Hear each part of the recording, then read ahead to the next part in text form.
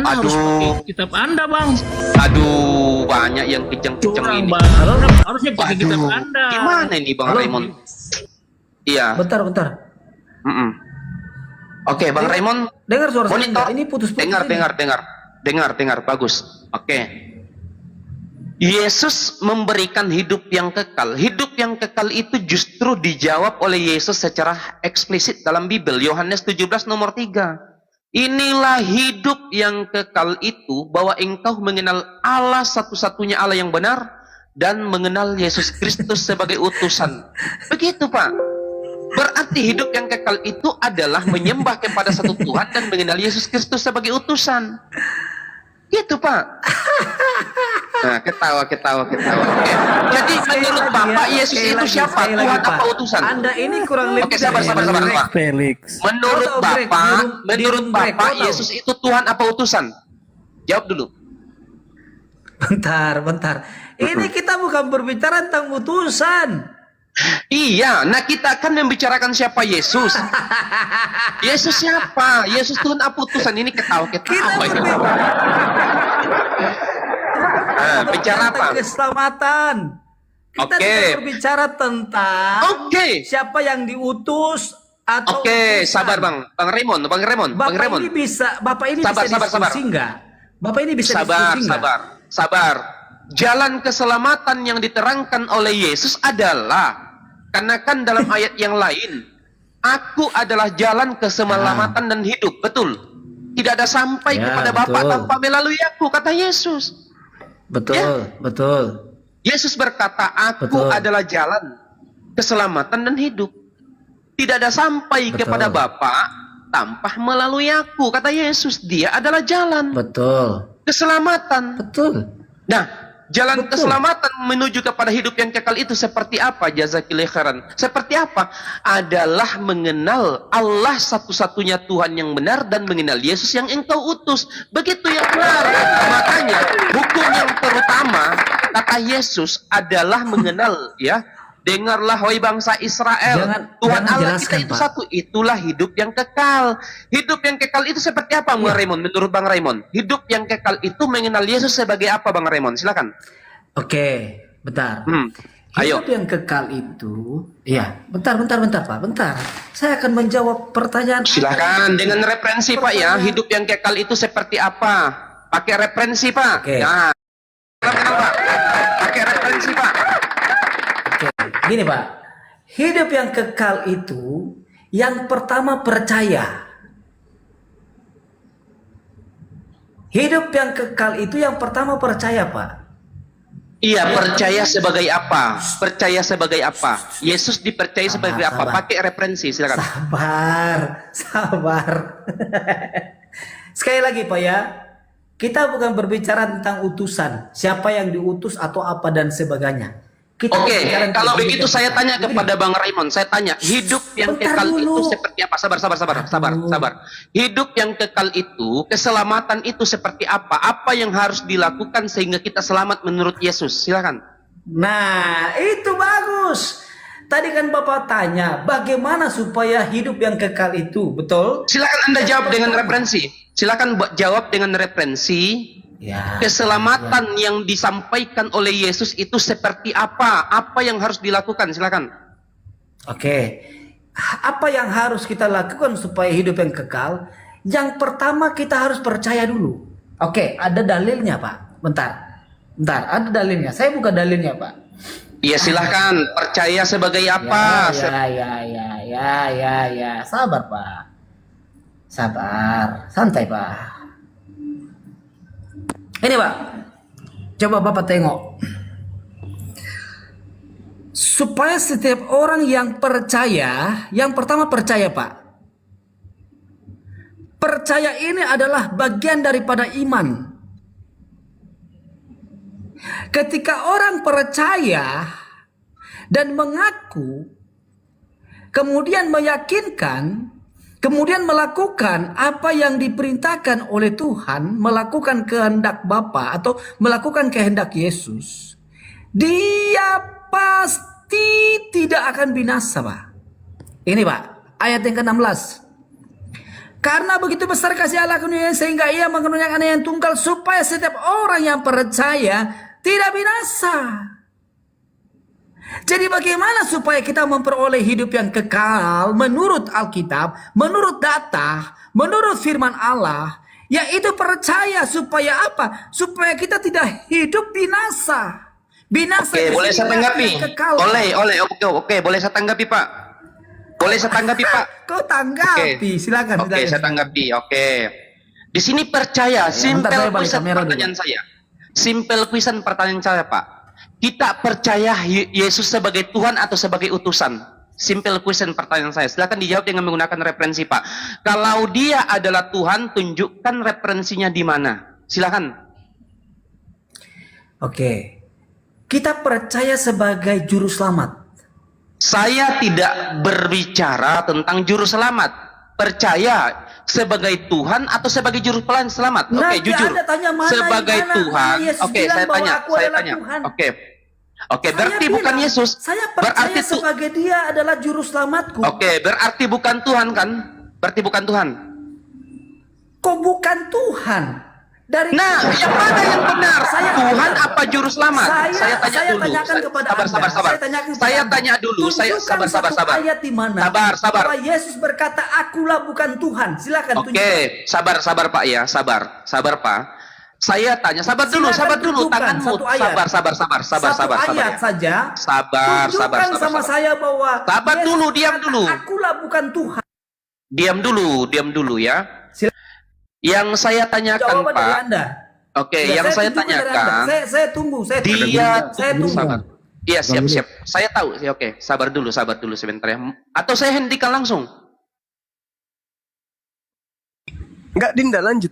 Assalamualaikum warahmatullahi wabarakatuh. Waalaikumsalam warahmatullahi wabarakatuh. Dibesarkan beliau. Enggak apa-apa, Guru. Enggak apa-apa. Saya enggak enak juga kalau saya enggak lanjut. Dinda, Kenapa kalian panggil-panggil? Kenapa kalian panggil-panggil bantuan? Saya Dinda tidak panggil Felix. bantuan loh. Ada yang manggil. Dinda. Siapa yang mau Kenapa naik? kalian panggil Dinda bantuan? Felix. Enggak ada. Dinda Enggak Felix. ada yang manggil Kenapa bantuan. kalian Siap. panggil bantuan? Panggil juga Dinda. Edis, Dia ada tidak semua panggil katanya. bantuan loh. Panggil juga Edis, Dinda. ada semua ini. Siap, Bang Suma. Seru.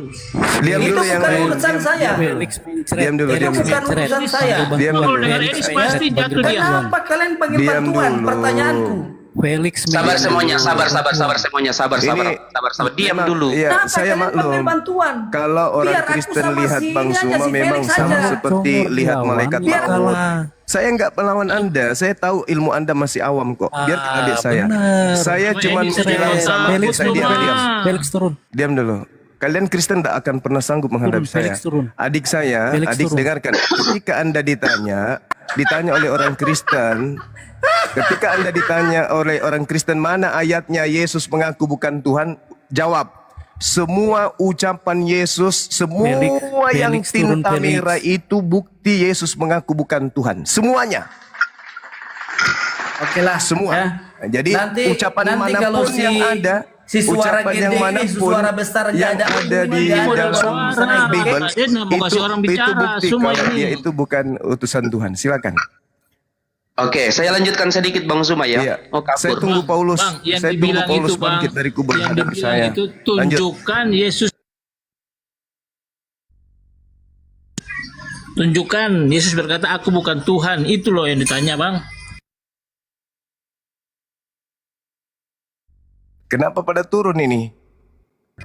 Udah turun ini, udah turun. Pertanyaannya masih sama, Bang. Enggak, yang Tunjukkan tadi ayatnya. yang songong tadi itu mana? Bukan songong. Udah tunjukkan. Naikkan kembali. Dinda Felix naikkan kembali. Tunjukkan bukti di mana Yesus berkata dia bukan Tuhan. Semua ucapan Yesus adalah ucapan seorang utusan. Paham ente?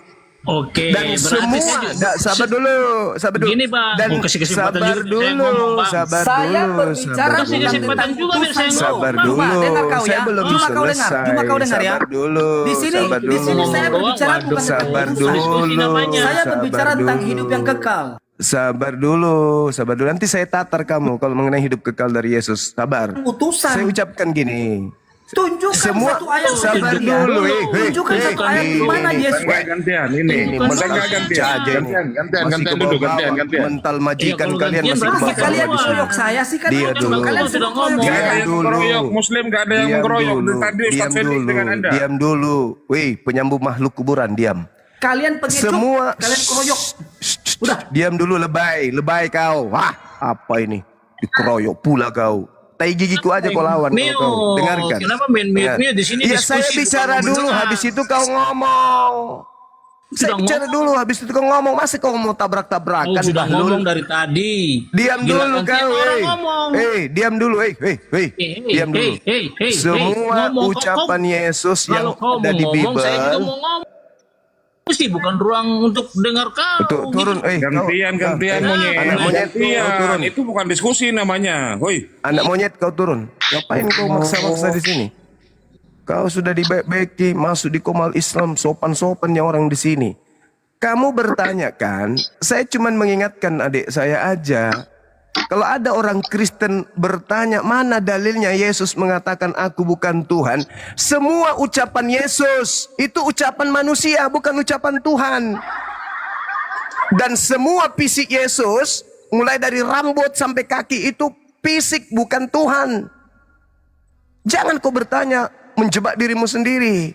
Mana ucapan Yesus? Sekarang mana ucapan Yesus kalau dia bukan anjing? Ada ucapan Yesus, aku bukan anjing, berarti dia anjing gitu. Dasar bahlul.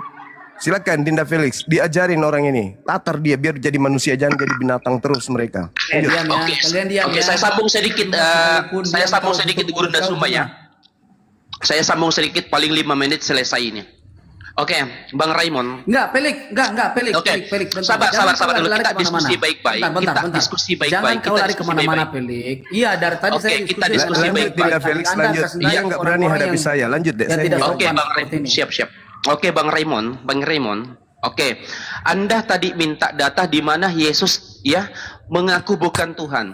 Dalam Ya, secara dalam spesifik Matius ya. 7:21 Secara terlihat, silakan. dalam Matius sabar. Dalam Matius berapa? Matius Saya buka. 7:22 sampai 23, mereka yang berseru kepadaku Tuhan, Tuhan, ya, dan bernubuat atas namaku, mengusir roh jahat atas namaku. Yesus berkata, hari ini aku telah Anda berterus tahu kepada nggak kalian. aturan apa diskusi? Oh, tertawa. Gantian. Sembarang. Kita jadi masalah. Silakan Ustaz Felix, lanjut Ustaz Felix. Iya. Dalam Matius 7:21 tadi diterangkan, ya, bahwasanya mereka yang berseru kepadaku Tuhan, hari ini aku telah berterus terang kepada kalian. Kalian membuat kerusakan. Begitu. Itu bukti nyata bahwasanya Yesus mengingkari kalian. Setiap manusia yang mengatakan berseru kepada Yesus, Tuhan akan diingkari. Enyahlah kalian daripada hadapanku. Itu. Nah, terus saya tanya kepada antum, kepada kamu, Raymond. Yesus sebagai juru selamat atau sebagai Tuhan? Perjelas dulu, kamu jawab. Silakan, ketika diminta seperti itu dibuka mionya. Anda ini Gantian ya. kemana-mana, bro. Silakan. Jangan saling Anda kontradiksi ini ya. kemana-mana. Silakan Ya, dijawab, bentar ya. ditanggapi. Dibantah Ya, bentar, kalau tidak. bentar. Dibantah Anda- kalau tidak benar bentar. dibantah. Oke, Anda ini kemana-mana. Anda tadi berbicara tentang ajaran sesat. Sekarang Anda Iya, berbicara saya tentang bertanya ini. kepadamu, Yesus datang sebagai Tuhan atau sebagai juru selamat? Perjelas dulu. Kalau Anda mengatakan dia adalah Tuhan, tunjukkan referensinya. Pelik. Kalau Anda mengatakan juru Pelik. selamat, referensinya mana? Jangan Felix, jangan kau minta bantuan sama saya. Yesus datang sebagai Tuhan atau sebagai juru selamat? Silakan dijawab dulu. Perjelas dulu kau. Aduh. Kepedean kali kau. Iya, Apa sebagai yang minta Tuhan bantuan atau sama sebagai kau? juru selamat? Silakan. Oke. Aduh, kayaknya Tadi kan Kurunda kau ini bawa di harus sini. maju ini. Ah, Dia nggak Oke. berani lawan saya. Ya? Saya itu malaikat maut bagi Kristen. Nggak berani dia. bukan kabari lawan Anda cuma. Anda Ya. yang menang congor.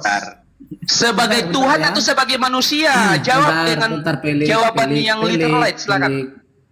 Pelik, bentar. Anda tadi bawa dalam Injil Matius 7 ayat 21. Injil Matius 27:1 ayat berkata apa? Setiap orang yang berseru, bukan setiap orang yang berseru kepadaku Tuhan, Tuhan akan masuk ke dalam kerajaan sorga, melainkan yang melakukan kehendak Bapakku yang di surga. Yang saya tanyakan adalah, tunjukkan satu ayat secara letter. Lo kok belum menjawab tuh, sudah tanya balik gimana sih? Woi, kamu jawab dulu pertanyaan saya. Jawab dulu pertanyaan saya sebelum kamu tanya balik.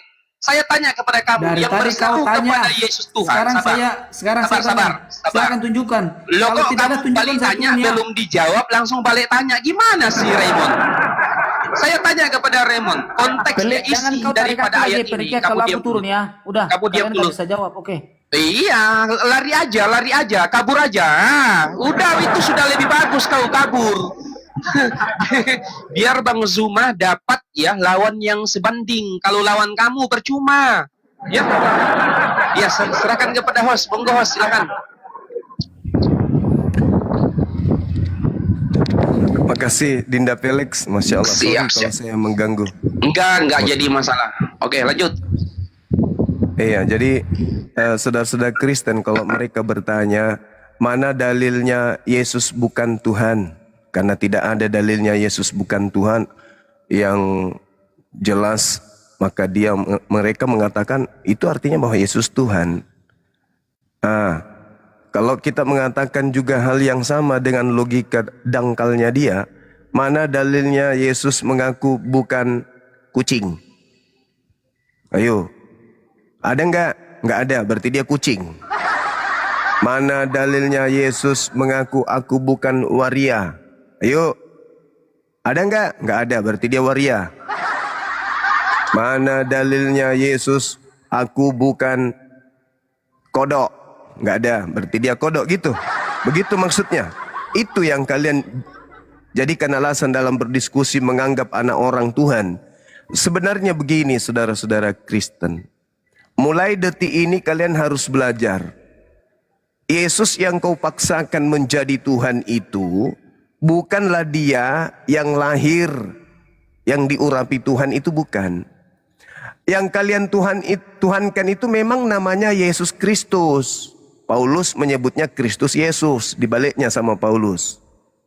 Yang kalian sembah itu Kristus Yesus adalah dewa yang nuzul ke bumi, turun ke bumi, mengambil rupa hamba, taat sebagai manusia, bahkan taat sampai mati di atas salib. Jadi kalian mulai hari ini, detik ini harus memisahkan antara Yesus anak Maria dan Yesus yang dewa turun ke bumi menjadi hamba. Itulah dia yang mati digantung. Antara Theos yang turun ke bumi yang menjadi hamba, yaitu yang digantung, dengan Yesus yang menerima kekuatan dari malaikat yang langsung terangkat ke langit, itu beda. Jadi mau sampai kapanpun, sampai gigi kalian memanjang 6 meter ke depan, tidak akan pernah Anda temukan dalil Yesus itu Tuhan. Semua ucapan Yesus di Bible yang tinta merah itu membuktikan dia bukan Tuhan. Ketika dia bercakap sebagai manusia. Ketika dia bicara, dia bicara Nabi manusia. Muhammad mengakui dia Nabi. Jadi semua ucapan-ucapan yang keluar dari mulut Yesus itu adalah ucapan manusia. Muhammad mengakui Gantian dulu, dia Jack. Nabi. Jack. Gantian dulu, Jack. Atau aku lempar juga kau, Jack. Lanjut, Gurunda. Tandanya kau pengecut, tanya ngocor saja. Panggil Allah ini yang Subhanahu wa nyerocos. taala menjelaskan kepada kami melalui roh kebenaran Terus ini yang dipakai. Rasulullah wa khataman nabiyyin. Nabi Muhammad itu adalah penutup para nabi. Itu dalilnya jelas. Allah yang menyatakan itu. Ini dari Allah, mana dia mengaku aku Nabi. Sekarang di mana dalilnya Yesus itu Mana mengaku Tuhan? dalilnya Muhammad mengakui Nabi? Ya Allah ya Nabi Karim. mana? Gak tahu diskusi, Gurunda. Mohon maaf, saya lempar ini, Gurunda. Iya, lemparkan. Orang manusia dongok. Ya ada diskusi. Kebanyakan makan babi, jadi mental babi, sudah jadi babi juga dia. Kebanyakan makan babi dari kecil. Selalu disuruh minum darah babi dari emaknya. Pagi-pagi belum sarapan darah babi dulu yang diawetkan diminumnya. Mentalnya mental babi. Ya kan gitu, tradisi kalian kan gitu. Teman-teman saya yang sudah mau alapkan itu banyak ngaku. Memang kami itu disuruh minum babi. Ada tradisi di agama kami, di keluarga kami itu minum babi katanya. Darah babi. Darah babi dimasuk ke dagingnya, dimasak sama-sama. Oh enggak. Teman saya yang dokter itu, ya dia ngaku. Maksudnya darah mentah dia diminumkan. Iya. Itu secara itu. tradisi mereka. Enggak. Kan babi memang enak toh katanya. Makanya Kalau diminumkan darah babi. Batak, kan? Darah Saya nggak bawa suku loh ya. Sak-sak bawa itu suku. darahnya digabungkan dengan dagingnya, jadi dia jadi hitam itu dagingnya itu. Nah itu dia maksudnya. Kayak gitulah. Pokoknya darah babi lah diminumnya. Nah itulah Tapi makanya. bukan diminum mentah-mentah. Makanya mentalnya mental babi. Karena dalam tubuhnya mengalir darah babi gitu. Itu maksudnya. Kalau makan daging lembu mental jadi mental lembu, nggak betul juga lah. Kau kan makan Iya, lembu, makan enggak lembu. Pak. Ingat. Lembu itu gimana tabiatnya lembu itu? Jadi kau Menurut- mau kau jadi mental lembu kan nggak cocok juga. Lah, faktanya kita makan sapi kan? Itu faktanya. Semuanya kita makan. Kaulah itu. Contoh nih, Begitu saudara-saudaraku. Jadi saya mewakili, saya berbicara mengatakan begini. Orang Kristen yang membawa-bawa nama Yesus itu penyesat. Yesus menubuatkan, penyesat itu memakai namaku. Maksudnya apa? Bawa-bawa namaku, kemana-mana pakai namaku. Padahal mereka itu bukan domba, mereka itu serigala. Kristen ini bukan domba, Kristen ini serigala. Yang disebut domba itu Bani Yakub. Kristen bukan Bani Yakub, jelas sekali itu. Jelas. Satu kelompok di atas muka bumi ini yang membawa nama Yesus, mengatakan Yesus Kristus, Yesus adalah Kristus, itu kan Kristen. Dan mereka bukan kelompok Yahudi. Kata Yesus, waspadalah kepada penyesat yang datang kepadamu memakai namaku dan berkata, akulah Kristus. Siapa yang datang kepada Yahudi mengatakan Yesus itu Kristus? Ya Kristen. Mereka akan menyesatkan banyak orang. Benar enggak Kristen itu mengkristenkan banyak orang? Ya benar. Jadi penyesat itu ya Kristen. Itu fakta, itu real. Tidak ada Hindu, tidak ada Buddha, tidak ada kemudian Islam yang datang kepada Bani Israel mengaku-ngaku sebagai pengikut Kristus. Enggak ada. Islam mana yang mengaku pengikut Kristus? Di luar Yahudi yang mengaku pengikut Kristus hanya Kristen. Maka nubuat itu digenapi oleh Kristen. Faktanya ada Paulus, faktanya ada Bible. Itu semua adalah bukti kalau Kristen inilah antikristus itu. Kristen itulah yang disebut penyesat, yang menyesatkan banyak orang. Itu real. Jangan cari di tempat lain. Makanya yang memanggil Yesus Tuhan, bernubuat, bermujizat, mereka semualah yang diusir. Bukan Hindu, bukan Buddha. Sadarilah itu kawan-kawan. Kenapa bisa demikian? Karena kalian melantik Yesus sebagai Tuhan. Tapi sebenarnya yang kalian sembah itu bukan Yesus. Yang kalian sembah itu kuasa gelap yang memakai nama Yesus. Siapa yang mau diskusi dengan saya? Sebentar aja, 1 jam. Biar tak kuliahin. Biar ku benerin otaknya, sarafnya. Ada nggak? iya. Ya silakan, Simanjuntak. Oke, baik saudaraku. Saya bernarasi dulu. Anda boleh bertanya tentang Nabi Isa. Anda boleh bertanya tentang Al-Quran. Apapun itu silakan. Saya kasih kesempatan Anda nanti bertanya. Tapi izinkan saya mengurai sesuatu di dalam Bible. Saya akan membaca satu perikop kasus penangkapan Yesus. Nanti Anda dengarkan dulu. Habis itu Anda uraikan ke saya. Jadi gini. Yesus kemudian di dalam Lukas 22 diceritakan begini.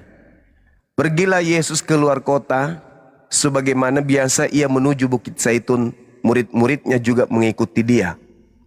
Setelah tiba di tempat itu, ia berkata kepada mereka, berdoalah supaya kamu jangan jatuh ke dalam percobaan. Ini manusia Yesus nih, manusia Yesus.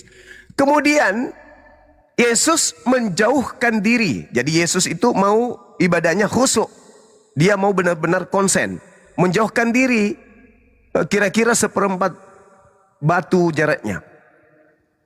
Sepelempar batu jaraknya. Lalu ia berlutut dan berdoa. Katanya gini.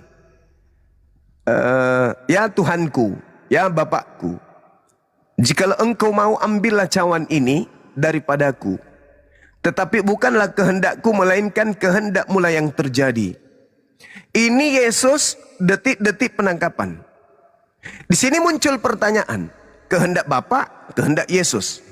Pertanyaan yang pertama, apa kehendak Bapa terhadap hambanya, terhadap anaknya yang suci ini? Apa yang Tuhan kehendaki berlaku kepada Yesus? Dibunuh atau diselamatkan? Itu pertanyaan pertama, nanti Anda urai. Maka seorang malaikat dari langit setelah Yesus berdoa, ya Bapa, maka malaikat turun. Apa fungsi malaikat ini turun? Seorang malaikat langit menampakkan diri kepadanya untuk memberi kekuatan kepadanya. Kekuatan apa yang Tuhan berikan kepadanya kalau ternyata yang ditangkap, yang dibunuh itu adalah Yesus? Kekuatan yang mana itu? Itu pertanyaan kedua. Nanti Anda urai supaya kita sistematis materinya. Yesus sangat ketakutan, makin sungguh-sungguh berdoa, peluhnya menjadi seperti titik darah yang bertetesan ke tanah. Lalu dia berdiri dan dari doanya dan kembali kepada murid-muridnya. Tetapi ia mendapati mereka sedang tidur karena duka cita. Katanya kepada muridnya, mengapa kamu tidur? Bangunlah dan berdoalah supaya kamu jangan jatuh ke dalam pencobaan. Yang ketiga pertanyaannya, yang dimaksud Yesus pencobaan kepada murid-muridnya ini pencobaan yang mana? Apa pencobaan itu? Ini hal-hal yang perlu kemudian dikritisi dengan baik, dengan analisa yang sempurna. Yang pertama, kehendak Bapa. Apa kehendak Bapa berlaku terhadap Yesus? Yang kedua, kekuatan yang diberikan malaikat kepada Yesus. Kekuatan apa itu dan apa fungsinya dan apa buktinya, apa realisasinya yang bisa kita lihat. Kemudian yang ketiga adalah Yesus mengingatkan muridnya agar jangan jatuh kepada pencobaan. Titik. Saya urai paragraf berikutnya. Waktu Yesus masih berbicara, datanglah serombongan orang-orang. Syukran Bunda Mila. Orang-orang bersama dengan Yudas. Yudas mendekati Yesus untuk menciumnya. Maka kata Yesus kepadanya, "Hai Yudas, engkau menyerahkan anak manusia dengan ciuman."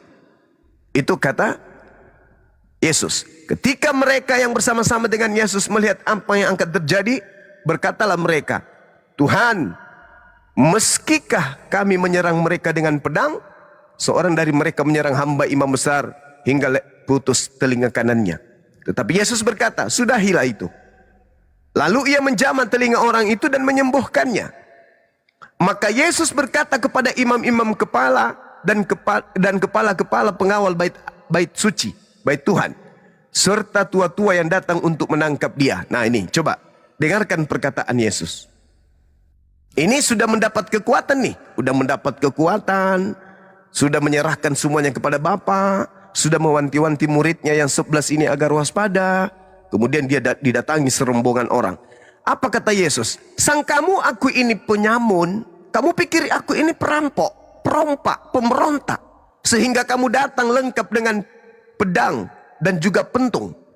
Padahal tiap-tiap hari aku ada di tengah-tengah bait suci dan kamu tidak menangkap aku. Kok sekarang kau ingin menangkap aku? Ada apa? Bukannya tiap hari kita sama-sama. Ada apa? Yesus timpali sendiri bahwa tetapi ini memang saat kamu, ini memang waktumu, dan inilah kuasa kegelapan itu. Pertanyaan saya, apa maksud Yesus mengatakan inilah saat kamu dan inilah kuasa kegelapan itu? Coba Anda menguraikan kepada saya penangkapan kepada Yesus, prosesi penyaliban, bangkit dari kematian, lalu dituhankan miliaran manusia. Apakah itu yang dimaksud kuasa kegelapan? Kalau bukan itu yang dimaksud oleh Yesus kuasa kegelapan, tolong terangkan kepada saya. Apa yang dimaksud oleh Yesus inilah saatnya kamu dan inilah kuasa kegelapan itu? Apa yang dimaksud kuasa kegelapan ini?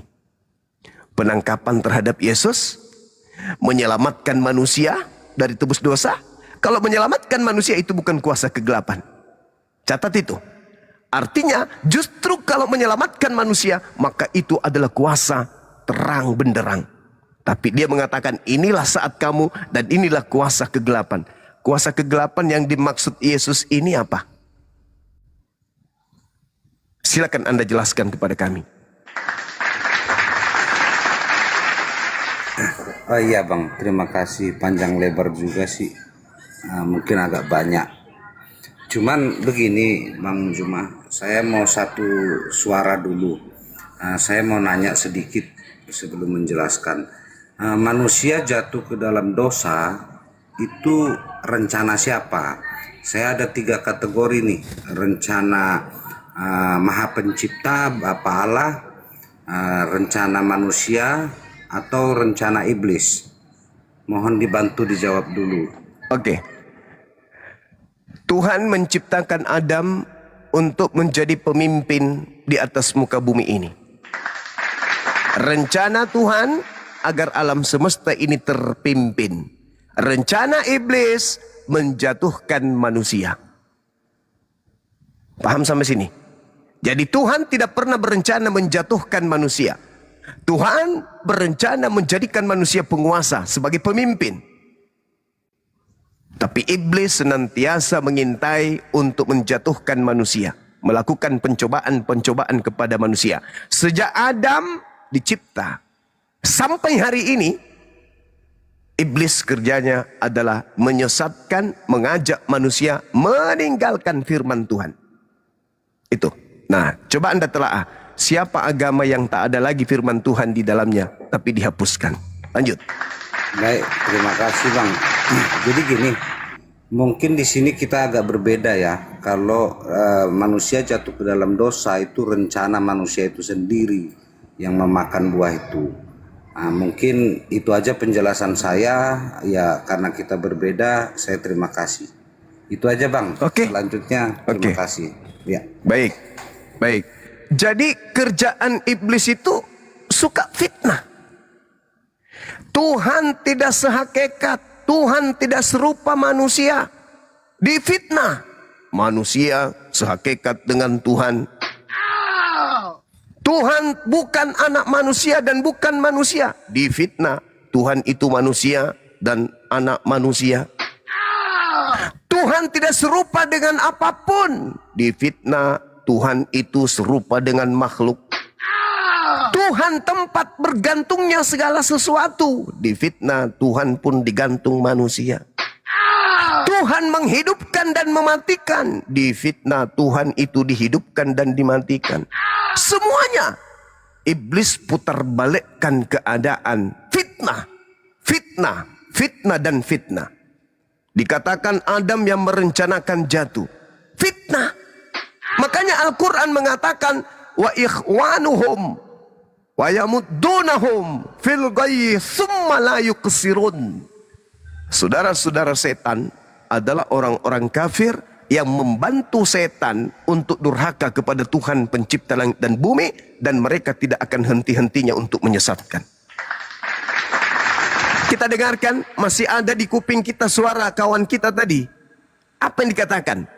Yang merencanakan dosa, yang merencanakan kemudian jatuh dalam dosa adalah Adam. Na'udzubillah thumma na'udzubillah. Padahal yang merencanakan kemudian menjatuhkan Adam itu iblis. Al-Quran mengatakan saudara-saudara iblis itu adalah orang kafir. Mereka akan menjadi pahlawannya setan. Coba. Dia mengatakan Adam sendiri yang mau. Padahal jelas-jelas di Bible iblis yang mau Adam jatuh. Tapi pahlawan-pahlawan setan lagi membela setan. Lagi membela kemudian moyang mereka. Bukan moyangku yang salah. Bukan moyangku yang membujuk Adam. Adam sendiri yang mau jatuh kok. Ini Al-Quran tidak pernah keliru tentang itu saudara-saudara. Al-Quran tidak pernah keliru. Al-Quran ketika memberikan satu informasi pesan dari langit itu tidak pernah sedikit pun meleset. Coba kita lihat. Al-Quran kita mengatakan orang-orang kafir itu adalah pahlawannya setan. Orang-orang kafir itu adalah prajurit-prajuritnya setan. Mereka lah yang akan membantu setan untuk menjerat anak manusia agar anak manusia itu masuk neraka. Nanti setelah Adam difitnah, Adamlah yang menginginkan dan bla bla bla bla bla. Gak cukup sampai situ. Nanti difitnah lagi, Adamlah yang mewariskan dosa, bla bla bla bla. Tanpa dalil, tanpa pengetahuan, fitnah digencarkan di mana-mana. Terakhir fitnahnya apa? Yesus orang benar, Yesus orang yang dikasihi, dia adalah jalan, dia memberikan hidup yang kekal, dia orang yang disayangi Tuhan, dia dilindungi, jangankan dibunuh, kena panu aja Tuhan tidak izinkan, tapi nanti difitnah tuh, diputar. Yesus memang mati dengan jalan kutuk demi dosa kita. Nenekmu kiper. Kau yang berdosa, orang suci yang mau mati untuk kau. Penyakit. Inilah yang Al-Quran katakan, fi qulubihim marad. Di dalam hati mereka ada penyakit. Sehingga sulit hatinya itu sembuh. Yesus manusia suci, terkemuka di dunia dan di akhirat. Dalilnya jelas Kisah Para Rasul 4 nomor 30. Yesus itu hamba yang suci. Hamba suci boleh nggak dikutuk? Nggak boleh. Nah, terakhir sebelum saya serahkan kepada forum. Sebenarnya iblis itu mau manusia selamat atau iblis itu mau manusia ke neraka? Orang Kristen pasti pandai mengatakan orang mau masuk ke neraka, iblis mau manusia masuk ke neraka, Tuhan mau manusia masuk ke surga. Oke, yakin Bang Suma. Jadi iblis itu mau kita masuk neraka, mau. Nah, ikat kata-katamu ya. Kau katakan iblis itu mau kita manusia ini masuk neraka.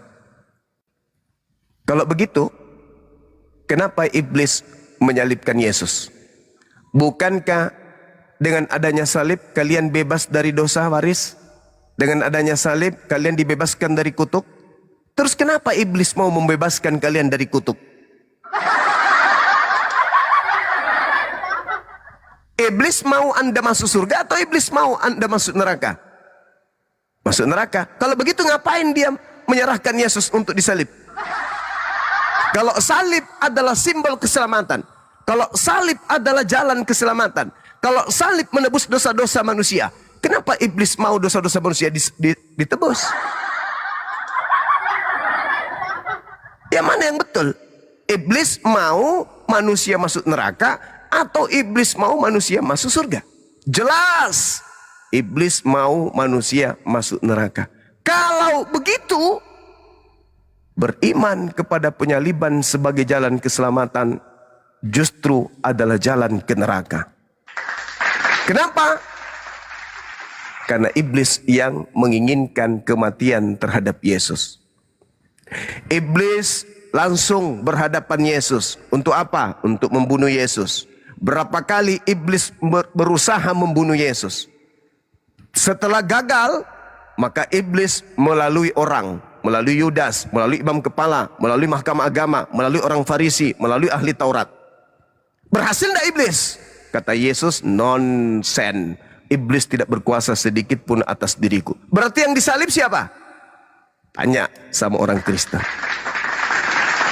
Jadi penyaliban itu hanya alat untuk kuasa kegelapan berkuasa. Yang tadi itu yang saya minta dijelaskan. Panjang lebar saya mengurai. Kenapa Yesus mengatakan saatnya waktumu dan saatnya kuasa kegelapan? Kuasa kegelapan yang dimaksud itu apa? Mati di atas salib terus untuk menyelamatkan manusia. Itu bukan kuasa kegelapan, Cak Kangkung. Yang dimaksud kuasa kegelapan itu adalah sepeninggal Yesus dunia menjadi gelap. Kenapa? Karena iblis berkuasa. Nah, mana kuasa iblis? Mana kuasa iblis? Yang mana kuasa iblis yang Yesus maksud? Mana? Yang mana?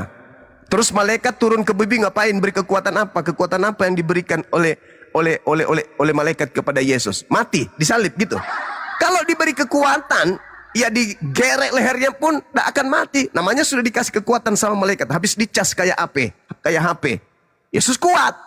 Kau mau tombak lambungnya pun anti peluru. Kau mau tampar 1000 kali pun gak akan mati. Sudah dapat kekuatan. Artinya kuasa kegelapan itu pun terjadi. Ingat Yohanes 14, Yohanes 12 kata Yesus, tidak lama lagi aku berkata-kata denganmu, sebab penguasa dunia telah datang dan dia iblis sedikit pun tidak berkuasa atas diriku. Dan Yesus mengatakan bahwa iblis akan dilemparkan keluar. Saatnya dunia dihakimi. Sebab iblis telah datang dan iblisnya telah dan penguasa dunia telah datang dan dia telah dilemparkan keluar. Artinya kuasa kegelapan itu setelah Yesus terangkat ke langit, iblis menguasai dunia. Makanya dia mengatakan, pergilah, kepada aku telah diberi kuasa. Itu dia. Kuasa apa yang diberikan? Kuasa kegelapan. Pergilah ke seluruh dunia, jadikan seluruh manusia menjadi pengikutku. Itulah kuasa kegelapan yang dimaksud oleh Yesus. Ada yang membantah? Silakan, mari kita mainkan datanya. Silakan teman-teman sekalian. Ya, silakan. Simanong Khalid. Atau Bang Ufam dari Timur Leste, silakan. Bang Ufam, selamat siang. Selamat siang, assalamualaikum, assalamualaikum untuk semuanya. Silakan. Mau bantah? Oke.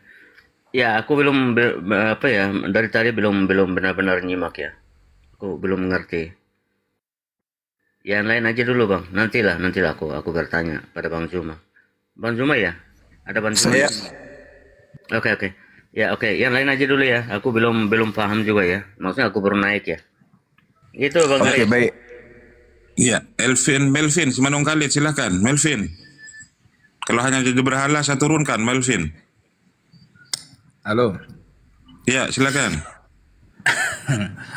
Jadi gini, panjang lebar Juma udah menjelaskan, tetapi kami anak-anak Tuhan, kami tahu mana benar.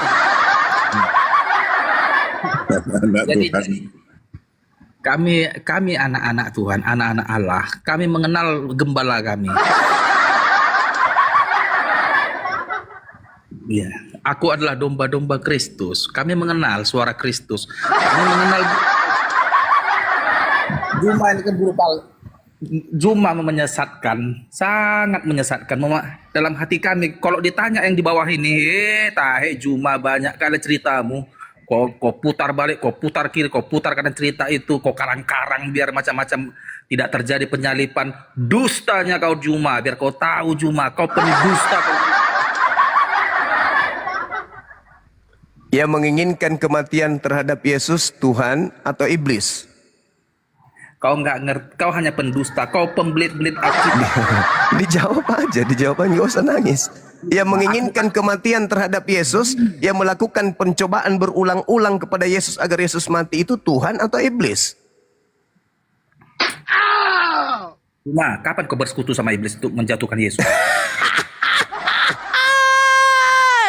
Saya ulang pertanyaannya. Yang menginginkan kematian terhadap Yesus itu Tuhan ke atau iblis ke? Jawab. Apa nak kau tanya ke? Tanya pertanyaan. Jawab pertanyaan yang betul. Anda tuh penyesat. Jujur. Yang menginginkan kematian terhadap Yesus orang benar ini, iblis ke, Tuhan ke? Kau hanya penyesat kawan. Kau nggak menyesatkan. Saudaraku, jangan gengsi terhadap kebenaran. Jangan karena saya Muslim, apa yang saya lontarkan kebenaran Anda tolak. Jangan karena sesama kalian Kristen, meskipun salah kalian terima. Jangan. Pertanyaan saya simple. Yang menginginkan kematian terhadap orang benar, terhadap orang yang dikasihi Tuhan, yang dicipta dengan mukjizat, kepadanya dia berkenan, Iblis ke atau setan ke? Tinggal jawab. Tapi kau ahli, kok bertanya kau sendiri adalah seorang ahli. Lucu. Ahli bertanya. Ahli apa? Biarlah ketawa Zuma ini. Disitulah saudaraku harusnya kau berpikir, siapa sih yang menginginkan kematian terhadap Yesus? Iblis apa Tuhan?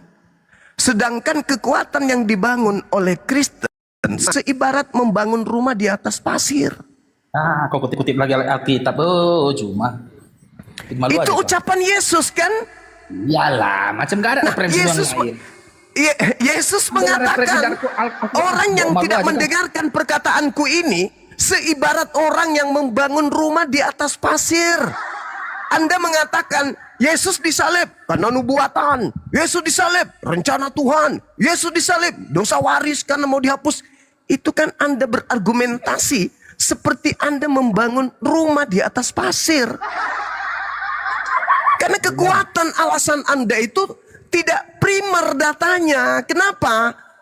Kitabnya orang Yahudi turun kepada mereka tak ada hubungannya dengan konsep yang dibangun Paulus. Dewa turun ke bumi menjadi hamba, lalu taat mati dibunuh di atas salib.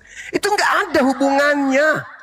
Tapi yang betul saudara adalah orang-orang berencana kemudian berserta dengan iblis untuk merusak Yesus, membunuh Yesus. Sekarang pertanyaannya adalah, Ngapain kau bertanya kau ahli? enggak, pertanyaannya untuk kita urai maksudnya. Sekarang pertanyaannya adalah, ada 3 hal yang mesti saudara Kristen lalui. Yang pertama, kata Yesus nih, tidak banyak lagi aku berkata-kata dengan kamu. Berarti bukan lagi dong dia yang datang ke Lukas, ke Markus, Matius, apalagi di Pulau Patmos. Karena nggak banyak lagi. Sebab penguasa dunia ini datang. Siapa itu? Iblis yang membawa kuasa kegelapan. Dan apesnya, di akhir kalimat Yesus itu, Yesus teguhkan, apa kata Yesus? Dan iblis sedikit pun tidak berkuasa atas diriku. Ayolah saudara-saudara. Apakah iblis berhasil membinasakan Yesus melalui Yudas? Tidak. Melalui imam kepala? Tidak. Mahkamah agama? Tidak. Orang Farisi? Tidak. Itulah makanya malaikat turun memberi kekuatan kepada dia. Itu. Kenapa dia mengatakan, berdoalah agar kamu jangan dicobai. Kenapa? Karena akan muncul Yesus palsu mendatangi mereka. Mengaku Yesus. Waspadalah kepada Kristus palsu yang datang kepada kalian mengaku aku. Dia mampu bermujizat, melakukan tanda dahsyat, sekiranya mungkin menyesatkan kalian. Maka berdoalah agar kalian tidak jatuh pada percobaan itu. Yesus palsunya datang. Coba Anda lihat. Ketika Maria datang kepada ke-11 muridnya. Mayat yang dikuburkan itu tak ada di kuburan loh. Kata Petrus, apa yang sedang terjadi? Mereka nggak percaya dan menganggap ucapan mereka itu omong kosong. Begitu juga ketika kemudian ada yang bangkit dari kubur.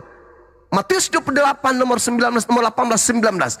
Yesus mendekati mereka lalu berkata, kepadaku telah diberi kuasa baik di langit maupun di bumi. Apa yang terjadi? Ada yang tidak percaya, ada yang ragu-ragu. Ini fakta saudara. Yesus yang mengatakan, dan tidak berkuasa sedikit pun atas diriku.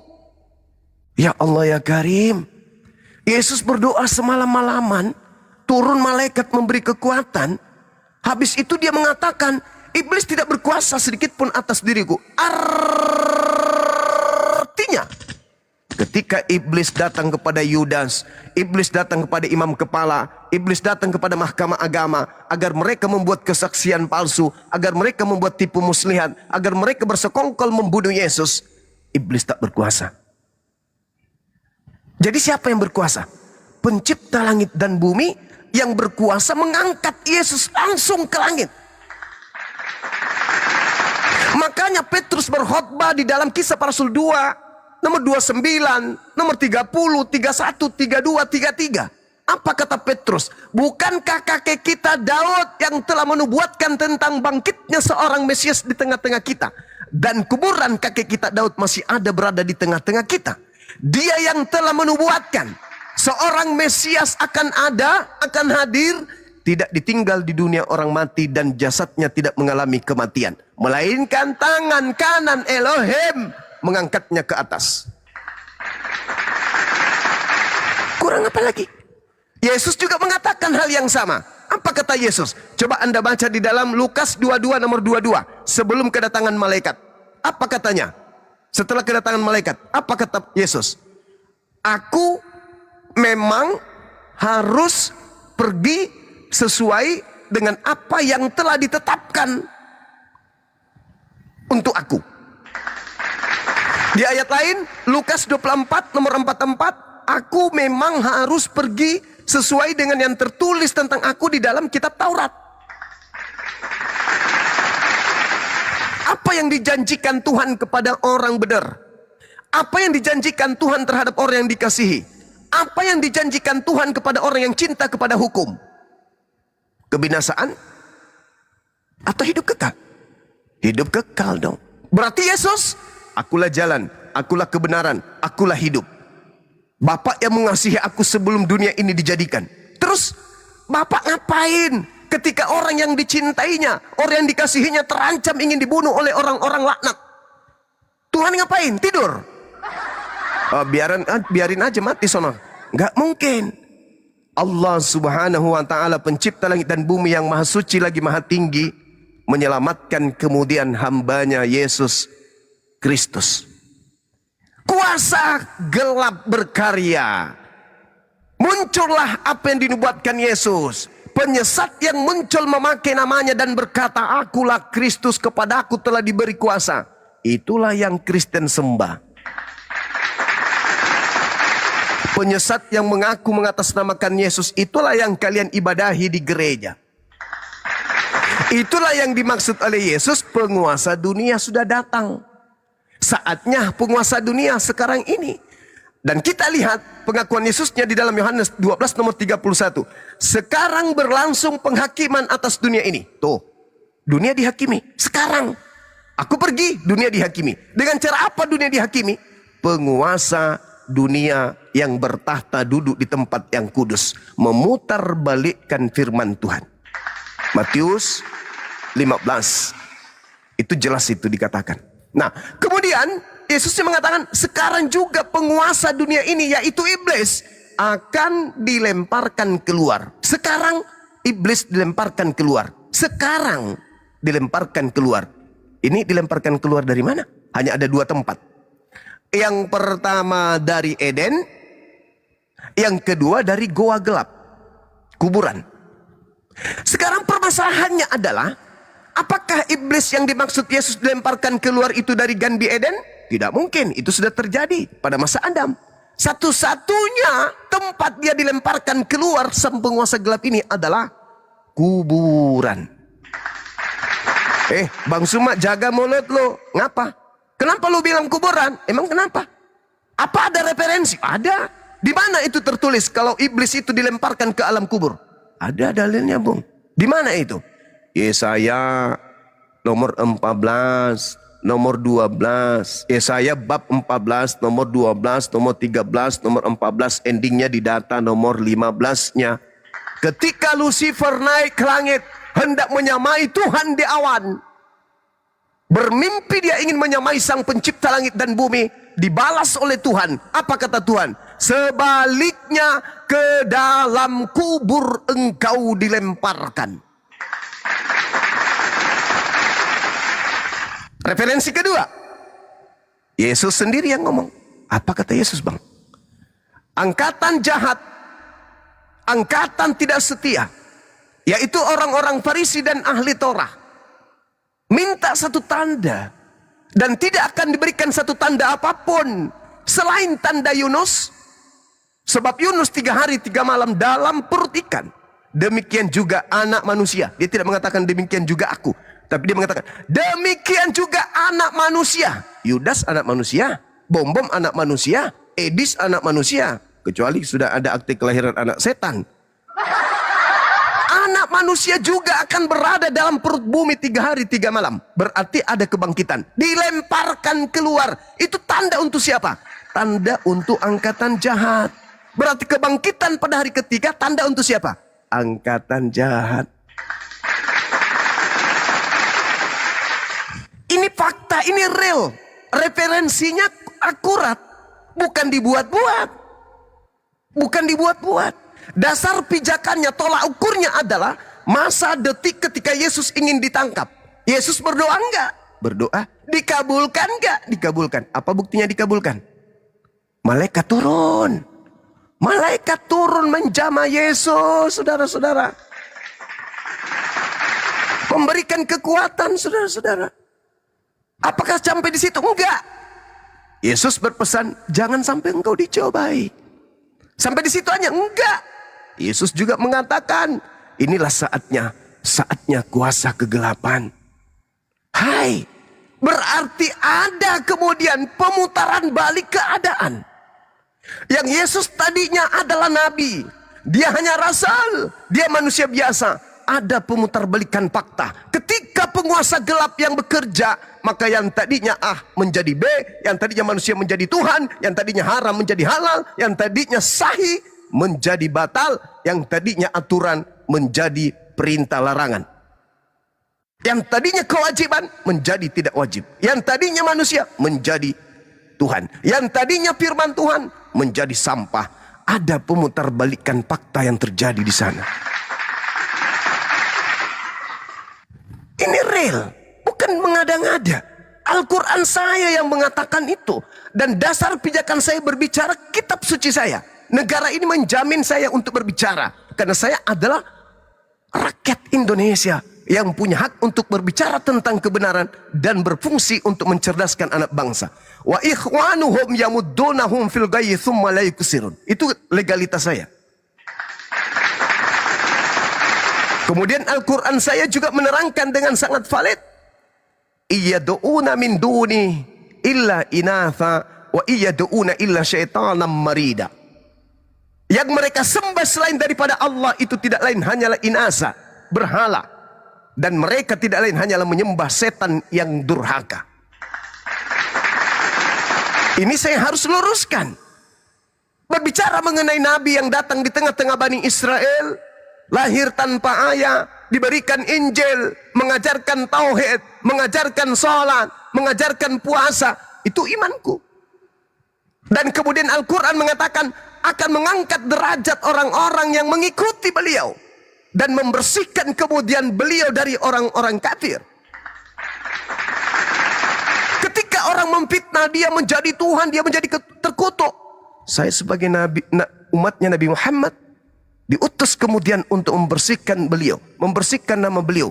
Dan dia juga berpesan, apabila roh kebenaran itu datang, maka dia akan memuliakan aku. Yang mengherankan saat ini, saudara-saudara, umat Islam berjuang membersihkan nama beliau. Dari tuduhan ditampar, dari tuduhan ditonjok, diludahin, diseret, ditombak, ditelanjangin, digantung, dibunuh secara sadis dan terkutuk. Islam muncul membantah itu semua. Tidak sama sekali. Yesus manusia suci, dia terkemuka di dunia, dia datang di tengah kaumnya, mengajarkan kaumnya untuk menjadi orang benar, menjadi orang yang kudus. Beliau tidak pernah membantah firman Tuhan. Dia adalah orang spesial yang diutus Tuhan di tengah-tengah Bani Israel, lahir tanpa ayah dari seorang ibu yang sangat muslimah. Ini misi Islam, membersihkan nama baik beliau dari fitnahan orang-orang yang kurang kerjaan melantiknya menjadi Tuhan. Padahal dia sendiri dalam kitab yang sama mengatakan agar mewaspadai sosok Kristus Yesus yang datang setelahnya yang menyesatkan banyak orang. Sudah berapa kali kami harus berbicara? Berapa kali Bang Suma harus ngomong? Mulai detik ini, saudara-saudara Kristen harus bisa membedakan antara Yesus nabinya orang Yahudi yang diimani oleh umat Islam dengan Kristus Yesus yang datang kepada Paulus, yang datang kepada Ananias, yang datang kepada orang-orang penulis Bible, dan juga termasuk yang datang ke Pulau Patmos mengaku tunas Daud, bintang gemilang, bintang timur gilang gemilang. Itu adalah dua sosok yang berbeda. Berapa kali Bang Suma harus berbicara itu? Data demi data, bukan kami mengada-ngada. Bahkan di dalam kitab saudara ada pengusiran kan? Yang memanggil Yesus Tuhan diusir kan? Yang bernubuat pakai nama Yesus diusir kan? Bermukjizat mengusir setan, bernubuat diusir kan? Iya kan? Diusir. Lalu kekuatan apa yang kalian pakai untuk membantah semua pengusiran-pengusiran itu?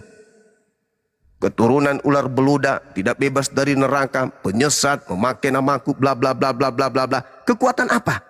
Kekuatan kuasa kegelapan yang Yesus maksud di dalam kitab Anda sendiri, Lukas 22 itu. Itu dia. Makanya dalam Al-Quran, tidakkah kau melihat sekelompok manusia menuhankan hawa nafsunya? Itulah kalian. Nafsu kali menyembah orang. Nafsu kali menyembah anak orang. Nafsu kali. Tak ada perintah, tak ada contoh, tak ada ajaran, tak ada instruksi, tak ada firman untuk menyembahnya. Tapi nafsu kali. Itulah yang dimaksud menyembah, mempertuhankan, mengibadahi hawa nafsu. Saya kira begitu sebagai penutup mata kuliah kita pada hari ini. Mudah-mudahan anak-anak semester ini bisa lulus. Ada yang saya lihat ini sudah 3 kali mengulang, ada yang 6 kali dapat error semua. Kenapa? Karena susah membedakan antara manusia dengan ayam, antara sapi dengan kambing. Makanya nilai kalian error terus. Begitu naik diskusi, dikasih waktu untuk memaparkan pendapatnya, error terus. Tidak pernah mau sadar, tidak pernah mau waras. Sudah dikasih 6 SKS. Bukti Yesus itu bukan Tuhan adalah dia manusia. Bukti Yesus bukan Tuhan adalah dia tidur, dia makan.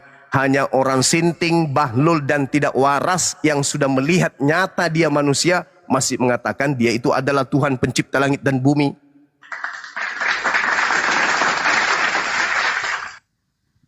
Ya. Jadi mudah-mudahan semester depan kalian sudah mulai sehat dan saya akan memberikan nilai baik dengan predikat hamba Allah yang benar-benar taat kepada Allah dengan sampul asyhadu an la ilaha illallah wa asyhadu anna Muhammadar Rasulullah. Amin. Silakan diambil alih teman-teman sekalian. Ya, Bang Ufam Tobim, ada yang mau disampaikan? Bang Ufam? Siap. Ya, silakan Bang Ufam. Ya dari tadi sih aku karena gini kan, ini kan katanya di Bang Zuma terlalu banyak tadi bernarasi, jadi aku juga nggak tahu mana yang mau dipertanyakan, tapi kan ini room diskusi ya, bukan tempat taki ya gitu loh. Untuk kalau misalnya ya Bang Zuma, salam kenal dariku, bukan orang Indonesia, aku Katolik Bang. Oke. Ya maka kalau Katolik maka pasti Bang Zuma tahu kalau saya akan menjawab pertanyaan atau memberi pertanyaan bukan semata-mata dari kitab suci. Bagi orang Katolik, Alkitab adalah bukan firman Allah. Itu adalah catatan-catatan tertulis tentang firman Allah. Maka saya pun akan mendasarkan diri kalau berdiskusi sama Bang Zuma, maka saya akan menggunakan dasar-dasar filsafat, teologi dan juga transcendentais. Maka apapun yang seperti tadi Bang Zuma dalam bernarasi semua tentang ayat-ayat kitab suci, maka ada sebagian yang tidak mungkin saya setuju dengan Bang Zuma gitu. Jadi kalau boleh gini ya Bang Zuma, saya rasa hormat karena Bang Zuma seorang ustadz dan juga apologet Islam. Rasa hormat saya dari Timor Leste untuk Abang. Kalau ada kata-kata yang salah minta maaf juga ya. Itu masalah moralitas. Tapi kalau masalah pengajaran, saya pikir Bang Zuma pun tahu bahwa orang Katolik itu tidak semudah digoyahkan gitu ya. Jadi saya juga nggak berani, bukan nggak berani, saya juga nggak mau terlalu banyak berdebat dengan Bang Juma, tapi ada hal-hal tertentu yang saya sendiri akan siap menjawab pertanyaan. Kalau ada pertanyaan dari Bang Juma, kalau saya sih gini aja Bang Juma, kalau saya orang Katolik itu nggak suka berdebat dengan teman-teman Islam, karena pada dasarnya segala sesuatu yang berbeda itu nggak bisa disatukan atau diperdebatkan. Itu yang saya itu statement awal dari saya. Maka selanjutnya nanti selanjutnya saya tunggu dulu pertanyaan apa yang Bang Juma tanyakan kepada saya. Ya, saya juga minta maaf dulu kalau saya naik di sini bukan untuk berdebat dengan teman-teman Islam. Bang Arif udah saya sering masuk di room ini. Jadi Bang Juma, kalau misalnya Bang Juma kalau tanya saya akan jawab dari tiga pilar tadi, apa yang saya bilang dari sisi filsafat, teologi, dan transendentais, dan juga saya akan menjawab dari sisi kitab suci, magisterium, dan juga tradisi suci. Jadi maafkan aku kalau misalnya sampai itu ya. Jadi itu aja dari saya, Bang Los. Terima kasih. Oke, baik. Jadi gini. Kalau di kelas akademik kita terkadang mempelajari hal-hal yang bersumber dari materi yang cakupannya, ruang lingkupnya, hal-hal yang dimensi di bawah akal sadar kita. Itu hal biasa. Seperti ilmu kalam, seperti ilmu filsafat, atau apapun itu yang menjadikan kemudian kita ini menjadi manusia yang memiliki kepiawaian di dalam memberikan pesan dan menerima pesan. Karena kita ini manusia yang memiliki tingkat kecerdasan. Tapi ketika kita berbicara keyakinan, di mana keyakinan ini adalah kendaraan yang menghantarkan kita kepada keselamatan yang hakiki kekal, maka kita tidak boleh hanya mengandalkan sesuatu dan menganggap sesuatu yang kita andalkan ini adalah kebenaran yang mutlak. Kenapa? Sepandai-pandainya kita ini hanyalah ciptaan yang diberikan kemudian kodrat, kecakupan dan kecukupan paham terhadap satu simbol yang Tuhan berikan melalui sebuah kitab yang kita anggap suci. Contoh, Al-Quran saya mengatakan begini, Bismillahirrahmanirrahim. Wa minhum ummiyuna la ya'lamuna al-kitab illa amaniya wa inhum illa yazunnun. Di antara manusia ada yang buta huruf, tidak mengerti tentang ketetapan-ketetapan Tuhan, tidak mengerti tentang kitab suci, kecuali hanya berangan-angan dan mereka hanya menduga-duga. Lantas angan-angannya dan duga-menduga ini dijadikan sebagai jalan dengan mimpi bisa selamat. Kalau kita lihat dalam kitabnya orang Yahudi, Amsal 3 nomor 5, percayalah kepada Tuhan dengan segenap hatimu. Jangan kau bersandar kepada pengertianmu sendiri. Jangan kamu bersandar terhadap akar pemikiranmu, filsafat, teori berpikir, hasil berpikir, kekuatan berpikir, sentralisasi dari buah pikir. Jangan, tetapi harus bersandar kepada firman Tuhan. Nah, memang saya mengaku saudara Kristen tidak bisa mendudukkan Bible ini sebagai satu-satunya sandaran untuk bertuhan kepada Yesus Kristus. Nggak bisa. Secara akal tidak lolos Yesus itu menjadi Tuhan. Secara naluri tidak cocok. Logika sehat nggak cocok. Maka Kristen membutuhkan kemudian ilmu praduga. Kristen kemudian membutuhkan angan-angan. Kristen membutuhkan buah pikiran. Tidak cukup hanya dengan Bible. Nah, itu pembedanya. Sehingga Kristen ya harus cocokologi, harus kemudian mencocok-cocokkan, mentafsir-tafsirkan, harus kemudian menyambung-nyambungkan. Kalau di Islam dan juga agama Yahudi yang dibawa kemudian dalam hal ini dibawa oleh Nabi Musa alaihissalam, cakupan bertuhan hanya ada satu. Apa itu? Berlandas kepada firman Tuhan. Bagaimana kalau tidak masuk akal? Pasti masuk akal. Saya pastikan pasti masuk akal. Kalau firman Tuhan pasti masuk akal. Kenapa? Karena buku yang diciptakan kemudian oleh manusia berdasarkan atas wahyu yang didatangkan oleh pencipta, manual booknya harus selaras dengan akal. Jadi firman Tuhan tidak akan pernah terbantahkan dengan bantah-bantahan dengan akal. Nggak mungkin. Itu nggak mungkin. Nah, sehingga keadaan ini menghantarkan Kristen harus minta tolong kepada ilmu filsafat. Harus minta tolong kepada tafsir-tafsir yang tidak mendasar terhadap disiplin ilmu baku.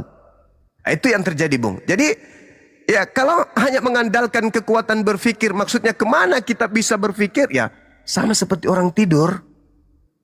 Bebas ngomong. Tapi jangkauan kebenarannya lepas daripada kaidah pewahyuan. Nah, itu yang saya lihat di saudara-saudara kami Kristen ketika kami berdiskusi atau kami berdebat. Silakan. Betul Bang Juma. Ya di satu sisi saya setuju dengan apa yang dinarasikan oleh Bang Juma.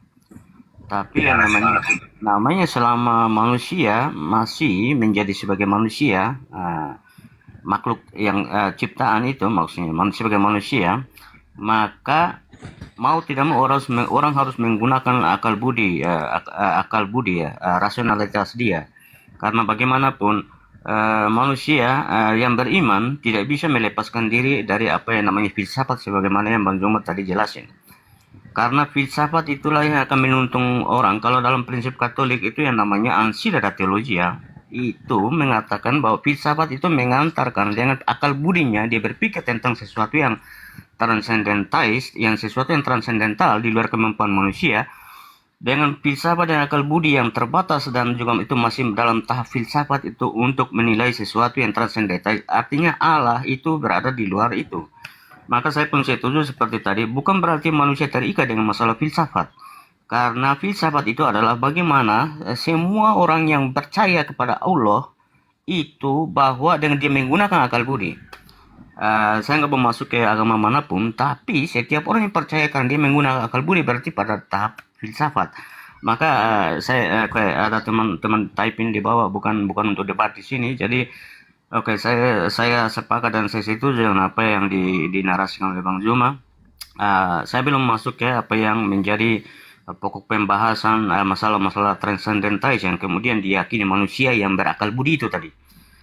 Jadi ya saya pun sepakat itu. Tapi kalau misalnya kalau ada yang bahas tentang sesuatu yang transcendental di luar kemampuan manusia tentang Allah atau ya apa yang dipercaya, termasuk orang Katolik juga yang meyakini sesuatu yang bukan lagi ciptaan. Artinya bukan lagi ciptaan itu artinya di luar ciptaan, maka setiap ciptaan tidak mungkin bisa memahami 100% kalau bukan walaupun menggunakan akal budi dia untuk memahami dan menilai, tapi tidak akan mungkin 100% dia memahami yang namanya transcendentais atau Allah itu sendiri, Allah pencipta itu sendiri. Dan saya setuju dengan Bang Juma. Saya tadi bukan mau naik sini bukan untuk berdebat, tapi saya sepakat. Ya, kalau misalnya saya bertanya pun gini Bang Juma, ya maafkan aku kalau saya punya ada pertanyaan yang mungkin agak di luar, kalau bertanya kepada teman-teman Islam, kepada Pak Ustadz Bang Juma misalnya, bagaimana mungkin teman-teman Islam bisa memahami berdasarkan apa yang saya jelasin tadi? Bagaimana mungkin seorang manusia yang memiliki akal budi yang terbatas memahami sesuatu yang namanya Allah pencipta itu di luar kemampuan manusia? Ya, saya tanya itu aja Bang Juma. Maafkan aku. Terima kasih teman-teman semua. Ya, itu Bang Juma. Thank you, brother. Oke, baik. Jadi gini, saudara. Kalau kita berbicara tentang pencipta langit dan bumi, ada hal yang perlu dipahami secara mendetail dan kita dudukkan perkara itu baik dalam tinjauan filsafat maupun dalam kitab suci. Penggerak eksistensi kehidupan manusia itu ada yang disebut Tuhan. Tuhan sendiri tidak kemudian terikat oleh ruang dan waktu. Sedangkan kalau kita berbicara mengenai makhluk, makhluk ini cakupannya, ruang lingkupnya tentu terikat oleh ruang waktu dan tergiring oleh relativitas keadaan. Jadi Tuhan kita tempatkan pada sesuatu yang tidak terikat dengan apapun. Jadi Tuhan itu adalah hal yang mutlak, absolut, entitas tunggal yang tak tersentuh. Sedangkan kita makhluk, utamanya manusia ini, adalah sesuatu yang ada dari sesuatu yang tidak ada. Sehingga penggerak eksistensi kita ini diadakan dari satu sumber yang maha hidup. Ada dua hal. Yang pertama itu adalah ruh. Penggerak yang ada pada diri kita ini adalah ruh. Ruh yang tidak bisa kita lihat, ruh yang tidak bisa kemudian kita telaah, yang tidak bisa kita cerna, yang tidak bisa kemudian kita ajak kompromi, yang tidak bisa kita telaah sampai sejauh mana kemudian cakupan keberadaannya. Tetapi kita senantiasa ada dan bahkan kita lah roh itu. Jangan ke Tuhan dulu, ke roh dulu. Kita berbicara tentang roh dulu. Penggerak eksistensi dulu. Sejak kita dilahirkan sampai kita mati, kita tidak pernah berpisah dengan yang disebut ruh. Pertanyaannya, sudah sejauh mana kita mengenal ruh ini? Orang berpoles, bangun tidur, mandi, membersihkan wajah, pakai skincare, merapikan semua apa yang ada pada dirinya, makan, minum, sampai dia tertidur kembali. Ada yang ada pada dirinya, penggerak eksistensi dirinya, yaitu ruh. Tapi dia tidak pernah memberikan skincare kepada ruhnya. Siapa ruh ini? Ya dirinya sendiri. Kenal gak? Enggak. Gimana bentuknya? Tak tahu. Tapi ada. Siapa dia? Ya dirinya sendiri. Kok tidak bisa dikenal? Itulah yang dimaksud Tuhan hanya menitipkan setitik serpihan dari aspek ketuhanan terhadap kita manusia ini. Lalu kita ingin mengobrak-abrik keberadaan eksistensi Tuhan yang entitas tunggal absolut yang tak tersentuh, yang tak terjamah itu. Wow. Terlalu kufur kita dengan keadaan. Itu yang harus dipahami. Bahwa Tuhan tidak bisa kita bawa ke alam kesadaran kita dengan membentuk dia sebagai media. Membentuk dia sebagai objek. Menggambarkan dia sebagai satu bentuk. Kenapa? Manusia, untuk kau berhubungan denganku, aku titipkan dua. Yang pertama roh, yang kedua akal. Itu dua dimensi yang aku titipkan sebagai serpihan cahayaku dari cahaya, dari terang di atas terang. Aku berikan kepadamu, kenali ruhmu secara wujud. Jika engkau ingin mengenali aku secara wujud, sanggup? Gak mungkin.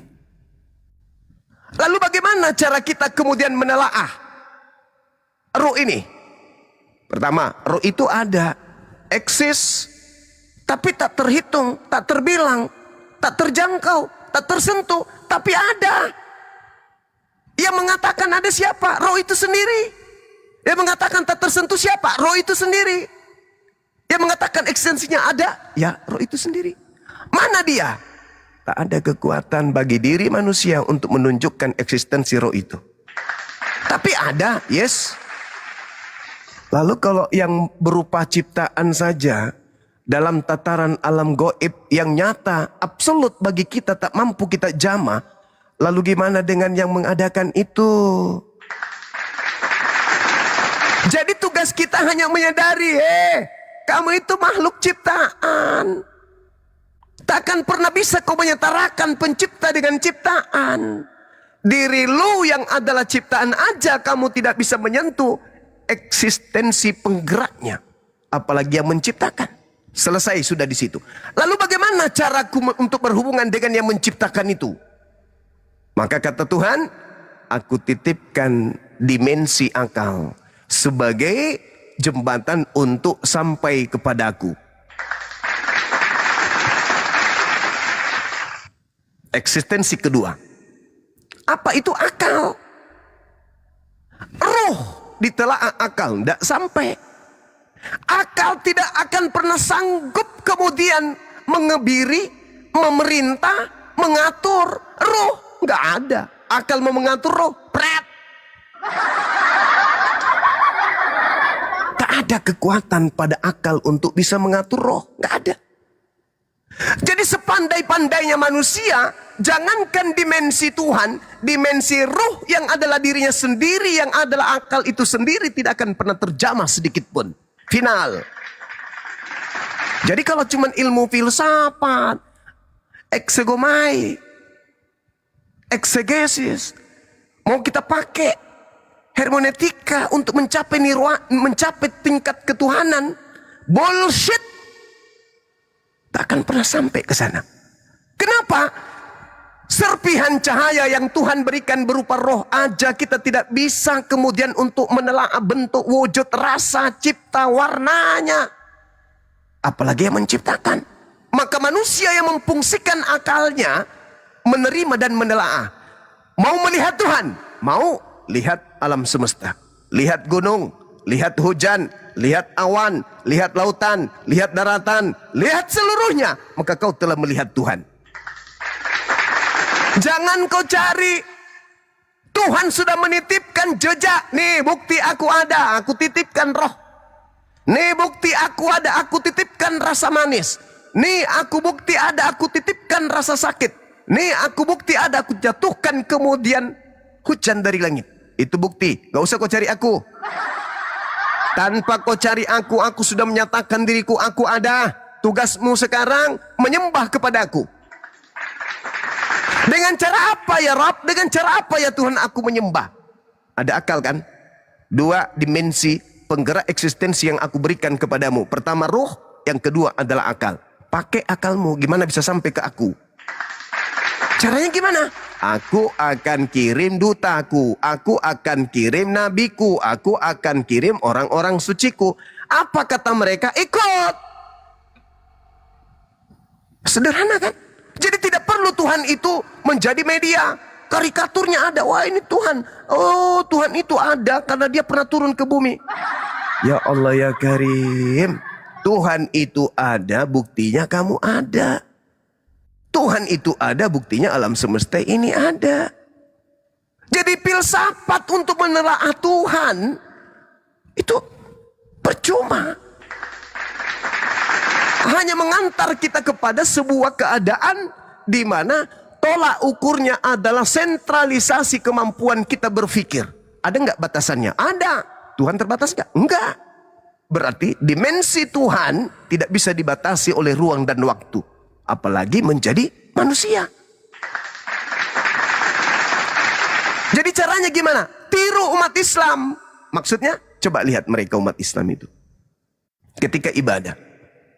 Apa teriakan mereka yang pertama kali? Allahu Akbar. Allahu Akbar. Maksudnya apa tuh? Duhai dikau yang maha besar. Tertuju kepada objek ciptaan enggak itu? Enggak. Itu tertuju kepada manusia enggak? Enggak. Tertuju kepada setan? Enggak. Malaikat? Enggak. Lalu yang maha besar. Siapa dia? itulah Rabb, itulah Tuhan, itulah Sang Khalik yang disembah para malaikat, yang disembah para nabi. Loh, tapi kita nggak tahu. Ya, kita tidak perlu tahu, tapi dia tahu kita kan. Ya, dikasih mulut untuk menyeru ke dia. Karena dia adalah maha mendengar. Allahu Akbar, Allahu Akbar. Yang maha besar melihat. Ya, kenapa? Dia maha melihat. Kita melihat nggak? Nggak perlu. Kita nggak perlu melihat. Cukup kita sadari. Hakikat pencipta itu ada. Maha mendengarkan, maha melihat, maha mengatur, maha mencukupi. Tugas kita hanya sujud, tunduk, ibadah kepadanya. Selesai. Kenapa harus kita cari? Oh, Tuhan saya di mana ya? Oh, di belakang sana, petik buah ara. Itu bukan sifat Khalik. Itu sifat makhluk. Tugas lu hanya beribadah. Tunduk. Makanya lihat, ke masjid ada nggak gambar Tuhan di situ? Ada nggak patung Tuhan di situ? Nggak ada. Lalu kenapa orang ke masjid berbondong-bondong? Untuk mensucikan diri mereka. Khusyuk menyembah kepada pencipta. Itu aja tujuannya. Bukan kesana mencari Tuhan, enggak. Karena Tuhan itu sudah ada. Mana Tuhan itu? Alam semesta ini buktinya. Maka Al-Quran mengatakan, sanurihim fi al-faq wa fi ampusihim. Aku berikan tanda-tanda kebesaranku. Aku berikan tanda-tanda keberadaanku pada segenap penjuru. Ke laut, di situ ada aku. Ke darat, di situ ada aku. Ke udara, di situ ada aku. Bagi orang yang berakal. Maksudnya apa? Ketika ke laut, melihat indahnya laut. Masya Allah, begitu sempurna ciptaanmu, wahai engkau yang maha pencipta. Ketika ke gunung, wahai engkau yang maha pencipta, begitu besar keindahan alam yang engkau ciptakan. Udah selesai. Jangan kau panggil manusia, wahai bom-bom, begitu bagus ciptaanmu ya. Jangan. Cukup kau gunakan rohmu, kau gunakan akalmu sebagai simbol penghambaan kepada dia telah menciptakan engkau. Apa buktinya pernyataan saya ini betul? Saya buktikan. Orang Kristen masuk ke gereja. Orang Islam masuk ke masjid. Sama-sama berdoa. Yang Kristen berdoa kepada Tuhannya Yesus. Orang Islam berdoa kepada Tuhannya Allah Azza wa Jalla. Berdoa nih, dua-duanya berdoa. Tuhan pasti mendengar. Yes, itu kaidah. Gak mungkin tidak.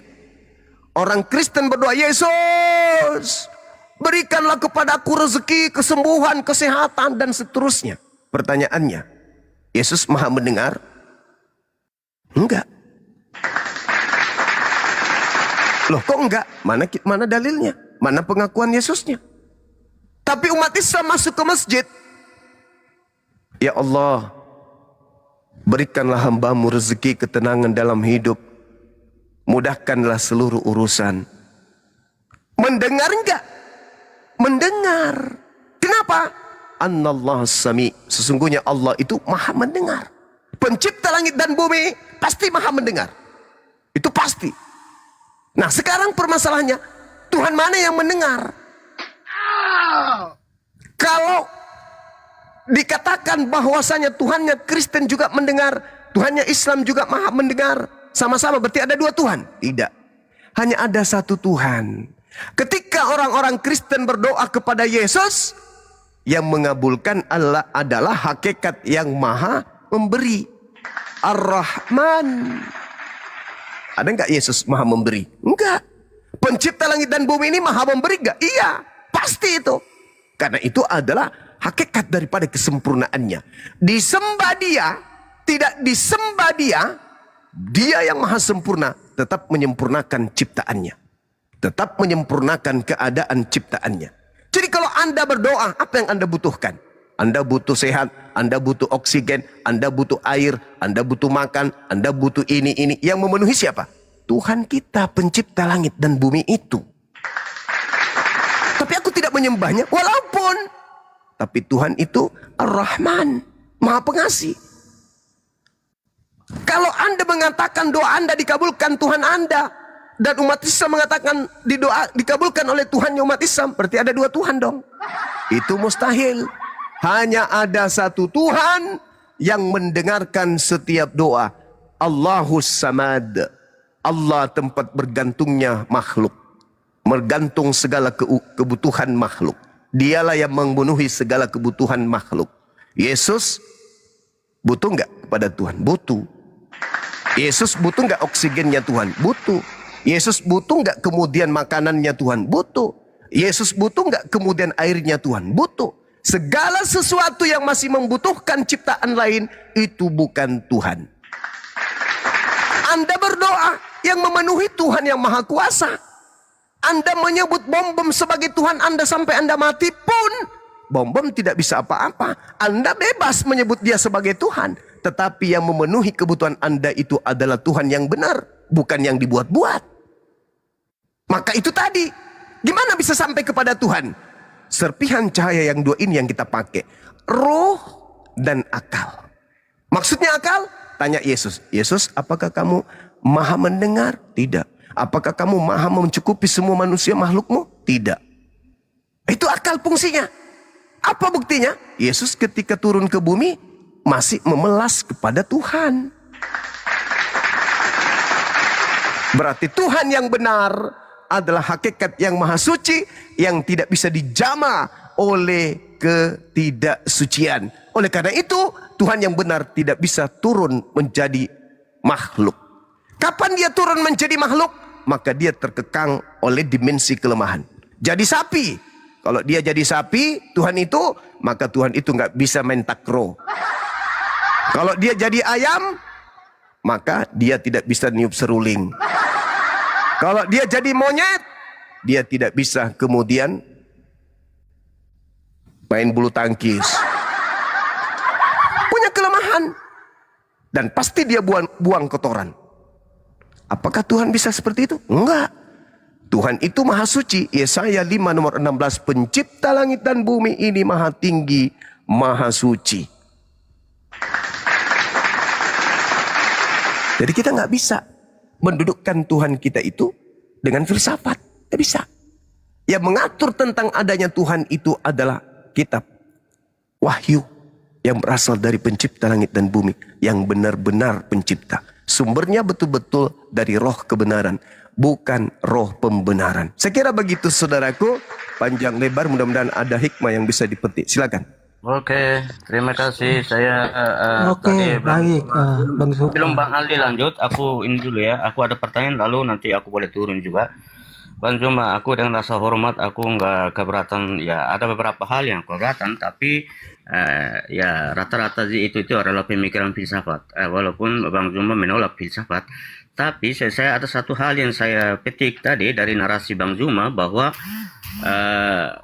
Allah itu absolut dan tidak bisa dijangkau oleh sesuatu yang tercipta, gitu kan? Nah, sehingga kalau misalnya dia bukan lagi yang menyatu dengan apa yang tercipta, maka setiap manusia harus membutuhkan filsafat untuk kemudian kita katakan agama adalah tempat manusia mencari Allahnya.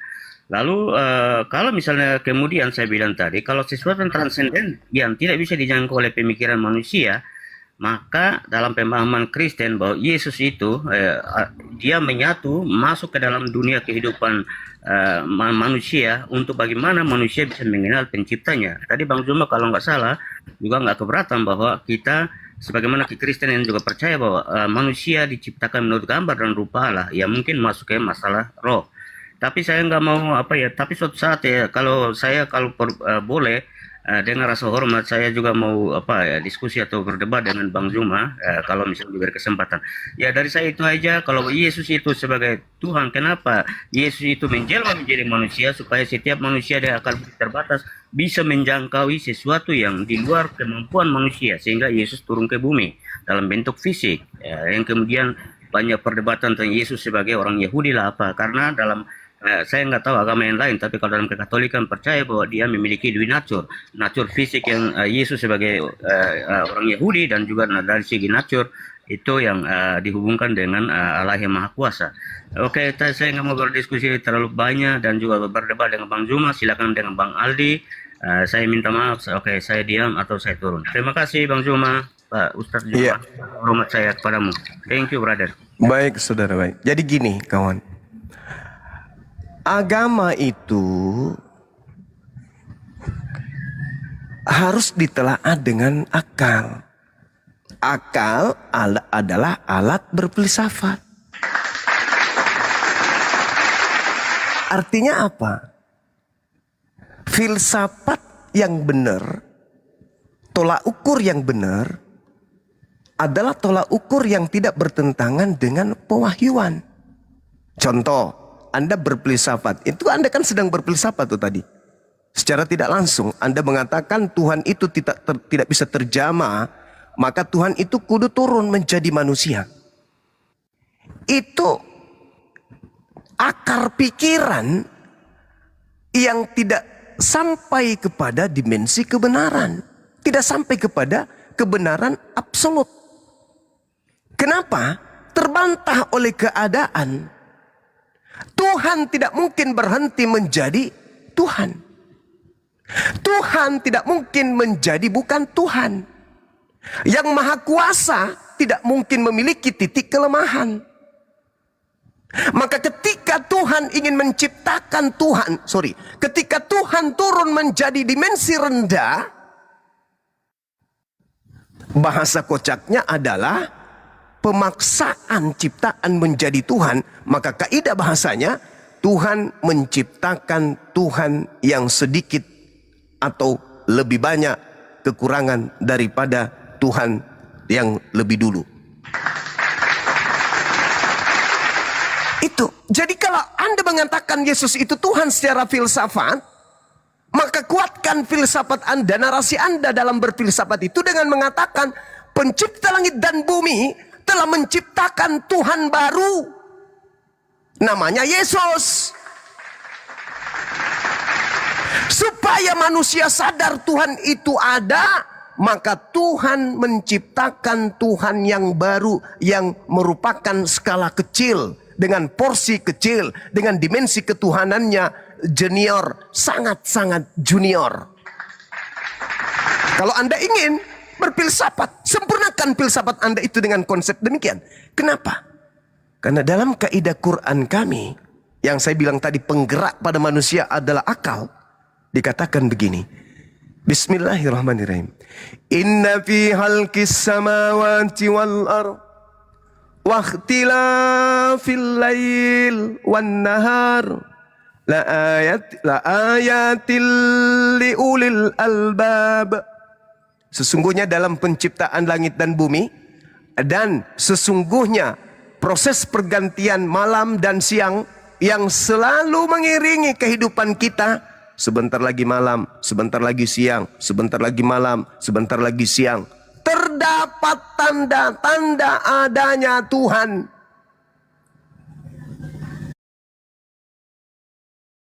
Bagi orang yang berakal.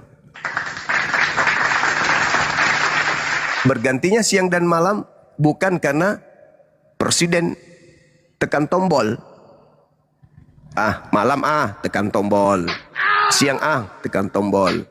Bukan karena adanya PBB, Persatuan Bangsa-Bangsa, yang mengatur ritme terjadinya siang malam. Orang yang berpikir, kata Allah, adanya siang dan malam, terciptanya alam semesta, adanya gunung, sungai, laut, dan semua yang ada ini, bukti Tuhan itu ada bagi orang yang berpikir. Jadi buat apa Tuhan menciptakan Tuhan? Buat apa? Untuk mengetahui? Enggak. Maka apa yang ada dalam kaidah Quran? Alladzina yazkurunallaha qiyama wa qu'uda wa ala junubihim wa yatafakkaruna fil khalqis samawati wal ardh. Rabbana ma khalaqta hadza batila subhanaka faqina azabannar. Yaitu orang-orang yang berakal, yang dimaksud adalah mereka yang mengingat pencipta langit dan bumi pada saat mereka berdiri pada saat mereka duduk, pada saat dalam keadaan berbaring, pada saat mereka memikirkan tentang penciptaan langit dan bumi, seraya mereka berkata, "Ya Tuhan kami, tidaklah Engkau menciptakan semua ini dengan sia-sia. Maha suci Engkau. Lindungilah kami dari azab neraka." Alam semesta ini, Bung, sia-sia dicipta oleh Allah untuk Anda. Kalau alam semesta ini tidak bisa menghantarkan Anda untuk mengetahui Tuhan itu ada tanpa dia harus turun menjadi bayi. Pencipta langit dan bumi, Bung, sia-sia memberikan ruh hidup kepada diri Anda. Sia-sia memberikan akal pikiran kepada Anda. Ketika ruh dan akal Anda tidak sanggup menghantarkan Anda untuk memahami bahwa pencipta langit dan bumi itu wajib ada, mutlak ada. Meski Tuhan tidak menciptakan, Tuhan jenior turun menjadi bayi. Makanya kata Quran, hanya orang yang memiliki akal, yang menggunakan akal, yang bisa mendapatkan pelajaran. Di ayat lain, Al-Quran menarasikan begini. Di dalam surah surah Qaf ayat 16, ini sering saya bawa. Walaqad khalaqnal insan wa na'lamu ma tuwaswisu bihi nafsu. Sungguh aku telah menciptakan manusia dan mengetahui apa yang dibisikkan oleh hatinya. Dan aku lebih dekat kepada manusia daripada manusia itu terhadap urat lehernya sendiri. Ya itu tadi, Bang, yang saya tanya, yang saya sampaikan. Kita tahu roh enggak? Enggak. Tapi itu alat kita hidup. Itu yang kita temani sejak kita lahir sampai kita mati nanti. Tapi kita kenal enggak? Enggak. Itulah yang dimaksud Al-Quran. Aku telah menciptakan engkau, wahai manusia, dan aku lebih dekat kepada dirimu sendiri daripada kamu kepada urat lehermu. Kira-kira jarak kita dengan urat leher kita itu berapa jaraknya? Enggak terhitung kan? Tuhan ke kita jauh lebih dekat. Jadi ngapain kita harus mencari Tuhan buatan? Ngapain kita harus mencari Tuhan yang bukan Tuhan? Sementara Tuhan lebih dekat kepada kita. Contoh nih, contoh. Anda makan makanan, begitu Anda mensuplai kemudian vitamin ke dalam tubuh Anda, nutrisi Anda itu masuk ke dalam tubuh. Apa yang terjadi? Rambut Anda memanjang, kuku Anda memanjang. Lalu yang mengatur supaya tulang rusuk Anda itu tidak memanjang siapa? Yang mengatur supaya gigi Anda itu tidak bertumbuh layaknya kuku itu siapa? Yang mengatur supaya senjata Anda itu tidak memanjang layaknya rambut itu siapa? Anda yang ngatur? Bukan. Lalu siapa? Aku. Aku yang mengatur. Aku lebih dekat kepada kamu daripada kamu sendiri terhadap dirimu. Aku, kamu yang ngatur rusukmu supaya tidak memanjang. Bukan. Lalu siapa? Aku. Hei, aku Tuhan. Bagi orang berakal sampai ke situ. Makanya saya katakan di awal tadi, penggerak eksistensi ketuhanan itu ada pada dua serpihan yang Tuhan titipkan pada diri manusia. Jadi yang harus kita sembah ini yang maha suci. Yang kepadanya kita bergantung. Bukan dia yang digantung. Bukan kepada makhluk yang masih menggantungkan urusannya kepada dimensi yang lebih kuasa. Bukan. Bapa, permuliakanlah namamu. Bukan itu. Bukan itu Tuhan kita. Makanya Al-Quran mengatakan walaqad khalaqnal insan wa na'lamu ma tuwaswisu bihi nafsu. Aku tahu apa yang kau bisikkan dalam hatimu.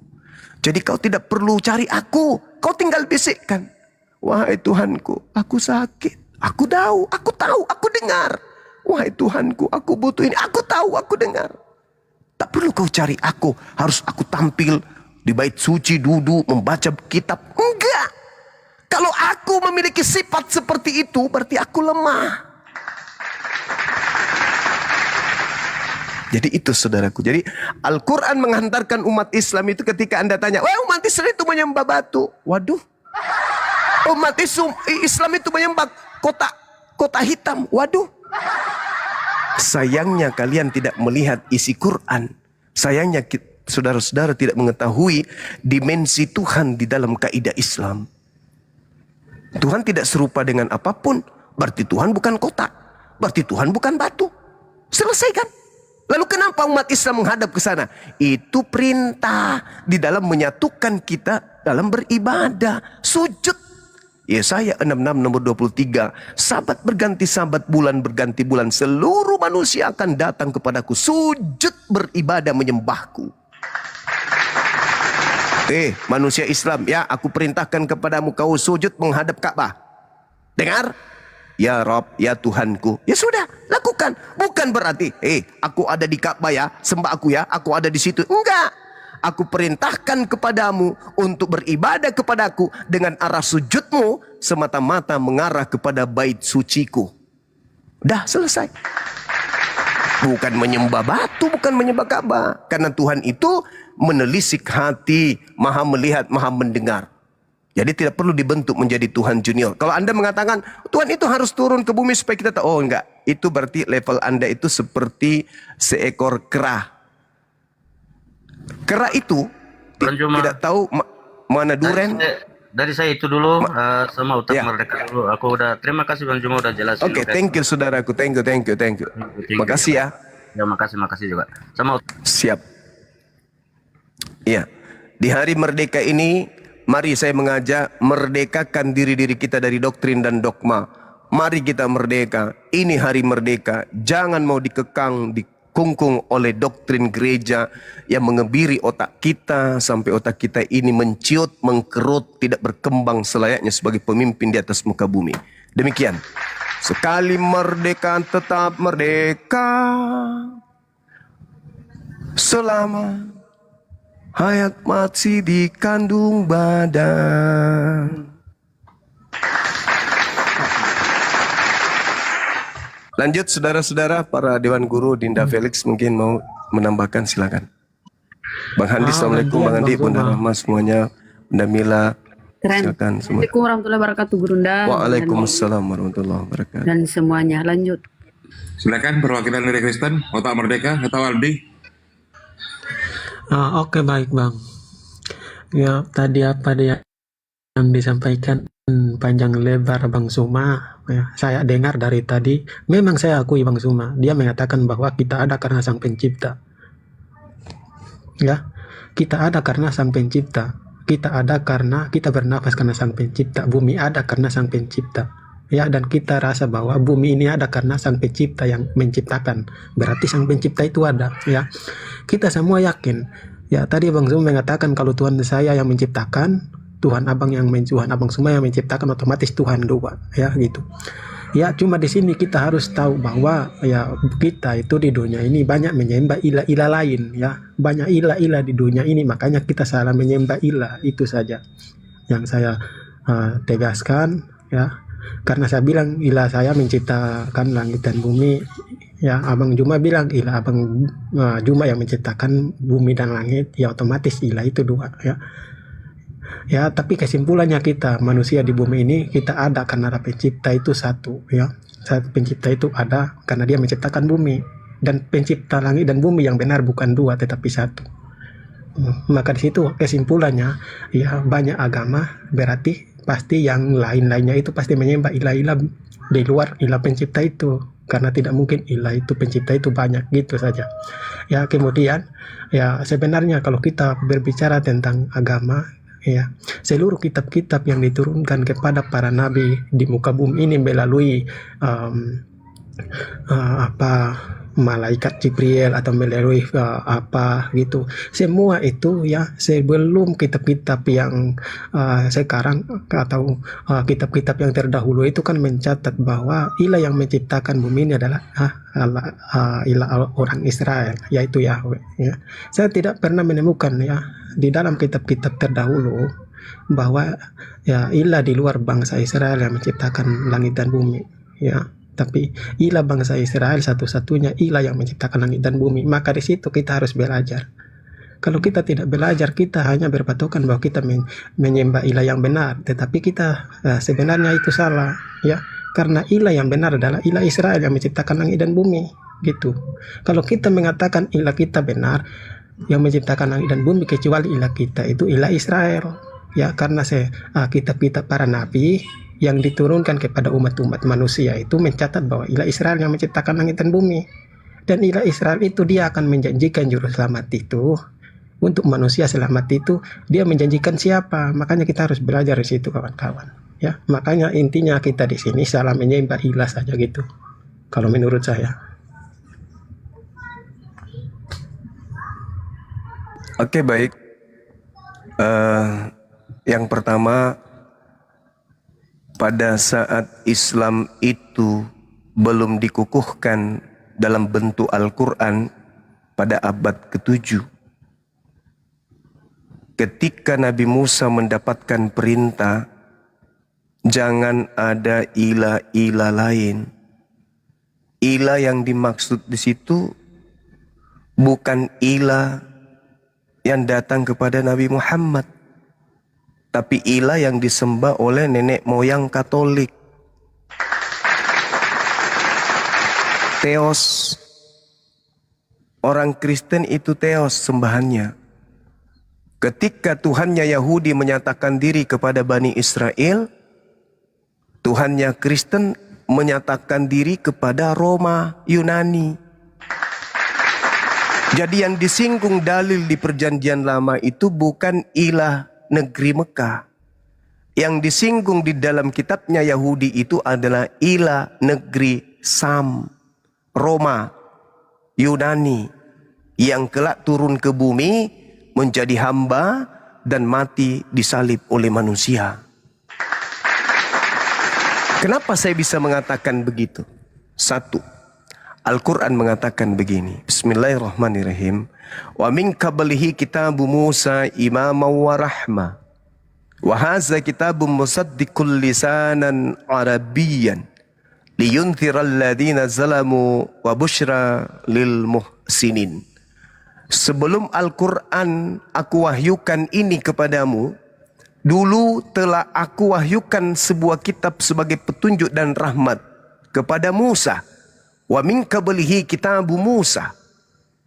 Dan Al-Quran ini adalah kitab yang membenarkan kitab tersebut dalam bahasa Arab untuk memberikan peringatan kepada orang-orang yang zalim dan memberi kabar gembira kepada orang-orang yang berbuat baik.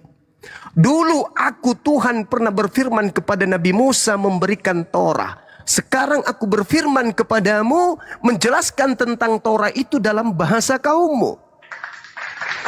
Itu yang pertama. Yang kedua, wa may yarghabu an millata Ibrahim illa man safiha nafsa.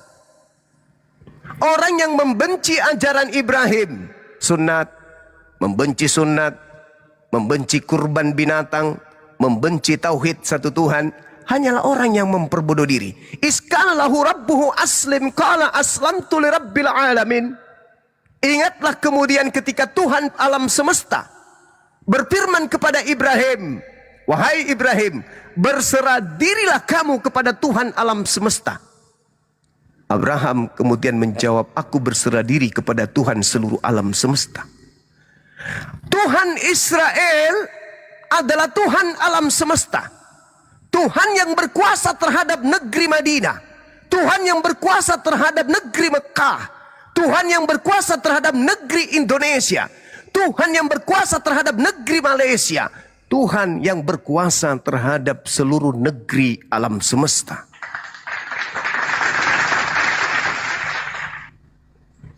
Nabi Muhammad menerima wahyu dari Tuhan negeri Mekah, Tuhan negeri Israel, Tuhan negeri Belanda, Tuhan negeri alam semesta ini. Bukan sembahan-sembahan kabilah-kabilah Arab. Bukan dewa-dewanya orang Romawi. Bukan dewa-dewanya orang Yunani. Bukan dewa-dewanya orang Mesir. Tetapi Tuhan alam semesta. Wa wasabiha Ibrahim bani wa Yaqub ya bani ya inna Allah, sesungguhnya Allah telah memilih jalan ini untukmu, maka janganlah kamu mati kecuali dalam keadaan muslim. Fala tamutunna illa wa antum muslimun. Am kuntum syuhada'a is hadara Yaqub al-maut is qala li banihi ma ta'buduna min ba'di qalu na'budu ilahaka wa ilaha abaika Ibrahim wa Ismail wa Ishaq ilaha wahida wa nahnu lahu muslimun. Kita membutuhkan kemudian pembanding dari orang Roma. Kalau orang Roma itu menyembah kepada Tuhannya Abraham, menyembah kepada Tuhannya Ismail, menyembah kepada Tuhannya Ishak. Faktanya orang orang Romawi, orang Katolik tidak menyembah kepada Tuhannya Abraham, tetapi menyembah kepada sosok yang mereka sebut Kristus Yesus. Orang Yahudi menyembah Tuhannya Abraham. Orang Kristen menyembah Tuhannya Romawi. Tuhannya orang Yahudi tidak mati, tidak dihidupkan. Tuhannya orang Romawi dihidupkan, dimatikan. Ketika kemudian umat Islam dikatakan menyembah ilah lain, sadap, diam. Tuhan alam semesta datang kepada baginda Rasulullah Muhammad sallallahu alaihi wasallam, di mana sebelumnya terlebih dahulu datang kepada Bani Israel. Al-Quran surah Al-Ma'idah yang menjelaskan itu. Ketika kemudian pencipta langit dan bumi datang kepada Bani Israel, terlebih dahulu Tuhan pencipta alam semesta menyatakan, dulu aku memilih Bani Israel. Aku pilih mereka, aku jadikan mereka sebagai kaum. Aku mengatakan kepada mereka, inni ma'akum, aku bersama dengan kalian wahai Bani Israel. Tapi setelah mereka melanggar semua janjinya, maka aku utus penolong lain yang datang kemudian untuk mengajak mereka kembali menyembah kepada aku setelah mereka meninggalkan aku. Walaqad azallahu mitsaqa Bani Israel. Dulu aku memilih Bani Israel. Aku ini Allah, aku ini Tuhan, telah mengambil perjanjian dengan Bani Israel. Aku mengangkat derajat mereka. Aku pilih di antara mereka 12 suku. Lalu aku berkata kepada mereka, inni ma'akum. Ini Tuhanku pernah berfirman kepada Bani Israel. Theos, sembahan Roma yang cikal bakalnya turun ke bumi mati di atas salib, itu tidak pernah berfirman kepada Abraham, Ishak dan Yakub. Theos tetaplah Theos. Dia adalah dewa Horus yang kemudian diciplak masuk ke tanah Roma dengan predikat Hercules atau Zeus. Nanti Zeus ini dibungkus dengan bapak, dengan mengambil terjemahan kitabnya Yahudi, sehingga Kristen menganggap bahwa yang mereka sembah itu Tuhannya Abraham, padahal mereka sembah itu adalah dewa Zeus yang dibungkus dengan terjemahan kitabnya Yahudi agar dianggap bahwa mereka menyembah Tuhannya Abraham. Bukan. Jadi Allah Subhanahu wa taala sebelum datang kepada Nabi Muhammad, lebih dulu datang kepada nabi-nabi.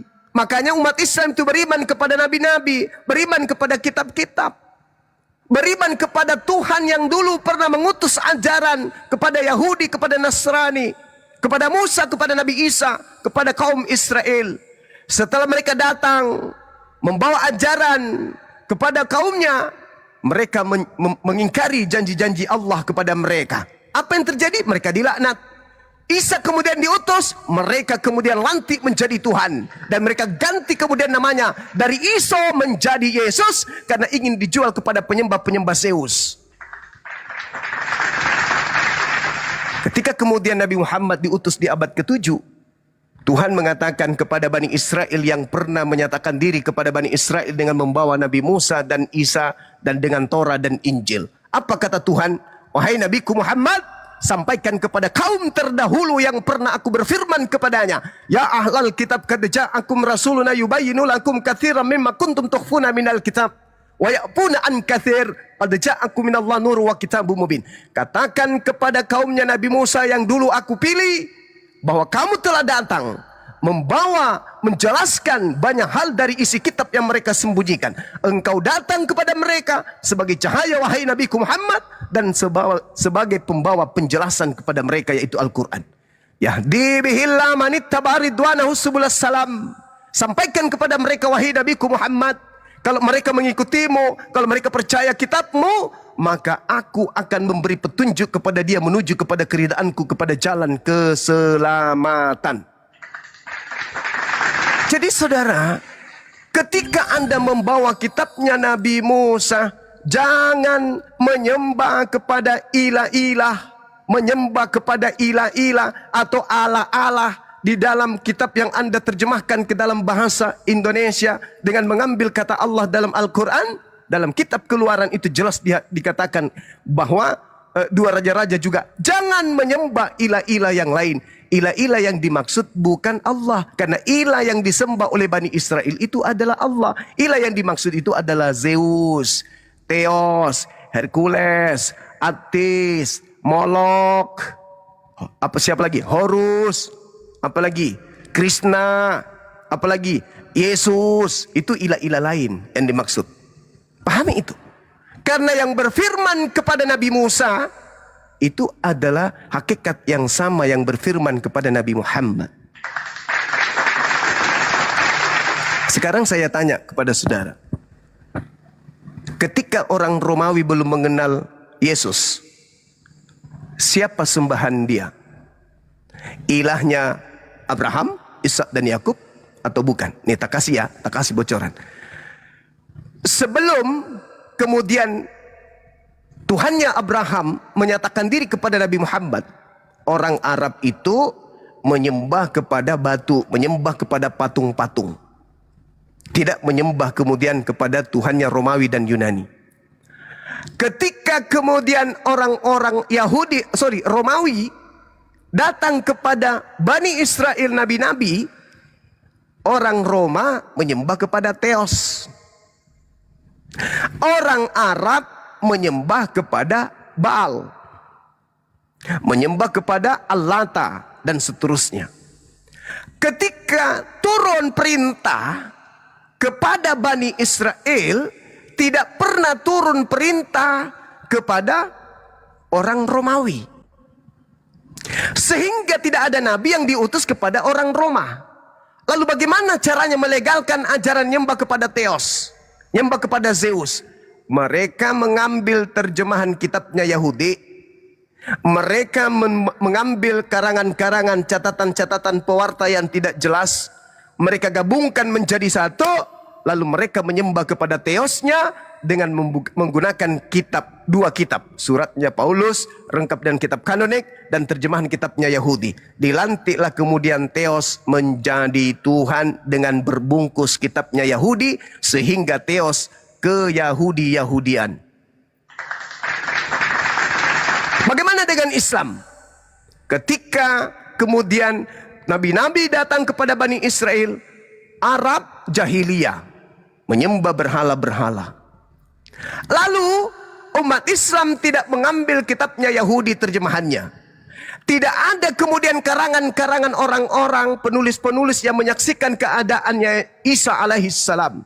Lalu kemudian digabung, lalu mendirikan agama menyembah kepada ilah Abraham, ilah Yakub yang disebut dengan Elohim atau Eloah atau Yahweh atau apapun itu.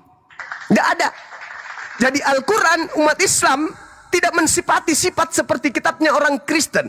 Hanya mengambil kitabnya Yahudi dan mengambil tulisan-tulisan wartawan, lalu kemudian bikin konsili, melantik Zeus, Yesus menjadi Tuhan, dan meninggalkan kemudian dewa-dewa mereka, tetapi tidak meninggalkan atribut-atribut keromawian. Natalan masih dipakai, pohon Natal masih dipakai, Sinterklas masih dipakai, Tuhan turun, dewa turun ke bumi masih dipakai, Tuhan menebus dosa dengan cara dibunuh masih dipakai, memperingati bangkitnya Tuhan, matinya Tuhan masih dipakai. Semua atribut pagan Roma Yunani masih dipakai, dibungkus dengan terjemahan kitab agama lain supaya dianggap sebuah kebenaran. Kalau Islam enggak. Al-Quran diwahyukan dari Tuhan yang mewahyukan Torah dan Injil. Nabi Muhammad utusan, tidak mengambil terjemahan kitabnya agama lain, lalu menyampulkan dengan kitab karangannya sendiri. Tidak. Nabi Muhammad tidak ada sama sekali melakukan penyelidikan, menerjemahkan kitab tanaknya orang Yahudi, lalu menempelkan di Al-Quran. Tidak. Cuma saya mau bilang. Tapi semata-mata yang ada dalam Islam adalah Tuhan pencipta langit dan bumi yang pernah berkarya kepada Bani Israel, Bani Ishak, berkarya kepada Bani Ismail. Jadi jelas Islam berasal dari keturunan Ismail, Yahudi berasal dari keturunan Isa, Kristen berasal dari keturunan Zeus. Allah Israel itu bernama Yahweh, bukan Rab negeri Mekah. Beda ya Allahnya. Bukan bernama Theos. Enggak bernama Theos.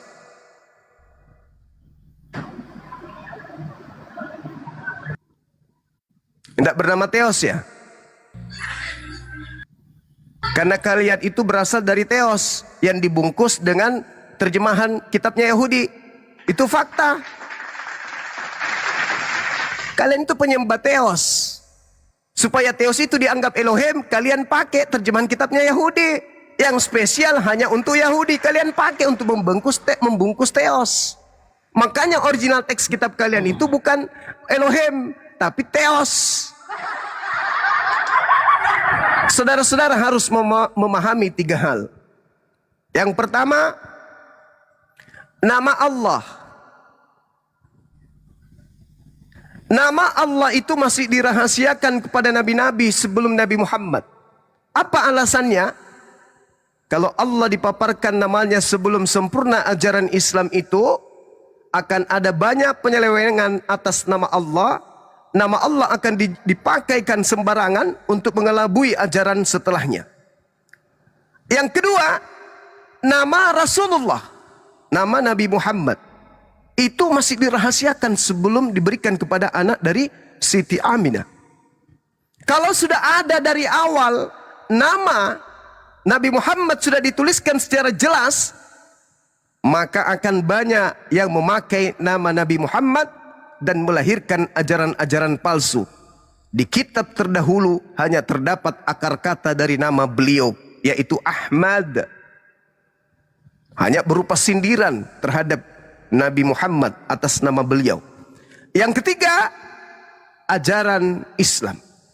Islam itu tidak disebut terlebih dahulu kecuali Shalom, Salam. Kenapa? Karena andai saja nama Islam dari awal sudah disampaikan, maka akan banyak ajaran yang mengatasnamakan Islam dengan ajaran palsu di dalamnya. Makanya pada hari ini telah aku sempurnakan, baru Tuhan sebutkan namanya Allah. Hari ini telah aku sempurnakan, barulah disebut nama penyempurna itu adalah Nabi Muhammad. Hari ini telah aku sempurnakan, barulah disempurnakan ajaran keselamatan itu bernama Islam. Jadi 3 pondasi ini dari zaman Nabi Adam sampai kepada Nabi Isa tidak dijelaskan secara langsung, tetapi hanya samar-samar dinubuatkan, diramalkan akan datangnya Nabi Muhammad, diramalkan, dinubuatkan akan datangnya Islam, diramalkan dan dinubuatkan atas akan datangnya Allah menyatakan diri kepada alam semesta. Allah sebelumnya hanya menyatakan dirinya El Shaddai, El Eroi, Yod-He-Fa-Fe, Hasem dan seterusnya, tapi dia belum menyatakan dirinya sebagai Allah. Makanya dikatakan dalam kitab Yahudi, aku telah menyatakan diri kepada Abraham, Ishak dan Yakub, tetapi tentang namaku, aku belum menyatakan kepadanya. Begitu saudaraku. Andai saja Islam sudah disebutkan agama Islam, maka banyak ajaran-ajaran pagan yang akan menggunakan nama Islam. Andai saja Nabi Muhammad sudah diperkenalkan lebih jelas terlebih dahulu, maka akan banyak kemudian penyesat-penyesat mengaku Nabi Muhammad. Sebagaimana nama Yesus, nama Isa dipalsukan di mana-mana. Andai saja kemudian nama Tuhan sudah dinyatakan Allah, maka akan banyak kemudian penyembah-penyembah berhala dengan memakai nama Allah. Begitu disempurnakan segala sesuatunya terkait dengan hubungan kepada Allah dan hubungan kepada makhluk, barulah ketiga hal ini disempurnakan kemudian. Jadi kalau Anda mengatakan ilah yang dimaksud itu Theos, bukan Allah. Sembahanmu itu Bung yang dibungkus. Coba Anda baca Filipi 2 nomor 6. Theos tidak mempertahankan keteosannya, melainkan mengosongkan diri, turun ke bumi, mengambil rupa hamba, lalu menjadi manusia, lalu taat sampai mati, bahkan sampai taat mati di atas tiang salib. Itu Theos Bung. Itu Theos. Kalau Yod-Hp, Hasem, Allah, Eloah, itu tidak. Itu tidak. Karena kenapa? Elohim bukan manusia dan bukan anak manusia. Theos menjadi manusia dan menjadi anak manusia.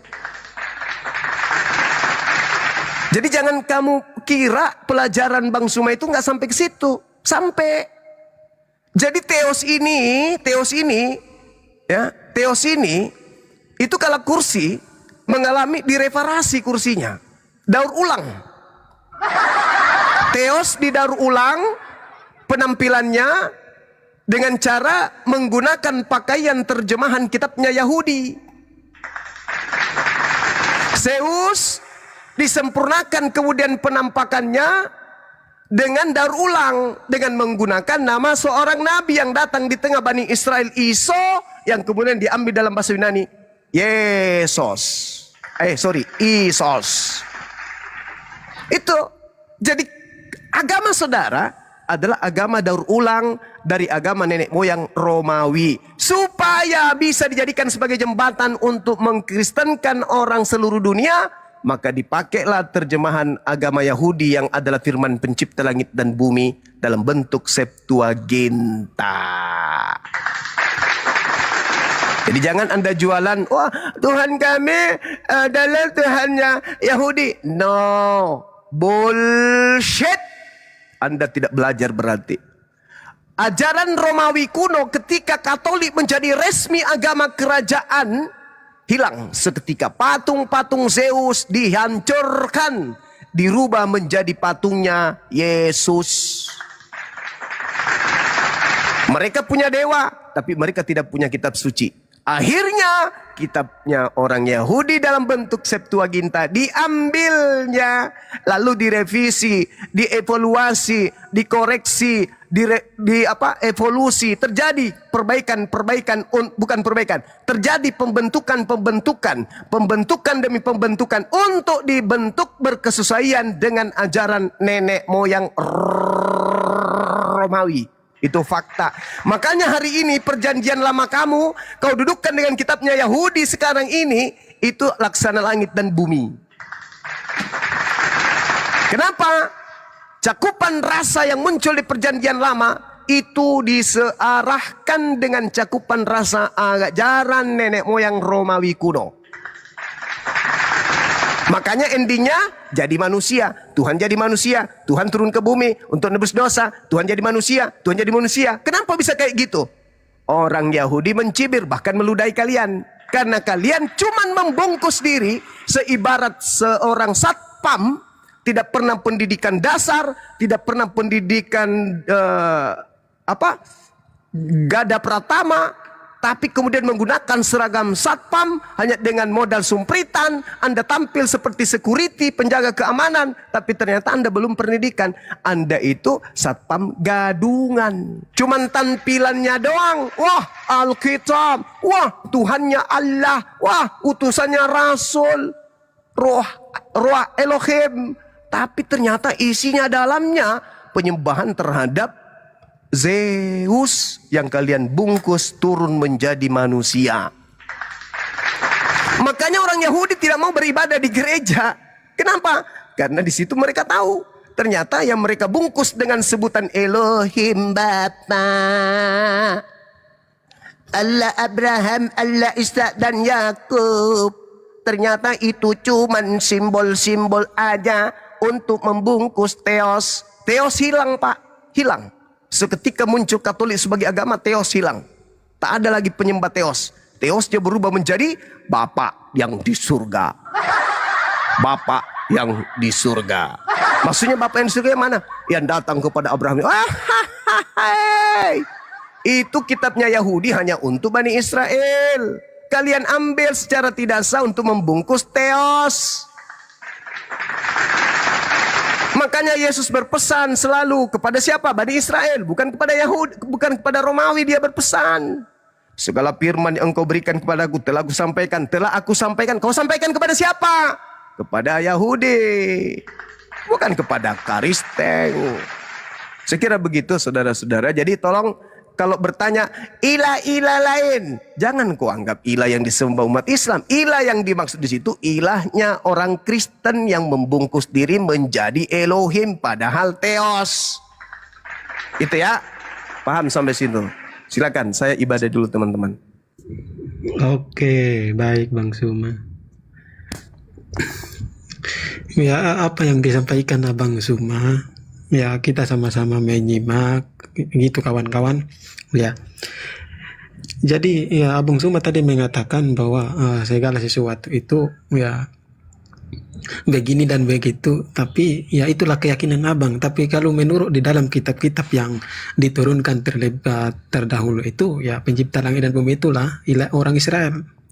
Ya, dan kalau Abang Suma tadi panjang lebar gitu, ya, yang dijanjikan Yahweh itu ilah Israel itu siapa? Makanya di situ harus kita berpatokan ke situ. Ya, gitu teman-teman ya. Karena kita berbicara panjang lebar juga ya harus kita berpatokan ya. Ilah itu ilah Israel yang benar yang menciptakan bumi dan langit itu. Dia menjanjikan itu siapa? Ya, dia menjanjikan juru selamat itu supaya umat manusia di seluruh muka bumi ini selamat itu siapa? Makanya kita harus berpatokan kepada itu. Karena saya pelajari seluruh kitab-kitab orang Yahudi ya, perjanjian lama tidak ada Yahweh atau Elohim itu dia menjanjikan yang lain-lain ya. Yang dia menjanjikan itu adalah juru selamat itu untuk menyelamatkan manusia. Maka di situ kita harus berpikir di situ kawan-kawan.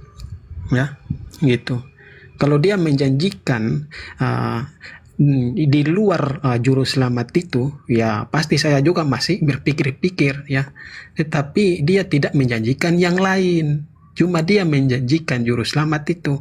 Makanya kalau kita pelajari kitab-kitab orang Yahudi, ya, sebelum dunia diciptakan atau kita belajar sejarah Yahudi, sebelum dunia diciptakan sudah ada gunung-gunung ya, sudah ada lembah-lembah gitu.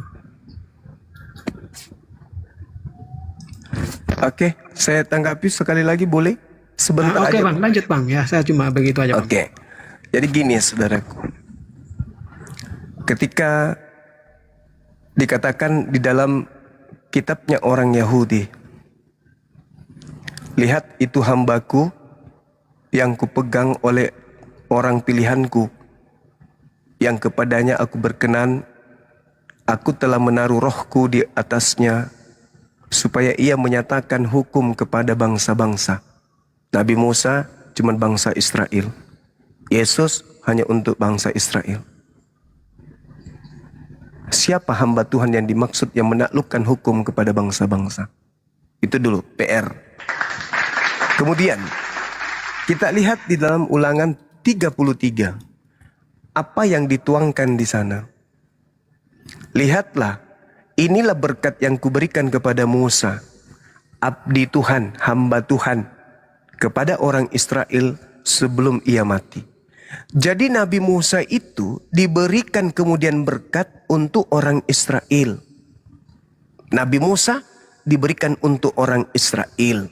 Nomor 2-nya coba Anda baca. Berkatalah dia, Musa, Tuhan datang dari Sinai. Tuhan datang dari Sinai ini maksudnya dari mana? Dari Mesir. Melalui Musa alaihi salam. Hingga sampai kepada Zair. Yaitu Yesus alaihi salam. Lalu terakhir kemana? Setelah Nabi Musa lanjut ke Zair, Yesus. Lalu kemana? Nampak bersinar dari pegunungan Paran. Siapa itu? Siapa dari pegunungan Paran? Setelah dari Musa, kemudian pindah ke Zair, Yesus, Isa. Selanjutnya nampak bersinar dari pegunungan Paran. Apa Apa tanda-tanda yang nampak di pegunungan Paran? Dia membawa pasukan 10.000 orang bersunat, di mana di tangan kanannya nampak kepada manusia alam semesta api yang menyala-nyala. Itu siapa? Saya ulang lagi. Inilah berkat yang diberikan Musa hamba Allah itu kepada orang Israel. Kepada orang Israel. Selesai. Bukan kepada orang Kristen Yahudi. Romawi, bukan. Hukum Taurat hanya untuk Israel. Berkat yang diberikan Musa oleh Allah kepada Bani Israel. Lalu berkatalah Musa, Tuhan datang dari Sinai dan terbit kepada mereka dari Zair. Yesus, Sion. Ia nampak bersinar dari pegunungan Paran dan datang dari tengah-tengah 10.000 orang yang bersunat. Orang kudus, orang suci, bukan tamek, orang najis. Di sebelah kanannya nampak kepada manusia api yang menyala.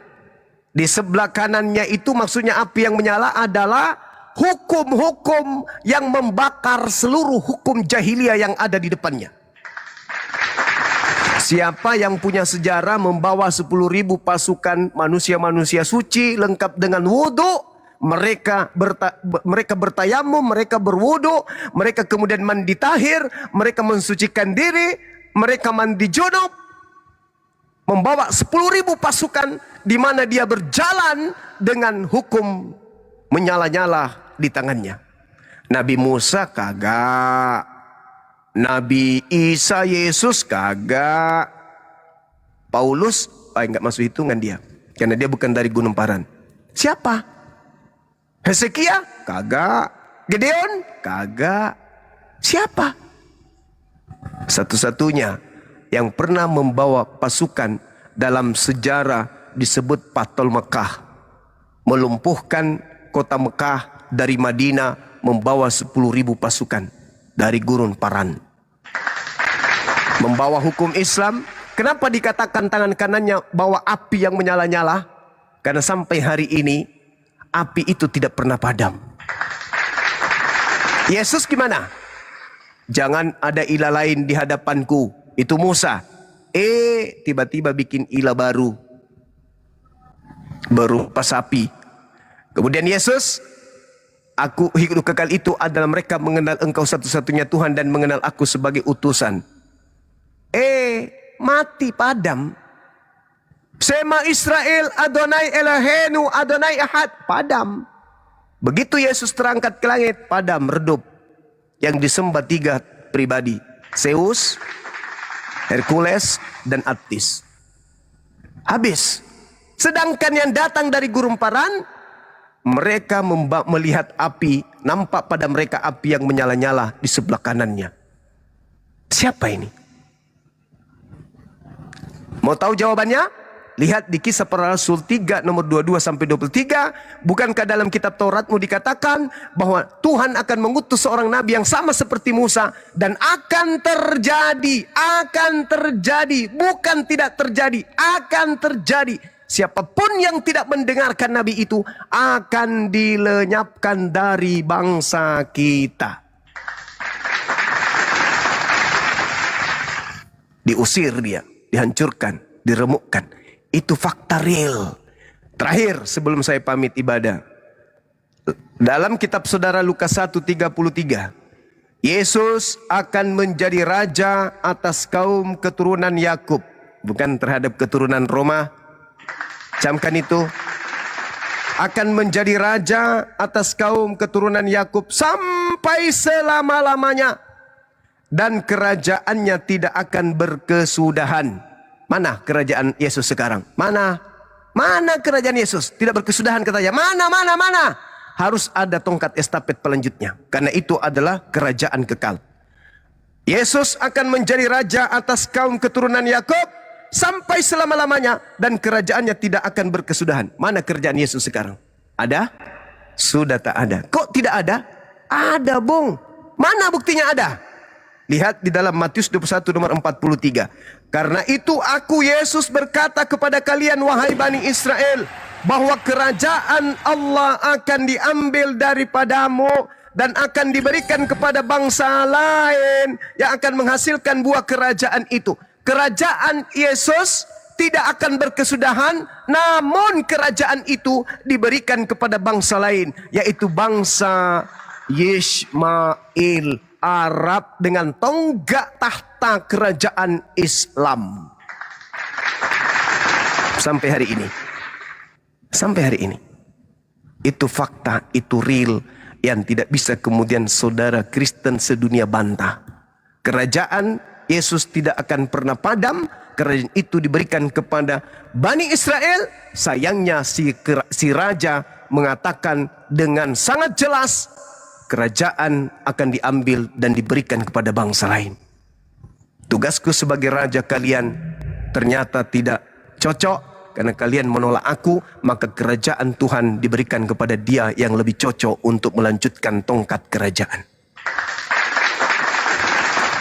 Ada sih kerajaan juga di sebelah sana, ada. Tapi kerajaan iblis menyembah kepada penguasa gelap yang Yesus nubuatkan agar waspada, jangan percaya dan jangan mengikuti. Saya kira begitu sahabat-sahabat sekalian. Saya sholat asar dulu, silakan dilanjutkan teman-teman yang lain. Terima kasih. Oke, baik Bang Suma ya. Tadi Abang Suma mengatakan bahwa ya Yesus itu atau keselamatan itu memang ya saya akui ya benar ya. Dia itu harus nyampe ke ujung bumi ya dan kepada bangsa-bangsa lain. Tetapi melalui apa dulu ya? Ya kalau bukan melalui juru selamat itu. Abang Suma tadi udah benar ya. Dia sendiri mengatakan bahwa keselamatan itu harus nyampe ke bangsa-bangsa lain ya. Dia nyampe ke bangsa lain itu melalui apa? Kan gitu. Kita di dunia ini bangsa-bangsa lain itu ya, kita harus tahu bahwa Allah, Abraham, Ishak dan Yakub itu tidak mengikat aturan dengan kita. Kalau kamu bilang mengikat aturan dengan kamu tunjukkan datanya ya. Allah itu, Allah Abraham, Ishak dan Yakub itu dia mengikat aturan dengan Israel saja, dengan hukum Taurat itu ya. Makanya kalau kita berbicara Allah Israel ya, kita diikat dengan aturan apa? Dengan hukum apa? Israel diikat dengan hukum Taurat itu. Kalau kita tidak ya, makanya di luar bangsa Israel itu dia diutus itu juru selamat itu supaya keselamatan itu sampai ke bangsa-bangsa lain ya. Jadi kalau di luar juru selamat itu bagaimana mungkin kita selamat ya? Gitu sebenarnya Bang Suma tadi udah tadi mengatakan bahwa memang saya akui ya bahwa keselamatan itu harus sampai kepada bangsa-bangsa lain. Ya, karena bangsa-bangsa lain itu tidak mengenal Allah ya. Karena Allah yang benar itu dia mengikat hanya dengan ikatan kepada bangsa Israel dengan hukum Taurat itu, bukan kepada bangsa Indonesia, bukan kepada bangsa lain ya. Makanya bangsa lain itu harus mengenal Allah yang benar itu melalui juru selamat itu ya.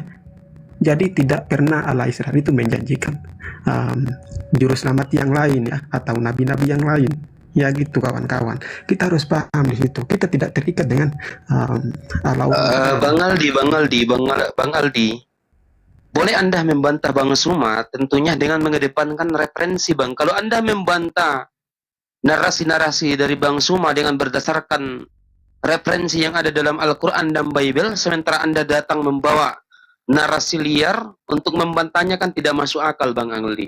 Ayolah coba Anda membantah Bang Suma dengan narasi berdasarkan referensi. Karena penonton-penonton yang ada di sini saya rasa ya, mereka sudah memahami mana referensi, mana bukan referensi.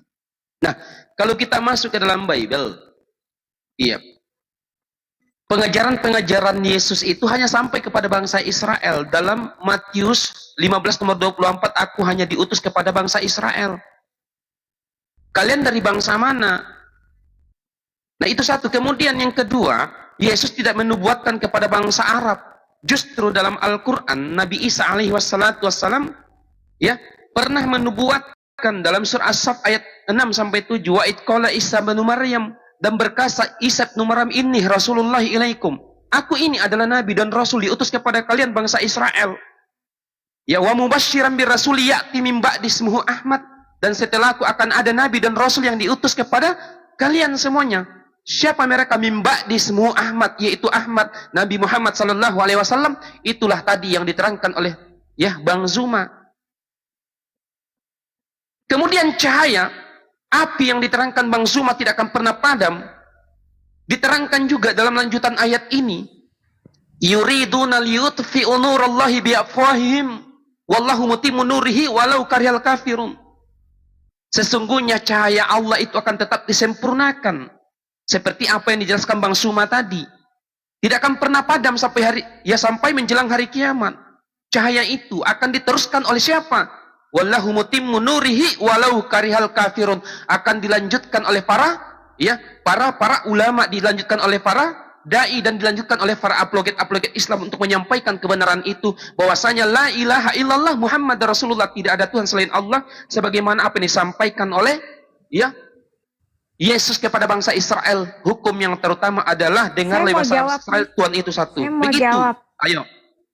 Silakan pakai data membantah Bang Zuma, silakan. Ya. Sekarang tunjukkan. Oke Bang, ya. Apa Saya ada tunjukkan data, ayatnya Bang, ya. bahwa Ini siapa ini? Di Allah bawah ini. Israel. Ini siapa yang membantah itu? Ini Evita atau Bang Aldi? Bang Handi monitor. Data semua ya di sini biar kita tahu. Ini yang di bawah ini diam dulu. Saya kan belum pernah. Bisakah Ya silakan Anda bantah dulu. Silakan Anda bantah dulu narasi-narasi yang Bang Zuma tadi terangkan. Kemudian saya sambung dengan menggunakan data pula menjelaskannya. Jangan kalian bantah data dengan asumsi, kan tidak masuk akal. Silakan. Allah yang disembah Musa, Allah Israel pernah tidak perintah bersujud ke arah Mekah? Coba ada ayatnya di Alkitab. Tanya siapa ini Evita? Kepada siapa saja, termasuk Felix.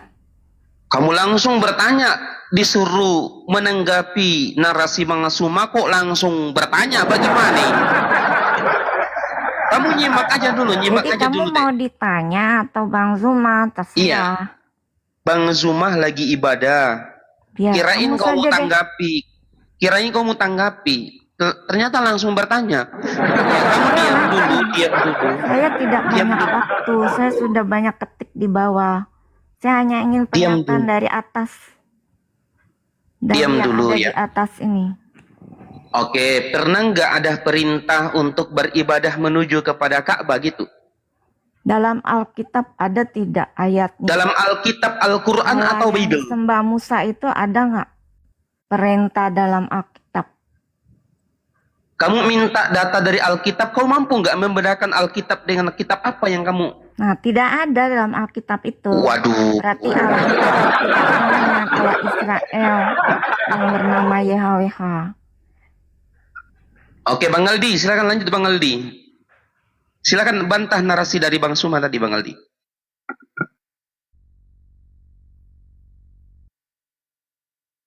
Ada yang minta sabar?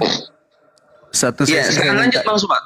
Ini pertanyaan saudara, ada nggak di dalam kitabnya Yahudi bahwasanya Tuhan nanti akan memilih Mekah sebagai tempat ibadah? Tak kasih data minimal berapa ya? Tak kasih data minimal 5. Tak kasih data. Di dalam kitabnya orang Yahudi diterangkan begini. Yesaya 60 nomor 6. Sejumlah besar unta akan menutupi daerahmu. Unta-unta muda dari Median dan Eva, mereka semua akan datang dari Sheba, akan membawa emas dan menyan, serta memberitakan perbuatan masyhur Tuhan. Pertama. Yang kedua, Yesaya 60 nomor 7. Segala kambing domba Kedar. Kedar ini adalah anak kedua dari Nabi Ismail. Segala kambing domba keturunan Ismail akan berhimpun kepadamu, domba-domba jantan Nebayot, anak pertamanya Ismail, akan tersedia untuk ibadahmu. Semuanya akan dipersembahkan ke mezbahku sebagai korban yang berkenan kepadaku, dan aku akan menyemarakkan baitullah, keagunganku. Jadi keturunan Ismail, anak pertama Nebayot, anak kedua Kedar, itu akan menghimpun kurban-kurbannya ke bait sucinya Allah. Kemana keturunan Ismail berkurban? Kepatikan? Atau kemana? Tapi itu Tunggu, sabar. ditujukan Sabar. kepada Allah siapa? Allah dalam Alkitab. Sabar. Bukan Allah di kitab lain. Nah, sekarang mana keturunan? Mana keturunan Ismail yang melakukan kurban di bait suci? Mana? Mereka menyembah kepada siapa? Saudara, Anda baca Kejadian 17 nomor 6 nomor 7. Wahai Abraham, aku akan menjadi Tuhanmu, sembahanmu, sembahan anak-anakmu, sembahan keturunanmu, turun-temurun. Itulah perjanjian kekalku denganmu. Aku akan menjadi sembahanmu dan sembahan anak-anakmu dan keturunanmu, turun-temurun. Itulah perjanjian kekal yang tidak bisa berubah. Anak-anakmu, wahai Abraham, akan menuhankan aku. Itulah perjanjian kekalku. Ente sopo mau merubah perjanjian kekal Tuhan? Satu. Selanjutnya, Yesaya 60 nomor 15. Sebagai ganti keadaanmu dahulu ketika engkau ditinggalkan, dibenci, tidak disinggahi seorang pun. Sekarang aku akan membuat engkau menjadi kebanggaan yang kekal, menjadi kegirangan, kegembiraan, kebahagiaan turun-temurun. 1000, 2000, 1400 sejak Nabi Muhammad menemukan kota tersebut sampai sekarang secara turun-temurun dibanggakan, diagungkan, disemarakkan. Selanjutnya, Yesaya 60 nomor 11. Pintu-pintu gerbangmu akan terbuka senantiasa, baik siang maupun malam, tidak akan tertutup, agar supaya orang dapat membawa kekayaan bangsa-bangsa mereka kepadamu. Sedangkan seluruh raja-raja di dunia ikut digiring sebagai tawanan untukmu. Itu terjadi di mana? Haji umroh. Yesaya 60 nomor 17. Sebagai ganti tembaga aku akan membawa emas, dan sebagai ganti besi aku akan membawa perak. Sebagai ganti kayu tembaga dan sebagai ganti batu besi aku akan memberitakan damai, sejahtera, shalom, Islam, dan keadilan yang akan melindungi dan mengatur hidupmu. Islam melindungi dan mengatur hidup mulai dari tidur sampai terbangun, tidur, bangun, tidur kembali. Lanjut.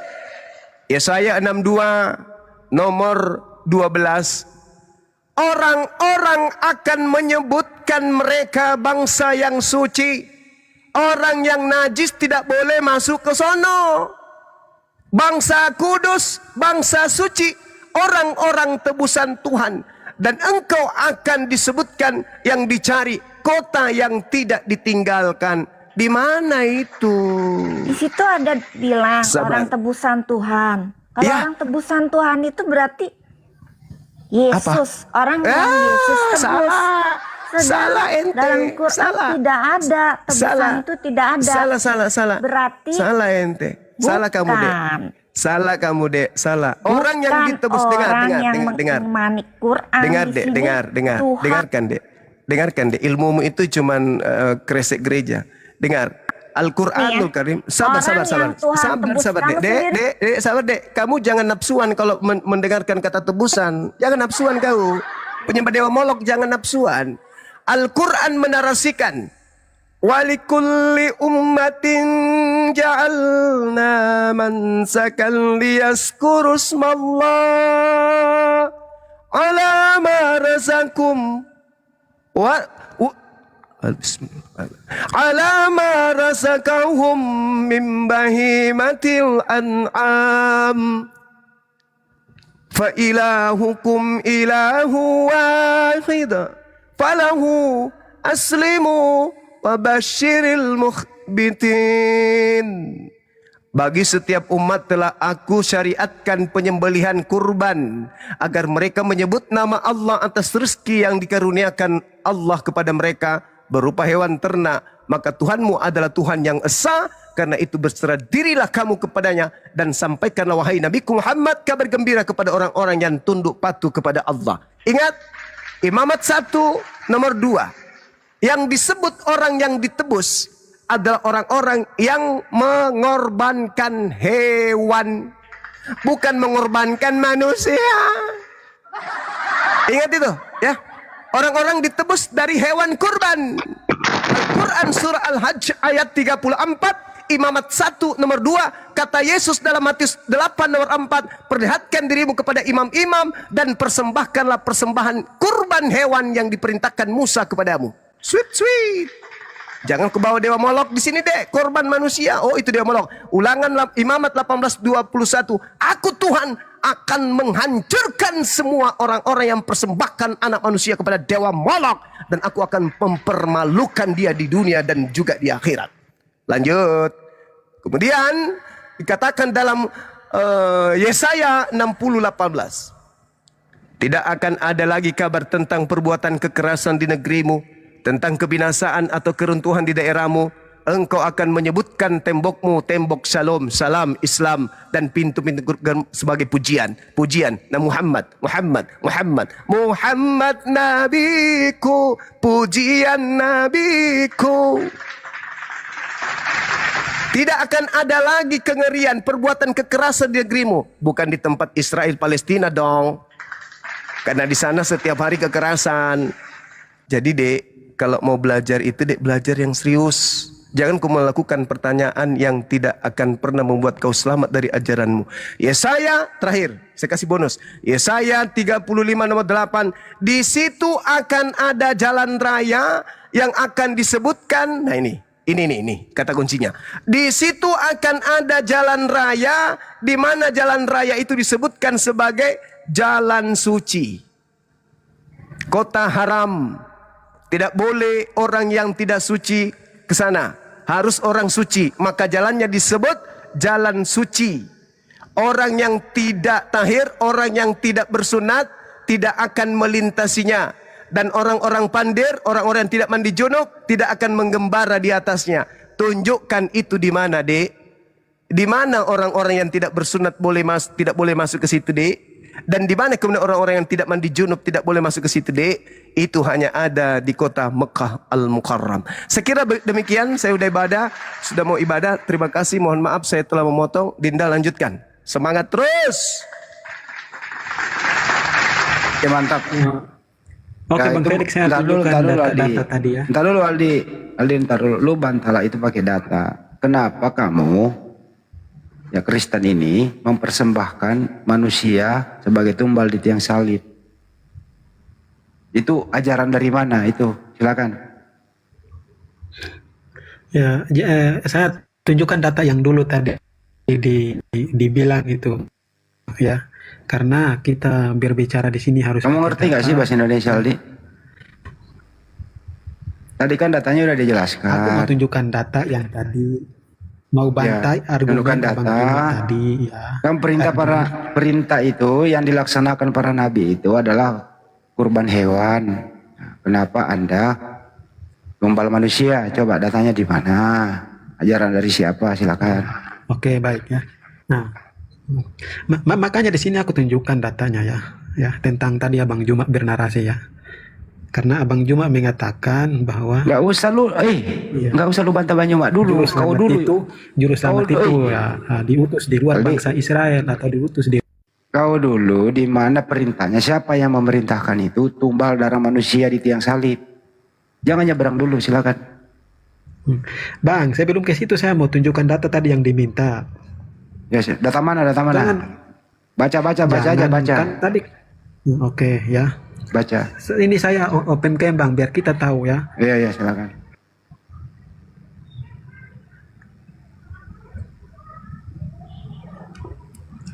Ya, gini Bang ya. Karena tadi saya sama Bang Suma berbicara tentang juru selamat ya, atau yang diutus untuk menyelamatkan manusia itu harus sampai kepada bangsa-bangsa lain. Ya, gitu. Ya, makanya saya bawa data ini di dalam Yesaya 9 ayat 6. Lu ngerti gak sih, Aldi, di mana datanya itu ya perintah menumbalkan anak orang darah manusia di tiang salib gitu loh.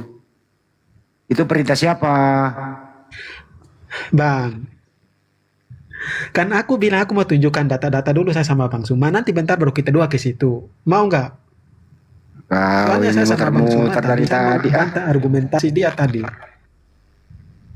Saya mau bantah argumen dia. Nggak usah dibantah, nggak usah. Dengar, Bang. Kamu sekarang perkuat sekarang. Siapa yang memerintahkan Bang, ya. Kristen itu Maksudnya menumbalkan kita darah itu, manusia, Bang. woi? Itu dulu aja dulu.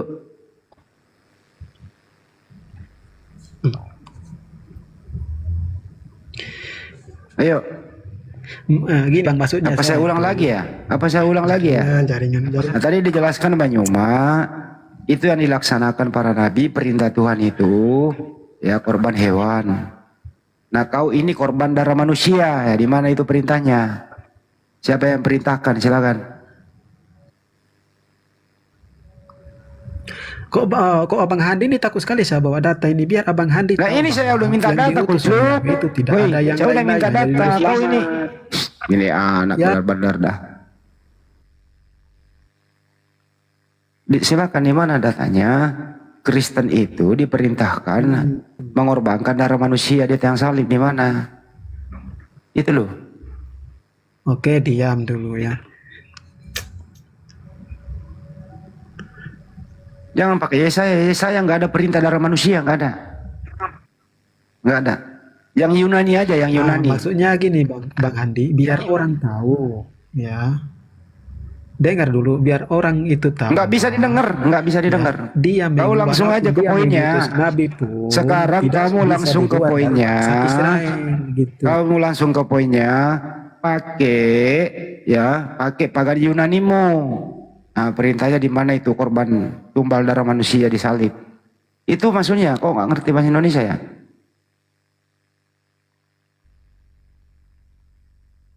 Kalau Yesaya nggak ada itu perintah darah manusia, nggak ada. Ayo,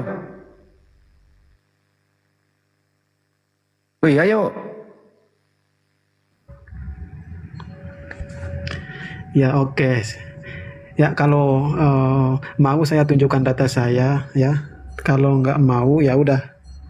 Pertanyaannya apa yang kau ingin tunjukkan data? Pertanyaannya apa?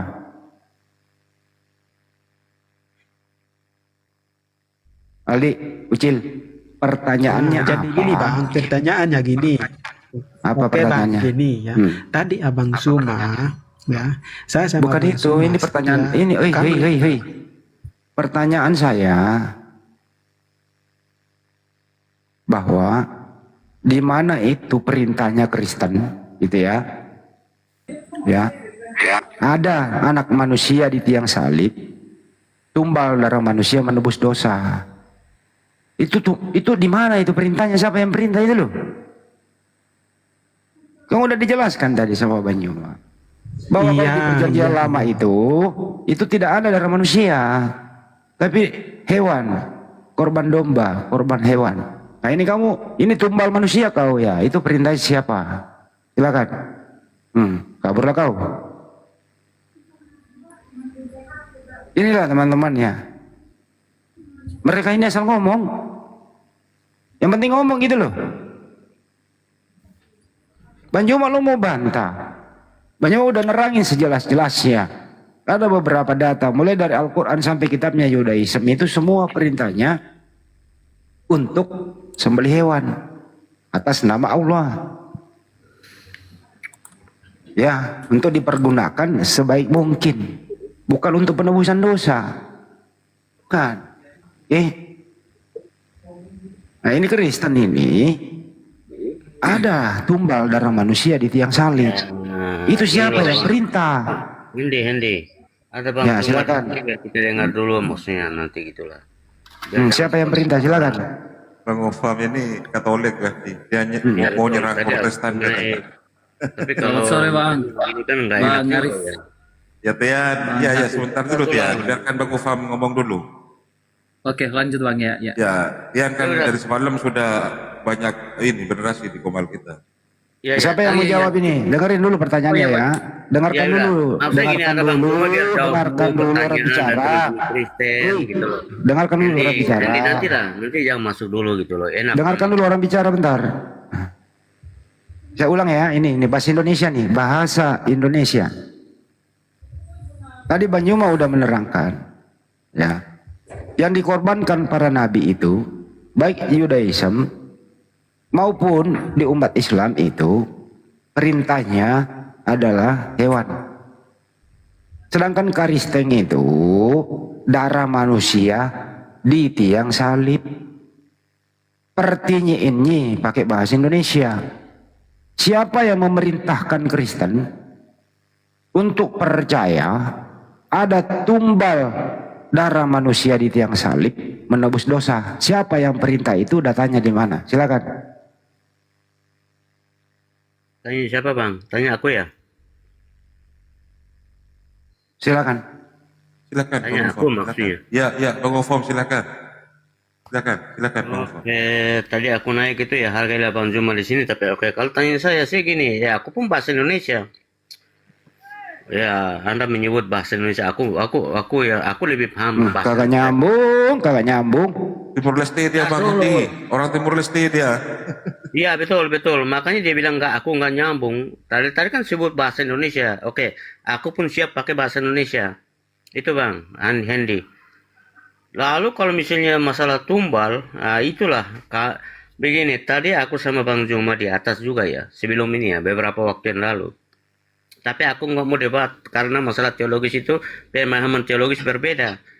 Kalau misalnya kalian, misalnya Bang Handi Cel ngerti bahwa Yesus adalah sebagai tumbal, maka saya Kristen pada umumnya dan saya sebagai orang Katolik, saya pun ada pertanyaan untukmu gitu kan. Iya oke, TikTok ini saya ngerti lah. Ya, Ini ngomong apa sih ini orang ini?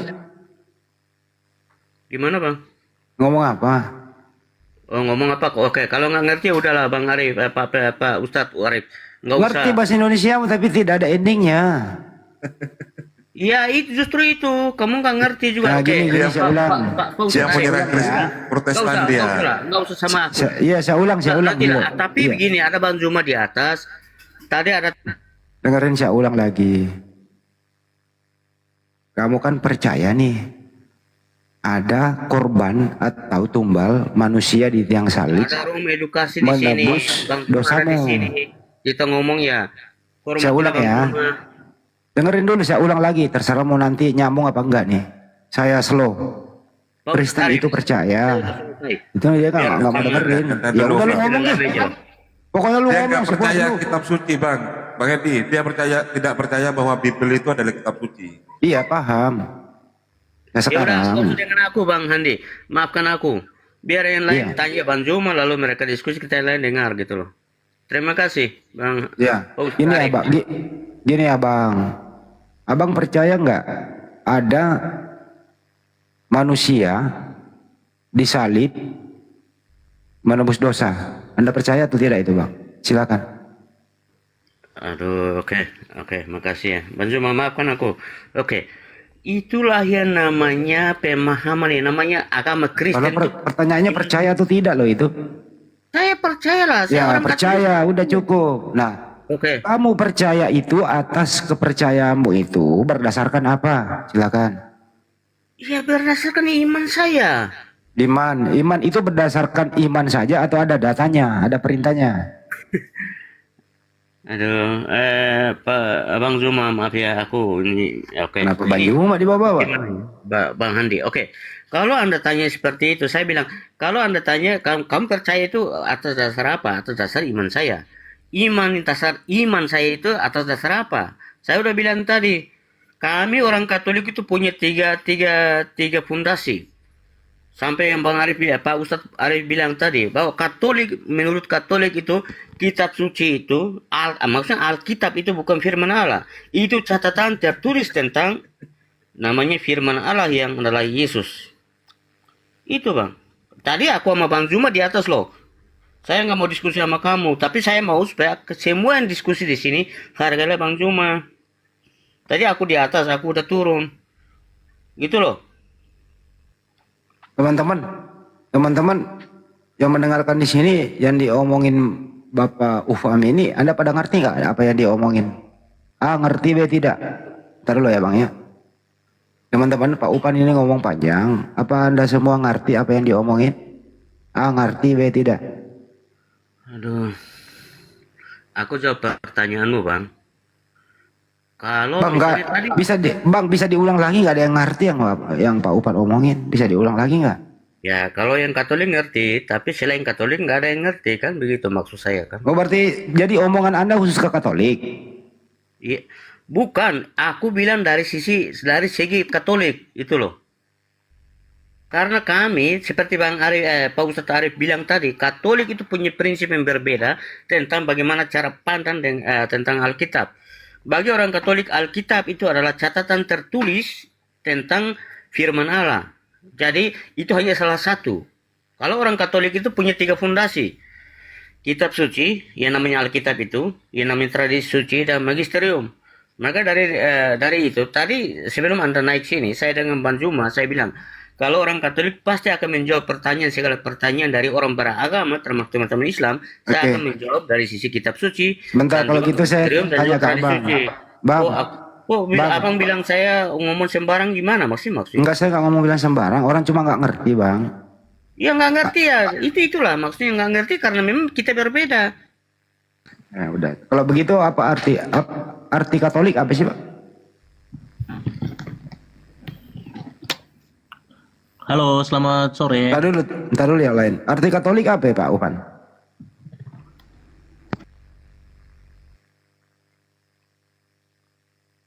Bang?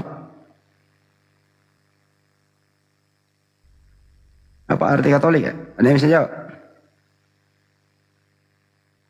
Dan Katolik itu bahasa apa? Katolikos. Turun.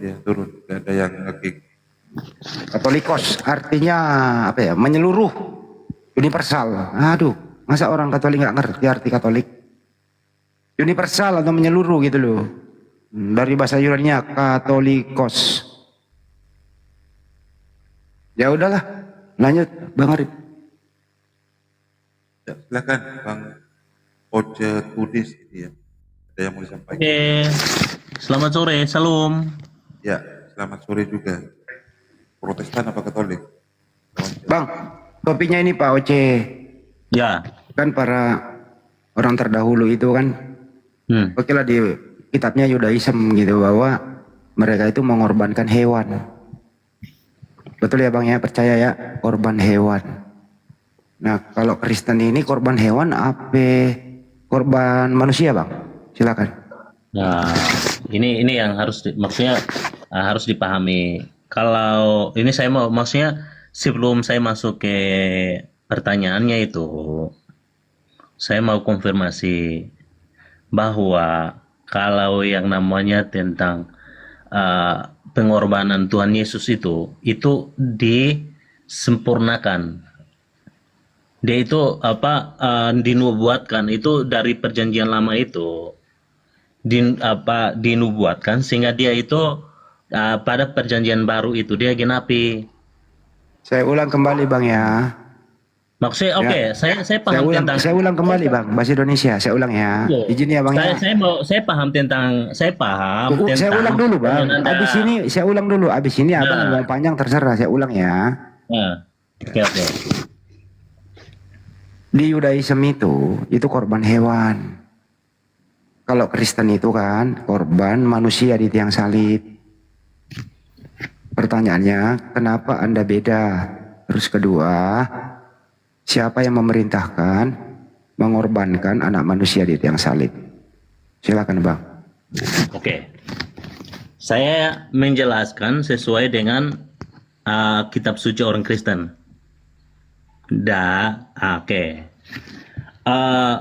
Manusia awal diciptakan itu dia bersifatnya kekal dan dia itu bersifatnya itu tidak berdosa. Manusia yang pertama itu Adam dan Hawa. Itu tidak berdosa. Itu awal penciptaan. Tunggu, saya mau menjelaskan. Nah, saya akan menjelaskan sampai mendetail. Kalau saya menjelaskan hanya sepotong-sepotong, Anda akan tidak mengerti.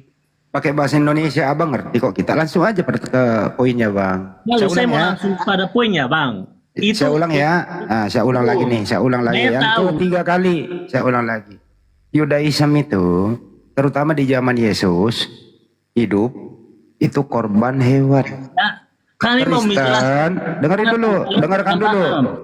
Kristen itu korban darah manusia di tiang salib.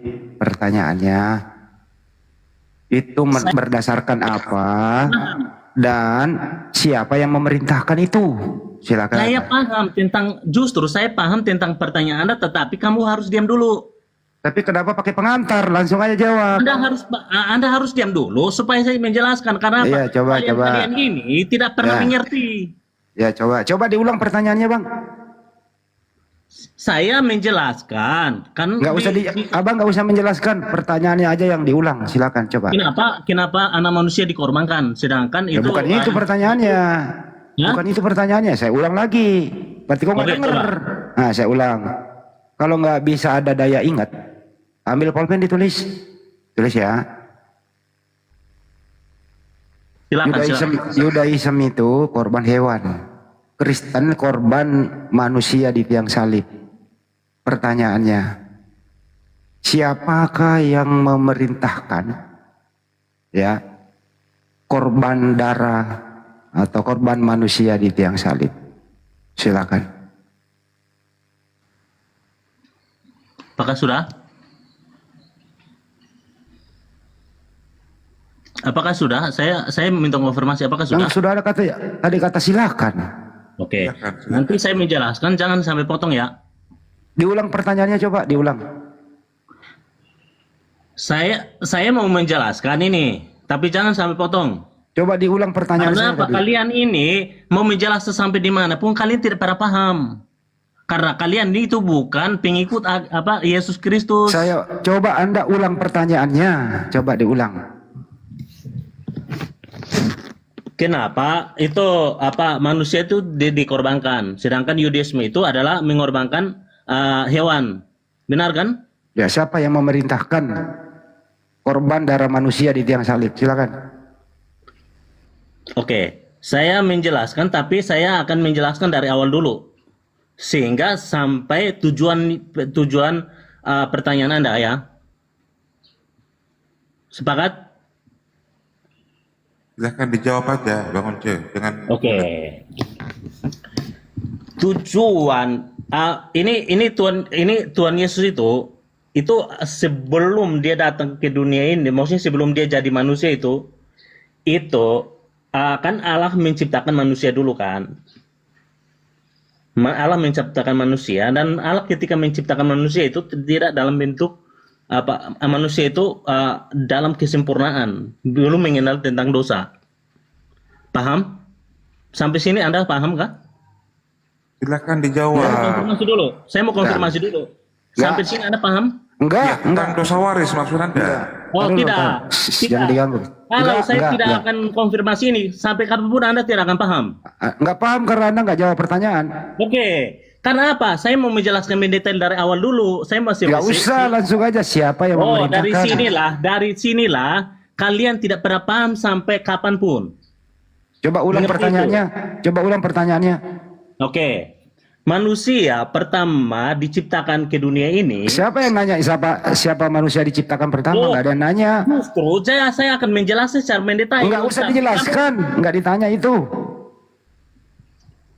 Terus maksudnya kan begini. Lalu kusiran kopi nanti. Kalian itu ditanya itu. Nah, saya ulang lagi pertanyaannya. Karena saya orang bijaksana.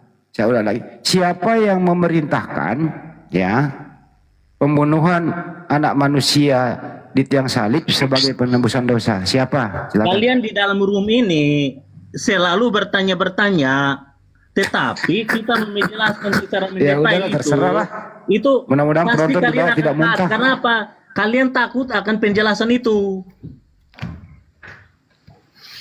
Mengerti sampai situ? Silakan dijawab aja, Bang Once. Nah, makanya saya mau menjelaskan, jangan sampai potong. Iyalah, tapi jangan panjang lebar, mulai dari Adam. Oh, tidak bisa. Karena apa? Saya akan menjelaskan dari awal. Emang di perjanjian lama ada dosa waris? Ada puncak. Emang di perjanjian lama ada dosa Adam? Jangan dipindahin ke dosa waris, Bang. Janganlah. Ini siapa yang merintahkan membunuh manusia di tiang salib itu loh, menebus dosa? Siapa? Justru saya akan menjelaskan sampai ke situ. Enggak usah jelas kalau kau siapa itu menyebut nama. Tidak bisa. Tidak bisa. Kalau siapa itu menyebut nama.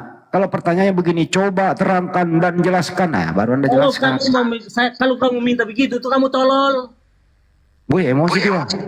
1 Korintus 4:10 keluar. Bukan. Karena apa? Saya mau menjelaskan secara mendetail, tapi kamu itu maunya yang itu. Makanya apa? Kamu tidak akan mengerti. Ya kan enggak ditanya itu, bukan penjelasan yang kami minta.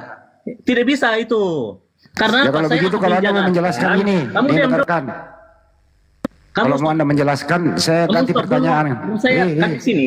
Kalau pengen sekali Anda menjelaskan, saya ganti pertanyaan dengan penjelasan. Tidak bisa. Saya akan bertanggungjawabkan pertanyaan Anda. Pertanyaannya apa? Saya akan menjelaskan dari awal. Pertanyaannya Tapi apa? kamu tolong diam dulu, karena apa? Ini saya yang paham, kamu tidak pernah paham. Pertanyaannya apa? Kamu bolak-balik di situ, kira saya anak TK. Ya pertanyaannya apa yang kamu mau jawab? Saya mau menjelaskan. Tapi Anda nggak disuruh menjelaskan. Oh, kan saya mau menjawab itu dalam bentuk penjelasan. Pertanyaannya siapa? Anda Bukan penjelasan. Siapa? Penjelasannya siapa? Oh, iya, makanya itu. Kamu diam dulu karena kamu ini tolong. Ya udah, lu ngomong 6 hari, kita semua tidur 6 hari. Yang lain diam 6 hari, silakan. Kenapa kamu takut untuk saya jelaskan dari awal? Karena apa? Kamu takut murtad. Enggak takut, Bang, cuma takut muntah juga. Lu gak kasihan kalau gue muntah, Bang? Kamu takut supaya kamu. Ini karena apa? Saya yang lebih paham tentang ajaran saya ketimbang kamu hanya mau membaca saja. Takut orang-orang emosi dengerin lu, Bang. Saya akan menjelaskan sini, orang-orang yang di bawah pasti paham. Ya udah, terserah lu. Kamu tidak paham. Ya udah, silakan 6 hari dikasih waktu. Silakan. Saya jelaskan, kamu tidak boleh potong ya. Harus ini apa, kita clear di sini. Tidak boleh potong ya. Ya, sebelum dijelaskan coba diulang pertanyaannya. Kenapa manusia itu yang dikorbankan? Bukan gitu pertanyaannya. Kenapa? Saya ulang ya. Nah, saya ulang pertanyaannya. Siapa ya memerintahkan pembunuhan manusia di tiang salib menebus dosa? Siapa? Silakan. Oke. Tolong jangan sampai potong pembicaraan saya ya untuk penjelasan saya. Nah, oke. Saya akan menjelaskan dari awal tentang penciptaan manusia. Karena ini kan berhubungan dengan manusia. Oke. Manusia itu awal diciptakan itu tidak pernah berdosa. Enggak ditanya itu. Tujuan. Nah, di sini kenapa kamu potong? Iya, makanya itu ujung-ujungnya dosa. Iya. Nah, takut kan? Takut saya jelasin itu kan? Pertanyaannya Bang Handi kan simpel. Kamu di perjanjian lama korban hewan, di perjanjian baru tumbal manusia. Itu siapa yang menyuruh Kristen itu untuk menubalkan anak orang? Tunggu yang namanya Arif ini, tunggu. Ada sebab, ada akibat. Kenapa ini? Udah Indonesia udah merdeka, mereka ini belum merdeka dari kebotolan. Ada sebab, ada akibat gak? Indonesia udah merdeka, Anda belum merdeka loh. Kamu paham maksud saya nggak? Nggak paham. Ada akibat nggak? Itu paham itu nggak? Kalau pertanyaannya itu siapa, itu dijelasin atau menyebut? Saya tanya Anda untuk bisa saya kalau mau menjelaskan gitu supaya itu dari sebabnya dulu baru sampai akibatnya. Tapi kan nggak diminta Anda menjelaskan. Bukan nah itu supaya karena di situ Anda takut supaya yang di bawah itu mengerti. Bukan takut. Takut. Cuma geli aja, pengen muntah gitu. Takut Anda. Cuma pengen geli Kenapa aja, pengen muntah gitu. ketika saya menjelaskan secara mendetail, orang-orang di bawah pasti akan mengerti. Ya coba nanti. Oke, coba kau jelaskan. Nanti saya polling ya, ngerti apa enggak ya? Silakan. Dari tadi saya menjelaskan tapi Ya. Anda potong terus. Karena Silakan, itu 2 memang menit. kelakuan kalian begitu. Ya 2 menit silakan. Oh, tidak pakai timer karena ini panjang. Ya udah Kalau 6 gitu hari, 2 hari. 6 hari. Ah, 2 hari. Karena Silakan. gini, 2 ini kan hari, 2 diskusi. hari. Ah. Karena ini kan sistem diskusi. Kamu pengen tahu, makanya saya menjelaskan. Dikasih 2 menit nggak cukup. Ya udah 2 hari, silakan 2 hari. Tapi berbusa terus mulutnya ya, berbusa terus, jangan sampai ditutup. Ayo 2 hari. Asalkan Anda jangan sampai potong. Oke. Cuman di bawah mintanya 2 hari apa 2 minggu? Dari di sinilah makanya saya bilang kalau saya menjelaskan secara mendetail, saya takut orang-orang di sini. Oh, diminta silakan 2 hari katanya, Bro. Kalian Kata tidak akan penonton, rame di sini dengerin lagi, dulu, tidak ada yang rame di sini. Kata penonton di bawah, Anda boleh bicara berbusa 2 hari 2 malam. Silakan. Kata penonton, 2 hari 2 malam berbusa. Silakan.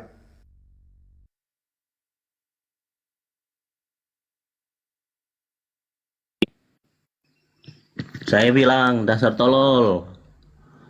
Waduh, ngerti apa ganti? Ngomong 2 hari 2 malam, Bang. Silakan.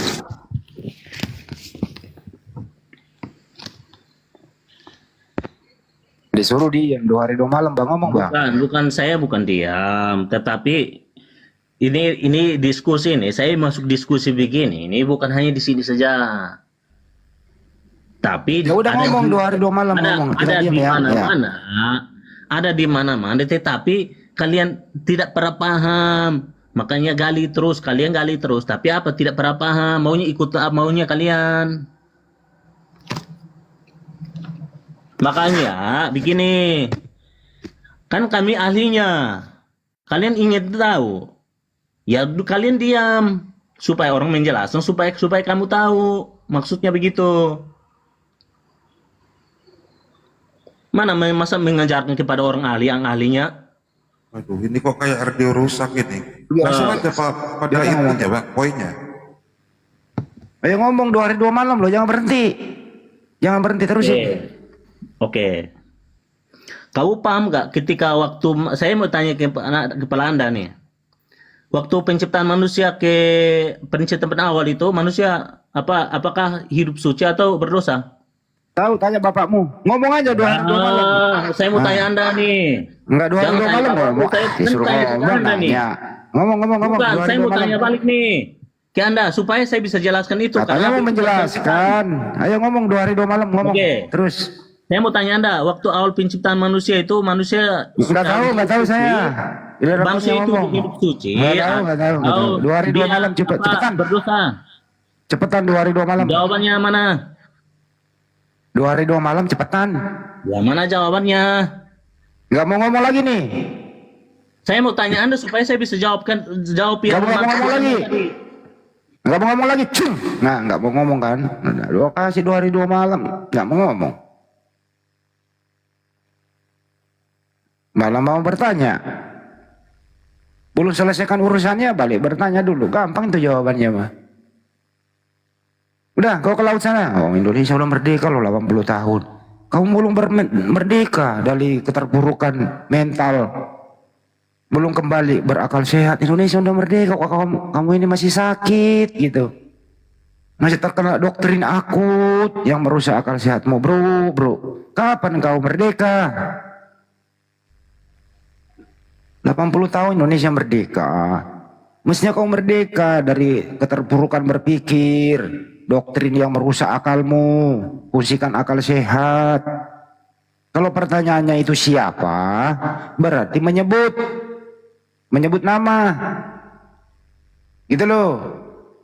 Bukan menjelaskan. Kecuali pertanyaannya coba jelaskan. Nah, baru itu jelaskan. Menyebut nama dulu. Nah, setelah menyebut nama baru bertanya balik.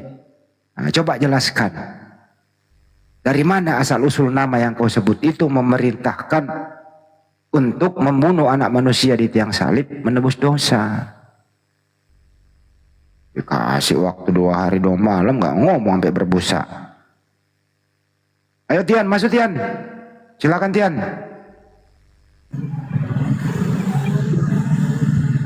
Oke bang. Ya, silakan. Apa pertanyaan ini bang? Pertanyaannya Tian, siapa yang memerintahkan membunuh anak manusia di tiang salib menembus dosa kalian? Silakan Tian. Baik. Kalau abang bertanya siapa, maka saya akan cari ayat sama abang ini. Kematian Yesus bukan dia yang membunuh, dia yang mengorbankan dia. Kalau abang bertanya seperti itu, berarti seolah-olah ini adalah sebuah persembahan seperti di tata ibadah, karena abang bilang tadi orang Yahudi kan mempersembahkan binatang ya. Ya. Nah, Yesus berarti seolah-olah abang ini berpikir bahwa Yesus juga adalah para imam yang dengan sengaja juga mengorbankan Yesus kepada Allah. Bang, izin Bang Tian, boleh gak kamu ulang pertanyaannya apa? Coba diulang. Iya, siapa yang? Siapa yang? Terus? Yang bilang apa namanya pengorbanan Yesus itu apa kan? Nah, saya ulang lagi, catat. Saya ulang. Kan? Berarti kau nggak tahu pertanyaan baru kau ngomong. Pasti kau salah jawab. Dengerin, saya ulang ya. Siapa yang memerintahkan membunuh anak manusia namanya Yesus di tiang salib untuk menebus dosanya si Tian? Siapa? Silakan. Iya, itu yang mau saya bilang Bang, bukan siapa. Di Lukas 22 ayat 3 saya baca untuk Abang, biar karena Anda bertanya siapa, saya jawabnya. Jadi, ntar saya buka ya. Ada Lukas 22 ayat 3. Maka masuklah iblis ke dalam Yudas yang bernama Iskariot, seorang dari ke-12 murid itu. Lalu pergilah Yudas kepada imam-imam kepala dan kepala pengawal bait Allah dan berunding dengan mereka. Bagaimana ia dapat menyerahkan Yesus kepada mereka. Itulah kenapa konfirmasinya di Al-Quran, artinya ini bukan sengaja persembahan. Makanya dalam Al-Quran, Yudas itu diserupakan. Jangan nyebrang. Jadi menurut Anda, Tian, yang memerintahkan untuk membunuh anak manusia menembus dosa, menurut Anda iblis, betul? Betul apa betul? Bukan, maksudnya adalah Yudas. Ini dia berencana untuk apa? Jadi Yudas menyerahkan yang Yesus. dengerin. Jadi Yudas memerintahkan membunuh Yesus menebus dosa gitu, Yudas. Bukan tidak ada memerintah menebus dosa. Nah, terus siapa? Siapa yang memerintahkan itu? Yesus. Terus siapa yang memerintahkan itu? Yesus. Yudas tidak ada diperintah Yudas untuk mengkhianati Yesus. Ya, terus siapa yang memerintahkan? Siapa? Tidak ada, karena Yudas adalah baik, tidak ada. Iblis, ya, cukup. Makanya dia gantung diri. Berarti pembunuhan Yesus di tiang salib tidak ada perintah, tidak ada yang memerintah, betul? Ya, betul? Artinya bukan ada yang menganjurkan yang menyuruh 11-12 semua ini, ya Allah. Kok bisa begini? Tidak. Ini mana? Kunci dongkrak mana? Netizen di bawah, kunci dongkrak mana? Kan yang membawa kepada imam-imam ini bahkan Bang Yudas. Tidak ada ayat satupun. Lalu Tuhan berfirman kepada Yudas, Yudas, salibkan Yesus. Tidak. Tapi karena Yudas memang jahat. Dia bersengkokol dengan orang jahat untuk membunuh Yesus. Teman-teman di bawah, kunci dongkrak mana? Hilang ini kunci dongkrak. Apa gini Bang? Kunci dongkrak mana? Tian, kunci dongkrak mana? Kunci dongkrak. Ya bener juga. Lu coba orangnya lu baik sih, jadi gua nggak kesel sama lu baik orangnya, jadi gua nggak kesel. Lu udah ngomong lagi, terserah lu ngomong. Ada lah sama yang lanjut sama yang lain kalau kayak gitu lah. Aduh, ya, tapi artinya ya gimana lah, aku mau jawabnya juga ya harus begitu, memang kayak gitu lah Bang. Gimana aku mau jawabnya lagi, memang betul. Menurut Karena kamu, memang bro, tidak ada satu ayat. bro, ini nih saya berlogika aja deh. Oh, Oke, Bang. ya, orang berbuat jahat itu termasuk membunuh orang ya, orang yang berbuat jahat, membunuh, merampok, apapun itu kejahatan itu dipengaruhi oleh siapa ya? Orang yang berbuat jahat. Ya pastilah iblis. Yudas kan makanya tadi di ayat Pintar, 22 pintar. itu maka masuklah iblis ke dalam Yudas. Lu kadang pinter lo sekarang. Kunci dongkrak gue simpen dulu ya. Karena lu udah pinter nih. Kunci dongkrak gue simpen dulu jauh-jauh. Oke. Lu jangan ketawa lu, nggak bener lu, Tian. Yang membunuh Yesus, yang membunuh Yesus itu orang jahat atau orang baik? Pasti orang jahat, Bang. Orang jahat. Orang jahat itu dipengaruhi oleh siapa sehingga dia berbuat jahat? Lukas 22 ayat 3 tadi. Kok dipengaruhi Lukas? Kok Lukas lagi mempengaruhi dia? Bukan. Jawabannya di Lukas 2 ayat 3 tadi, Bang. Lalu masuklah iblis ke dalam Yudas. Jangan bawa Lukas dulu, dengarkan dulu. Yang mudah loh ini. Tadi udah sepakat. Orang yang berbuat jahat pasti dipengaruhi oleh iblis, betul? Ya. Ya, oke. Orang yang membunuh Yesus di tiang salib itu orang jahat atau orang baik? Orang jahat kan Yudas tadi itu, makanya Lukas 22 Saya ayat nggak 3 bawa tadi lalu. Yudas. Bukan Yudas pelakunya pembunuhan itu, eksekutor. Bukan Iya, Yudas. Bang, toh. itu awalnya, Abangku. Oke. Dia yang merencanakan semuanya itu, Abangku. Eksekutornya siapa? Yudas atau tentara Romawi? Iya, dia bersengkokol kan? Eksekutornya Dia siapa? datang kepada imam-imam, kepada apa namanya yang berkelompok dengan tentara Romawi, gimana aku mau menyerahkan Yesus samamu? Apa kau kasih aku? Tian, tadi kunci dongkrak udah jauh-jauhin, gua ambil lagi nih. Aduh, memang itu kebenarannya, Bang. Gak mungkin aku ngikut Abang. Kan itu di ayat itu tadi. Di Lukas 22. Tian. Iya, Bang. Eksekutornya, lu ngerti nggak? Pelaku yang mengeksekusi Yesus itu Yudas atau tentara Romawi? Bang, kalau dihukum di Indonesia pun yang lebih parah adalah dalangnya. Ya saya nggak ngomongin dalangnya, saya ngomongin pelakunya dulu. Itu Nanti dia mundur. berarti siapa yang paling parah adalah dalangnya. Siapa dalangnya? Adalah Yudas. Kalau Dapat begitu, kepada imam-imam. saya permudah pertanyaannya. Saya jauhkan dulu kunci dongkrak. Siapakah eksekutor pelaku yang membunuh Yesus? A. Yudas, B. tentara Romawi. Bang, kalau Abang bilang Yudas, tentara, dua-duanya mereka, Bang. Oke, Gimana aku dua-duanya. ngomong lagi sama Abang? Baik. Dia yang otak dalangnya. Jadi Yudas ikut terlibat membunuh Yesus ya? Dia yang mendatangin orang-orang itu, Bang. Dia yang nanyakan, gimana aku mau menyerahkan Yesus samamu? Aku mau bunuh dia ini. Apa kau kasih aku? Siapakah Kan yang dengerin dulu ya, dengerin dulu Tian. Siapa yang memegang tombak, merombak lambungnya Yesus? A. tentara Romawi, B. Yudas. Betul memang, Bang, tentara Romawi yang bersekutu atau oleh arahan Yudas. Tentara Romawi. Oleh arahan Yudas. Tentara Romawi ini menurut kamu jahat atau tidak? Jahat, Bang, mereka bersengkokok Baik. dengan si Yudas yang merasuki oleh iblis. Oke, untuk orang membunuh jahat kita. orang jahat itu ya dipengaruhi oleh iblis atau dipengaruhi oleh kamu? Aduh, Bang, ayat yang kubaca tadi itu, masuklah iblis ke dalam Yudas. Berarti kalau Yudas yang datang kepada orang itu, siapa lagi yang berurusan dengan tentara Romawi? Ya pasti iblis dalam Yudas lah, Bangku. Oke. Pelaku pembunuhan Yesus ini pahlawan atau penjahat?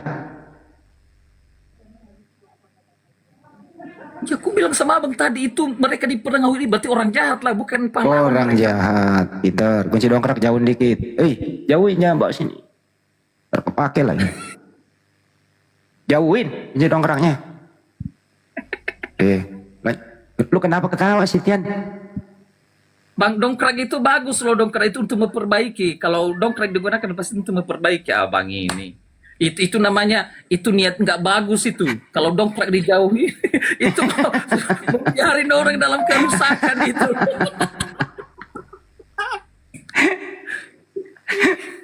Makanya gue simpen jauh-jauh, ntar gue salah pakai lagi kan.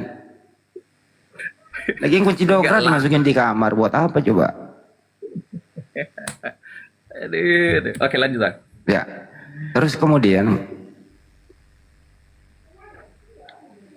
Yesus itu kan mati menebus dosa ya. Siapa yang berjasa menurut kamu ya dalam pembunuhan ini? Siapa yang berjasa menurut kamu? Silakan.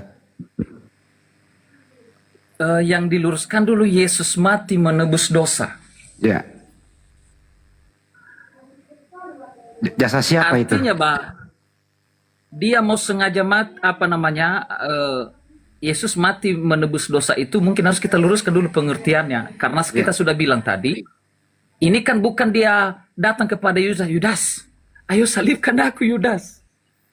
Enggak. Kamu mau meluruskan apa mau membengkokkan? Enggak Bang. Makanya saya bilang kita harus dulu gimana, apa maksud abang menebus dosa ini, karena Yesus, kita sudah baca tadi, ini kan rencana si Yudas mau membunuh Yesus. Bukan Yesus datang kepada Yudas, ini aku salibkan aku, biar jadi korban bagi orang. Lu kayaknya kenal banget sama Yudas ya. Kan ceritanya kan nggak ada seperti itu Bang. Makanya saya bilang kita harus luruskan dulu gimana maksudnya abang ini Yesus menebus dosa. Kunci dongkrak udah jauh. Kooperatif dikit apa? Dengerin ya. Bisa nggak Yesus itu tidak mati tapi menebus dosa? Bisa atau tidak? Bisa nggak Yesus itu tidak mati tapi menebus dosa? Oh bisa. Apa? Bisa. Bisa. Tapi kenapa harus mati kalau bisa tidak mati? Kan orang jahat tadi yang apa dia Bang? Itu sebabnya aku bilang sama Bang, datang kepada Yudas. Yudas, menurut kamu Yudas, nih, menurut kamu nih kooperatif, menurut kamu yang baiknya mana nih? Dia mati menebus dosa, tidak mati tapi menebus dosa. Menurut kamu nih, yang mana yang bagus? Kalau maunya sih saya Bang, jangan mati menebus dosa. Jangan mati. Pinterlah kamu sekarang ini, kunci dongkrak udah jauh ini, pinter kamu sekarang. Itu kepingin kita secara manusia. Sekepinginnya saya. Tapi kan orang jahat yang mau menyelipkan Yesus. Tapi kau terima nggak itu kau terima nggak itu jasa penjahat yang dipengaruhi oleh iblis, dosamu ditebus? Kau terima atau kau tolak? Makanya saya bilang Bang, beritahukan dulu sama saya apa makna di pikiran abang menebus dosa. Soalnya yang mau saya katakan, Yesus mati, ketika kematian Yesus itu di atas salib, walaupun niat si jahat, tapi Yesus tidak membalas. Itu sebenarnya arti penebusan dosa. Artinya Yesus mengampuni orang jahat itu. Sekalipun merah dosamu seperti kirmizi, itu dia saya. Mari kita berparak, aku mengampunimu. Itu sebenarnya konteks pengampunan dosa. Bukan memberi diri kepada Yudas. Yudas, ini aku, salibkan aku, biar aku jadi tujuan Yesus mati di tiang salib itu A. menebus dosa, B. menebus utang. Nebus utang. Karena di Yohanes 3 ayat 16, karena begitu besar kasih Allah. Oke? Bunda, jadi kau masuk Bunda. Saya mau ambil kunci dongkrak dulu, bener gue mau ambil beneran di bawah. Beneran mah, masuk dulu sama Tian. Bener gue mau ambil dulu. Aku jadi tertawa kita berdua. Jadi gini Bang, sebenarnya konsep orang salah memahami ini. Penebusan dosa yang dimaksud adalah di mana Yesus disalibkan, dia dicambuk, tapi dia tidak membalas. Itulah lambang kasih Allah kepada umat manusia bahwa dosanya siapa yang ditebus? Dosanya siapa yang ditebus? Itu saya bilang tadi bukan menebus seperti itu konteksnya. Makanya aku tanya tadi kepada Bang Andi, apa yang ada di kepala abang? menebus ini? Apakah Yesus tadi datang kepada siapa namanya si Yudas Nah, yang Yesus mati di tiang salib apa ya? Sebagai apa dia? menunjukkan kasih Allah? Makanya ayat Yohanes pasal 3 ayat 16, Menunjukkan karena kasih begitu sampai dia besar mati kasih terkutuk, Allah ya akan Allah dunia, ya Rabbi. sehingga ia menyerahkan Begitu anaknya. besar kasih Allah sehingga dia mengaruniakan anaknya untuk menjadi Anaknya yang tumbal. Kalau dia kasihi anaknya, bukan Bang, tumbal. nggak mungkin dihinakan, terkutuk. Itu yang kau tuhankan itu Mesias palsu. Masa Yesus anak Maria terkutuk? Sementara ketika dia dibaptis, terbuka langit. Ketika dia berdoa, terbuka langit. Terdengar suara dari langit. Engkau anak yang kukasihi. Kepadamu aku berkenan. Tuhan berkenan kepada Yesus anak Maria ini, yang diutus kepada Bani Israel. Tapi engkau Tuhan kan, Bang, yang mati terkutuk itu, Galatia 3:13, Kristus telah menebus karesteng dari kutuk hukum Taurat dengan jalan menjadi kutuk. Jadi dia menjadi kutuk, Bang. Berarti bukan yang dimuliakan. Kalau Yesus anak Maria yang diutus kepada Bani Israel dimuliakan. Ini mati terkutuk, dihinakan, terhina ini, Bang, orang terkutuk tuh. Apa ya, orang yang Itu dihinakan oleh sebabnya Tuhan. sering saya singgung kepada Bang Handi, ini bukan karena Yesus datang kepada siapa si Yudas. Ayo Yudas ini, apa namanya, aku mau disalib ini. Tidak. Bang, Yudas kenapa mau kamu, mengkhianati Yesus. Bang, di Yohanes tertulis, apa kata Yesus? Bunda. Anak manusia memang akan pergi, tapi celakalah bagi siapa sehingga anak manusia itu diserahkan. Siapa yang celaka? Yudas. Itu kata Yudas, Yesus loh. betul. Celaka. Nah, Yesus mati di tiang salib ini untuk apa? Kan saya bilang tadi, menunjukkan kasih Allah. Dia menjadi manusia serupa dan segambar dengan manusia. Di mana itu Allah menjadi Dia manusia? membiarkan dirinya, dengar, dia membiarkan dirinya di memang dia membiarkan dirinya. Dia membiarkan dirinya sampai disalib. Sesungguhnya bisa saja dia apa namanya tidak disalib, tapi dia membiarkan untuk menunjukkan kasih Allah. Bahwa makanya ketika di atas salib itu di kitab orang Kristen, ampuni mereka. Padahal lagi ditombak ini. Kasih mana yang pernah seperti itu? Maka itulah sebabnya orang Kristen percaya kepada Tuhannya sendiri. Sungguh orang Kristen itu begitu kasih. Hanya dengan itu.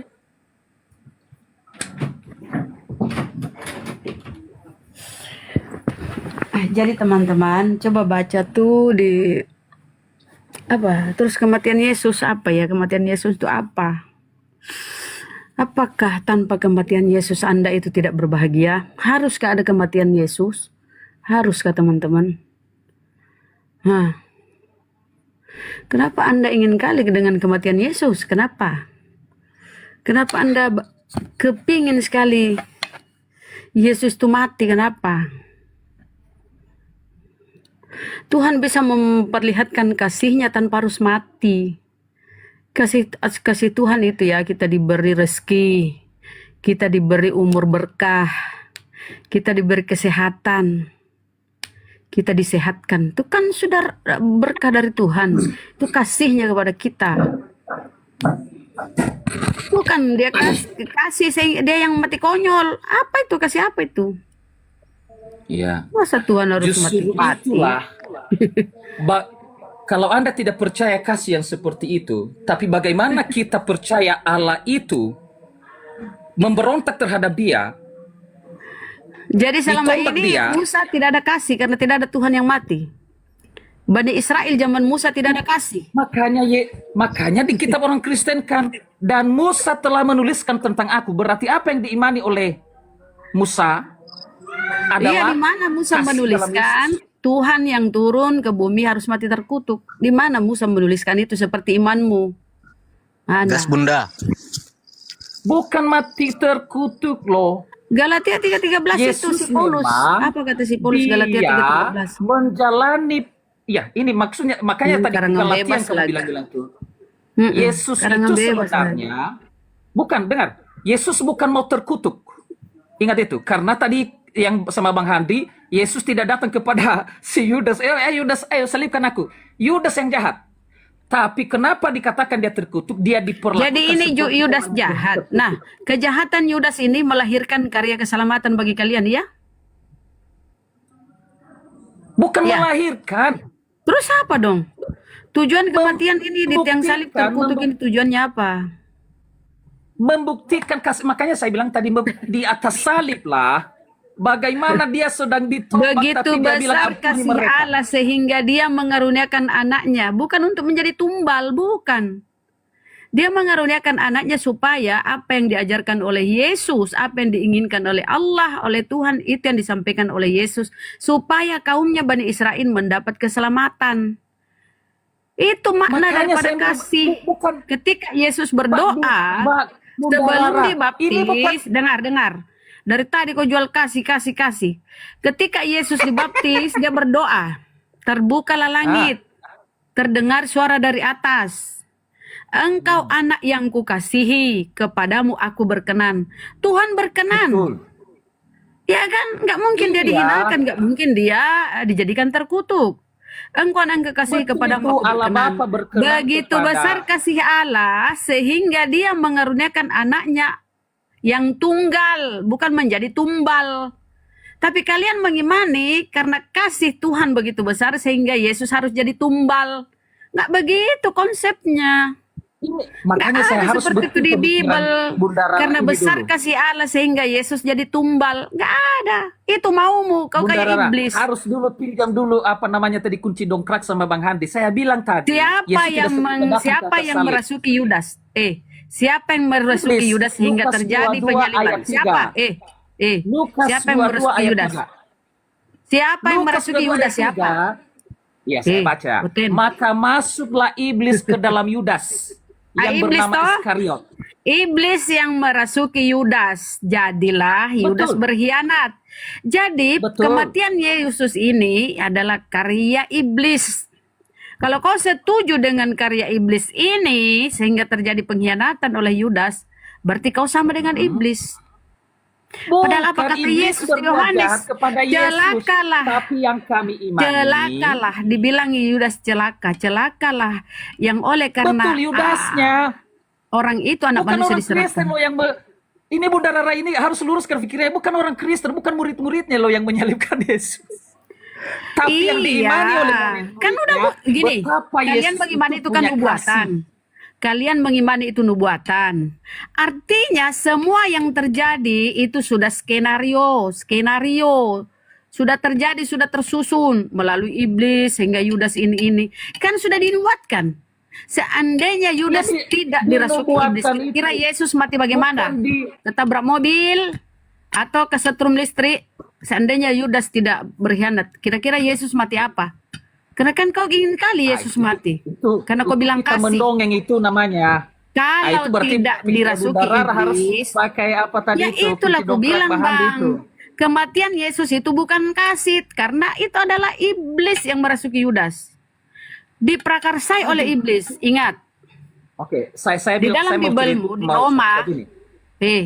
di Roma apa kata Paulus? Akibat ketidaktaatan seorang, semua manusia terjalar dosa. Itu Ya. kata si Paulus di Roma.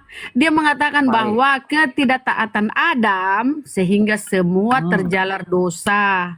Itu kan Betul. mau-maunya si iblis. Yang menggoda Adam, menggoda Hawa adalah iblis. Yaitu berupa ular. Menggoda Adam itu adalah Hawa yang sudah digoda oleh iblis. Kemudian setelah akan diadakannya penebusan dosa waris ini oleh karya si Paulus ini ya, karangan si Paulus, datanglah si iblis merasuki Yudas. Kemudian Yesus kok anggap mati, menebus kemana? Ke iblis.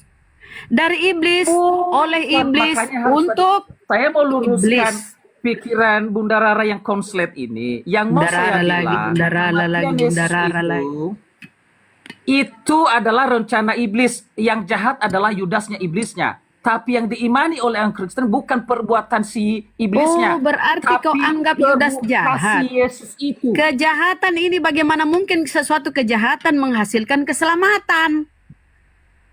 Bagaimana Bukan mungkin makanya saya kejahatan bilang, menghasilkan kebaikan? makanya Masuk akal jadi dengar orang. itu yang belum Anda mengerti. Yang mau saya bilang, yang kami imani bukan perbuatan iblis, tapi perbuatan Yesus yang penuh kasih tidak Kalau membalas. tidak ada iblis, apakah terjadi kematian Yesus? Itu kita apa namanya di luar konteks Itu kita artinya mencari iblis lah sumbernya. penyebabnya. Iblis lah penyebabnya sehingga terjadi penyaliban. Iblislah yang merasuki Yudas terjadi pengkhianatan. Saudara, karena Yesus Dari orang benar, iblis, dari awal oleh juga bisikan kau iblis tadi kepada Adam, Hawa, kemudian betul Yudas memang tidak ada dirasuki iblis, kematian kalau nggak ada terjadilah iblis. karya penyaliban, Iya, pengkhianatan. karena Yesus orang benar. Kemudian Yesus mati menebus kemana? Kalau bukan menebus ke iblis. Kalian yang mengamini itu, menginginkan kematian Yesus, berarti kalian sama dengan iblisis. Mana ayatnya? Di mana ayatnya? Kamu berarti ngarang-ngarang kamu bahwa Yesus kematian Ya, Yesus itu kalau menembus kepada bukan iblis. karena iblis yang merasuki Yudas, siapa? Apakah terjadi penyaliban? Kira-kira menurutmu? Ya Terjadi kan Yesus penyaliban? orang benar. Makanya juga Adam Kalau dan Hawa orang tanpa benar kerasukan dipengaruhi Yudas oleh iblis, bro, tanpa kerasukan Yudas oleh iblis, apakah terjadi penyaliban? Tanda tanya. Terjadi. Kan itu sudah kematian manusia, kejahatan Makanya karena ini iblis. karya iblis.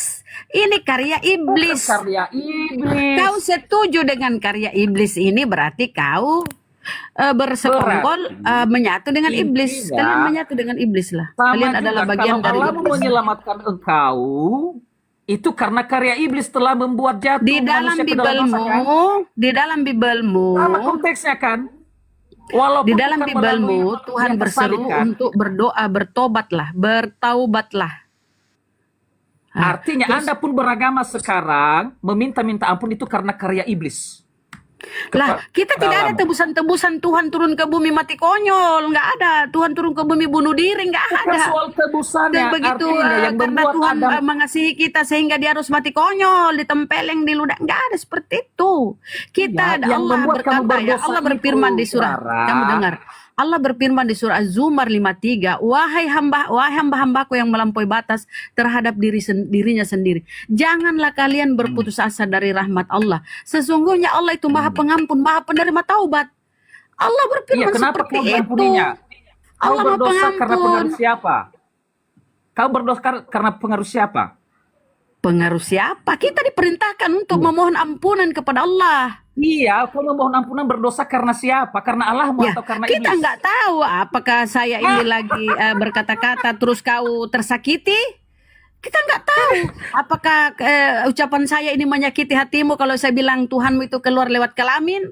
Ya, saya mohon ampunan kalau kepada Allah, kepada Tuhanku. Kalau saya menyakiti hatimu dengan perkataanku itu, walaupun itu sebenarnya benar bahwa Tuhanmu keluar lewat kelamin.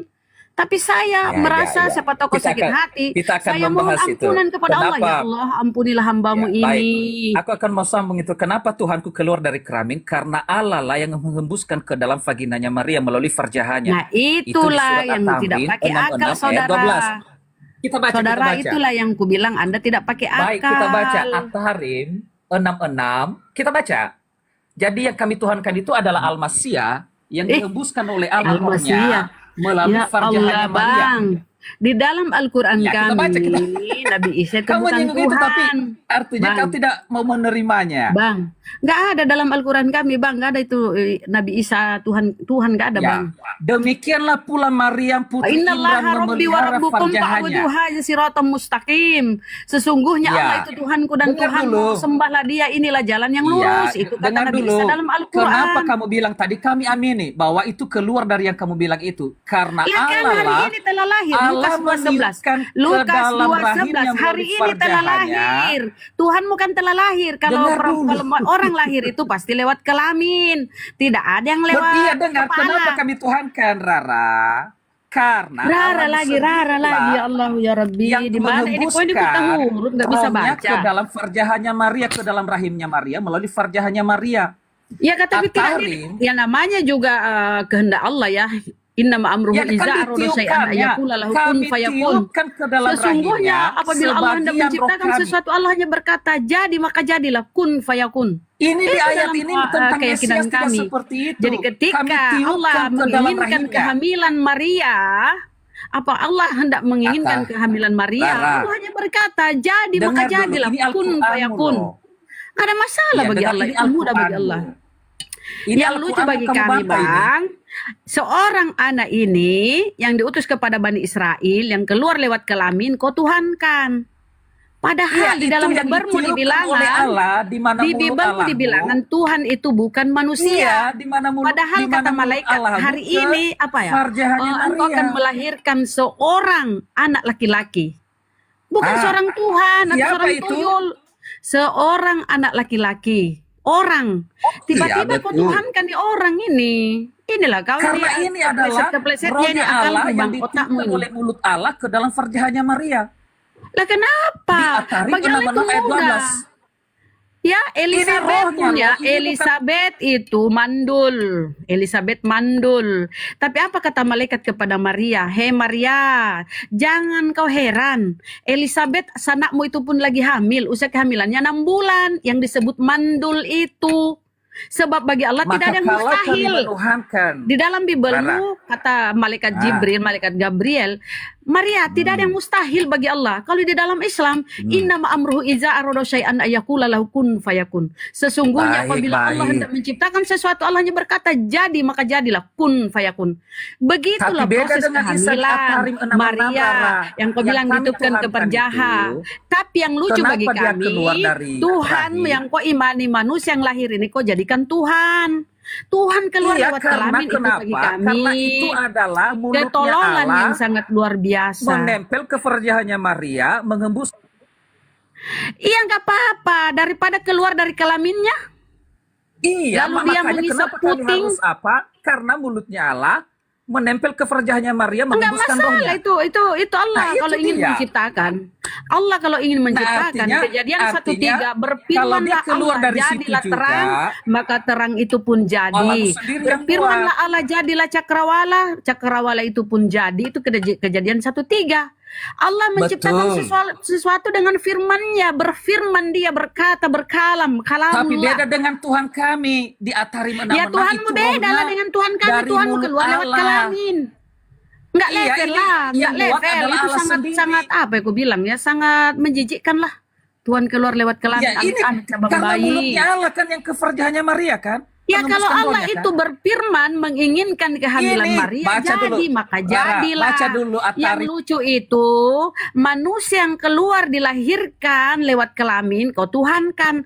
Bagi kami tuh sangat luar binasa. Ketololan yang Karena Allah sendiri berakar yang buat rumput. itu, Rara, dengan Ketololan mulutnya yang ke apa ya aku farjahnya bilang ya, Maria. sudah merajalela lah. Sudah merajalela lah dan berakar rumput itu. Tuhan dilahirkan, Tuhan ke bumi lewat kelamin. Nggak ada cara canggih, naik pesawat Karena ulang alik masuknya Rara naik pesawat ditiupkan dari jet. farjahnya Maria. Ngapain lewat Kau situ? nggak Ngapain?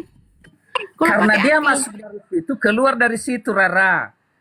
Kenapa Tuhan Oleh harus mulut keluar Allah dari situ? mengembus- Kenapa? oleh mulut Allah Sementara mengirimkan di dia ke Bibelmu farjahnya tertulis, apa kata malaikat?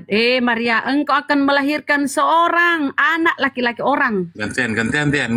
Jangan pasar. Saya sapa dulu otak merdeka. Otak merdeka silakan dibuka mionya. Masa Otak Tuhan merdeka. lahir kelamin lalu mengisap puting Maria? Ih, Otak merdeka amit-amit. silakan dibuka. Otak merdeka minta naik.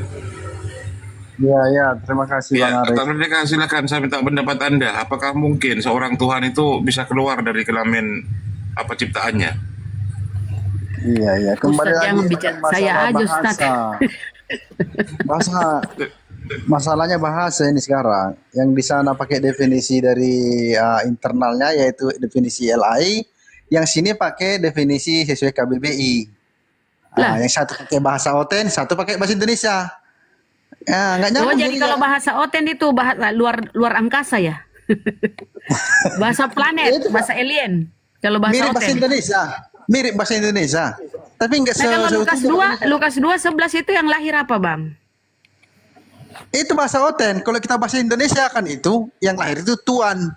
Nah, Tuhan. Tuhan. Kalau Bang otak merdeka walaupun Kristen Bunda, jangan dia sudah otaknya merdeka. Jadi Alhamdulillah. ya Yesus itu bukan Tuhan. Beda dengan si Tian, ngeyel tetap Yesus itu Tuhan. Bahkan dia Di bilangan bilang bahwa tertulis. ini Yesus itu pencipta katanya Tian. Katanya tak merdeka, tidak. Nah, Bukan sama untuk kita. sama Bang Otak lah, Tian. Biar dia dicerahkan sesama Oten. Silakan Bang. Bang Otak. Kita udah sering ketemu, tapi mungkin bolehlah kita klarifikasi. Iya, Bang Tian, salam, selamat minggu. Menurut Bang Tian ini, Yesus ini maha kuasa nggak? Bisa nggak kita sebut Yesus maha kuasa? Nah, Jawab Pian. Iya, bisa. bisa. Kalau bisa, kenapa dia masih berdoa duduk di sebelah kanan yang maha kuasa? Anda baca Filipi 2 ayat selanjutnya bahwa dia walaupun dalam kesetaraan dengan Allah, tapi dia mengosongkan dirinya, artinya tidak mempertahankan kebesarannya. Dia menjadi manusia. Sebab kalau dipertahankan kebesaran, bagaimana dia bisa menjadi manusia? Itu kan di Filipi. Dia bawa Yesus surat-surat bilang, Paulus. iya, makanya Iya, Yesus sendiri yang itulah. bilang, aku telah turun dari sorga. Itu di Yohanes. Turun dari surga mana, Tian? Lo tanya keluar dari kelamin perempuan. Silakan Bang Otak Merdeka, cerahkan. Teruskan utanya Tian itu, Bang. Sebelumnya, Merdeka. Bang Arif Era, sebelumnya artinya sama seperti Al-Quran At-Tahrim 66 tadi, itu dia dari roh Allah, dari diri Allah, dihembuskan ke Dia dalam dari roh Allah. baru lahir Mana dia. kedatangannya dia dari roh Allah? Ini orang. Ya, Mana dia dari roh Allah? Makanya Ada-ada namanya aja kau. kalimatullah. Iya, Makanya kalimatullah. firman itu bagi kami adalah Kalimat Allah. Tahu nggak artinya kalimatullah? Kalimat Allah. Inna ma'amruhu iza arodo syai'an ayakula lahu kun fayakun. Sesungguhnya apabila Allah hendak menciptakan sesuatu, Allah hanya berkata kun fayakun, jadi maka jadilah. Sebab itu mudah bagi Allah. Itu kata malaikat kepada Maria ketika dia heran, malaikat, kok bisa aku hamil? Aku nih nggak disentuh laki-laki. Dia bilang apa malaikat nih? Sanakmu Elizabeth pun lagi hamil yang disebut mandul. Sebab bagi Allah tidak ada yang mustahil. Mudah bagi Allah. Oke, bagi Allah dalam menciptakan Bang segala Mas. sesuatunya. Saya percaya itu, Rara. Tapi tentang Mesias, Tidak itu ada di Rara, At-Tahrim bro. 66. Kami Bunda itu, Rahma bagaimana itu, ada kau- kata-kata kami meniupkan? Kalau Kenapa betul dari itu, tadi kok kita Rara, bilang, Rara? Itu siapa itu Rara? Itu mantanmu ya, Rara? Bunda R. Bunda enggak, Rahma. siapa nama? Bunda Oh, Rahma sorry. itu. Dari Iya, iya. tadi. Oh, Rahma. Oke. Iya. Makanya Taruh, saya taruh, bilang, taruh. padahal Saya kembalikan jelas-jelas ke ya, otak waras dulu, taruh dulu. kami meniupkan. Taruh dulu, Tian. Kembali ke topik. Syukron. Bang Indra, terima kasih. Untung sekali kunci dongkrak saya hilang. Jadi aman-aman. Silakan lanjut. Iya, thank you. Jadi sekarang begini, kalau Yesus maha kuasa, terus yang mengutus Yesus, yang memberi Yesus otoritas dan kuasa itu kita sebut apa lagi tuh? Super maha kuasa atau super duper maha kuasa? Bagaimana? Kita ciptakan istilah baru? Gimana? Otak Merdeka, apakah tadi kamu percaya dulu? Harus kita luruskan dulu. Pertanyaan tadi Arif RH, Yesus itu turun dari mana? Apakah kau percaya dia turun dari surga? Oh, kalau itu nggak masalah. Saya percaya Yesus dari surga. Tapi bukan berarti kita dia sebagai- maha kuasa. Oke, baik. Enggak masalah. Supaya kita lepas dulu, harus kita naitingkan dulu dari pertanyaan Arif RH tadi. Berarti kamu akui dia turun dari surga, oke? Dia turun dari surga sebagai apa? Sebagai Mesias. Juru selamat. Bukan Tuhan. Bukan Tuhan maha kuasa, bukan. Sebagai Mesias, oke. Apa namanya waktu dia, kan Mesias yang diurapi, kapan dia diurapi? Ya, Kan kapan Mesias dia- itu yang yang jelas divalidasi oleh Yohanes Pembaptis, ya, divalidasi bahwa dialah Mesias itu. Kan orang-orang Israel bertanya sama Yohanes Pembaptis, kaukah Mesias itu atau kau Nabi Elianya kau atau siapa kau sebenarnya? Betul, Dia Otak yang Merdeka. menjelaskan. Mesias itu saya kan bantu yang Mesias yang akan yang datang itu diurapi nanti artinya membuka karena tali ada kasihnya tugas pun khusus. tak layak. Lalu gantian, saya bantu jawab. Diurapi oleh Maria Magdalena, diusap kepalanya dengan minyak bualan, dan dicium kakinya, itu diurapi di situ. Lanjut. Iya, jadi intinya Itu kapan dia diurapi? ayat itu Terus Bang, pertanyaan itu persiapan lagi. penguburannya. Kalau Gini itu loh, Yesus gini loh. meninggal. Gua pertanyaan, Anda kan Kristen. Jangan tentang Ya. Tian. Karena kan Kristen, aku Kristen. Kita udah fix mengakui, mengimani lah dulu kita bilangnya bahwa Yesus itu Mesias. Entah kapannya diurapi dia, tapi yang jelas dia dari surga, diutus dari surga, jadi manusia, Oke. lahir dari Bunda Maria. Sekarang pertanyaannya yang lebih ke apa yang tadi? Yesus Anda bilang maha kuasa. Mayoritas mengatakan maha kuasa. Oke. Ya, Kalau maha kuasa berarti hanya ada satu. Kalau ada dua maha kuasa repot. Berantem berarti nanti. Makanya Nah, saya tanya samamu dulu. ternyata Sebelum di kita Alkitab, mau yes, berantem, itu diutus. enggak. Iya, sebelum kita membahas berantem kalau dua yang maha kuasa, pertanyaan saya, Mesias itu kan yang diurapi, berarti sebelum dia diurapi, dia sudah ada. Keberadaannya sebelum dia diurapi apa? Ya roh lah kita bilang. Iya, Ya, roh roh itu dia. apa maksudnya? Apa keberadaannya? Apa Roh itu keberadaannya? ilahi tidak? Yang Baca jelas dia Yohanes tidak 1 ayat 1. ilahi. Oke, kita sepakati kata ilahi kan gitu ya diskusi. Terminologi kita sepakati ilahi. Betul. Kalau yang pernah aku baca, Artinya, kamu percaya Yohanes, diam kamu dulu percaya kan Yohanes kata 1 ayat menyinggung 1. kata ilahi. Dan kita Baik, sepakat baik. kita bilang kalau dia nggak ngalor ngidul ya kan sepakat dulu masalah tes terminologi istilah. Yang ku baca baik versi bahasa Inggris, kalau bahasa Inggris kan divine. Kita Indonesia ilahi. Itu berasal dari surga sono dan dia adalah dalam lingkaran yang maha kuasa. Yang loyal, bukan yang memberontak. Yang memberontak itulah roh jahat kan, Messiah and the gang. Nah, itulah ilahi. Yesus itu kita bisa sebut dia ilahi tapi dia bukan yang maha kuasa. Gimana, paham? Setuju? Malaikat makhluk ilahi. Karena dia dalam lingkungan yang maha kuasa dia. Baik, baik. Oke, good. Kamu Terus percaya Yohanes 1 ayat 1? percaya, makanya aku bilang dia dari surga. Itu salah satu alasannya. Coba baca. Coba baca. Apa dikatakan di sana? Ya ini mah kembali yang semalam Tian. Iya, jadi Tanpa firman katanya Bapak bisa eksis, kan gitu kan? oke, jadi biar jelas membacanya. Ini masih ingat aja yang Ya, versi bahasa Ibraninya, bahasa Yunaninya pun aku hafal, ya. Bahasa Ibraninya pun aku tahu, ya. Nah, Oke. versi Orthodox Jewish Bible-nya itu lebih jelas di sana. Jadi kalau di bahasa Indonesia kan, nanti kita lebih paham mengerti. Pada mulanya Dedvar Hasem, sang firman Yahweh, bersama-sama dengan Yahweh, bersama-sama. Dan sang firman Yahweh ini kan gelar, ya. Ini gelar, bukan kata benda ini. Dan sang firman Yahweh ini tidak bisa tidak dialah Elohim. Jadi Elohim itu bukan otomatis yang maha kuasa. Bukan kata, saya bertanya dulu, bukan kata benda atau kata benda? Yang mana yang betul ini? Dedvar Hasem itu bukan kata benda, itu gelar. Itu gelar bagi satu sosok, ya. Makanya dia harus sang firman Yahweh. Coba, Ya, sang apa namanya? firman Yahweh. Coba baca dulu ya Yohanes 1 apa namanya? Enarke en hologos. Ah, hologos kan? Itu kan apa? Hologos sang firman itu. Sementara Iya, kalian kalau pakai ho itu apa? Ho itu. itu the word bahasa Inggrisnya, sang firman bahasa Indonesianya. Kan? Artinya sang. Iya. Jadi itu sang gelar. Kalau dikatakan sang firman, itu kira-kira Ntar dulu, kunci dongkrak mau bicara, dengerin. Menurut Anda berdua, ini kunci dongkrak yang bertanya nih. Menurut Anda berdua, apa arti firman? Ian dulu. Nah, firman itu kata benda bukan pribadi. Firman itu boleh kutuliskan. Firman ini kutuliskan ya, baru kumasukkan ke amplop, kubagikan ke orang firman. Ah ini ya, kalian renungkan tiap pagi firman ini. Kata benda itu. Menurut Tian, ini kunci dongkrak yang nanya nih Tian. Arti firman. Baik. Otak merdeka, manusia kata benda atau tidak? Lu jawab dulu itu, kau arti firman apa? Ini hanya untuk menjawab si Otak Merdeka ini, soalnya pikirannya kalau kata benda itu pakai bukan pribadi. Saya tanya dia, manusia itu kata benda atau tidak merdeka? Itu nggak boleh dibilang kata benda karena itu pribadi manusia. Iya, katanya kata benda atau tidak? Ya tidak lah, janganlah kata benda, itu manusia pribadi loh. Benda manusia, mau kau bilang benda? Ya kan Kau memang benda, kau manusia bilang benda. benda hidup, ampun. Ini mau lanjutkan berdiskusi dengan Benda hidup, makhluk hidup yang nggak ada kata benda hidup. Makhluk hidup yang ada. Kalau kayak gini angkat tangan aku lah untuk berdiskusi kalau kayak gitu. Masa nggak tahu ada benda hidup, benda mati? Enggak, apa pemahaman bahasa Indonesia aja dulu lah. Kamu percaya ada benda hidup, ada benda mati?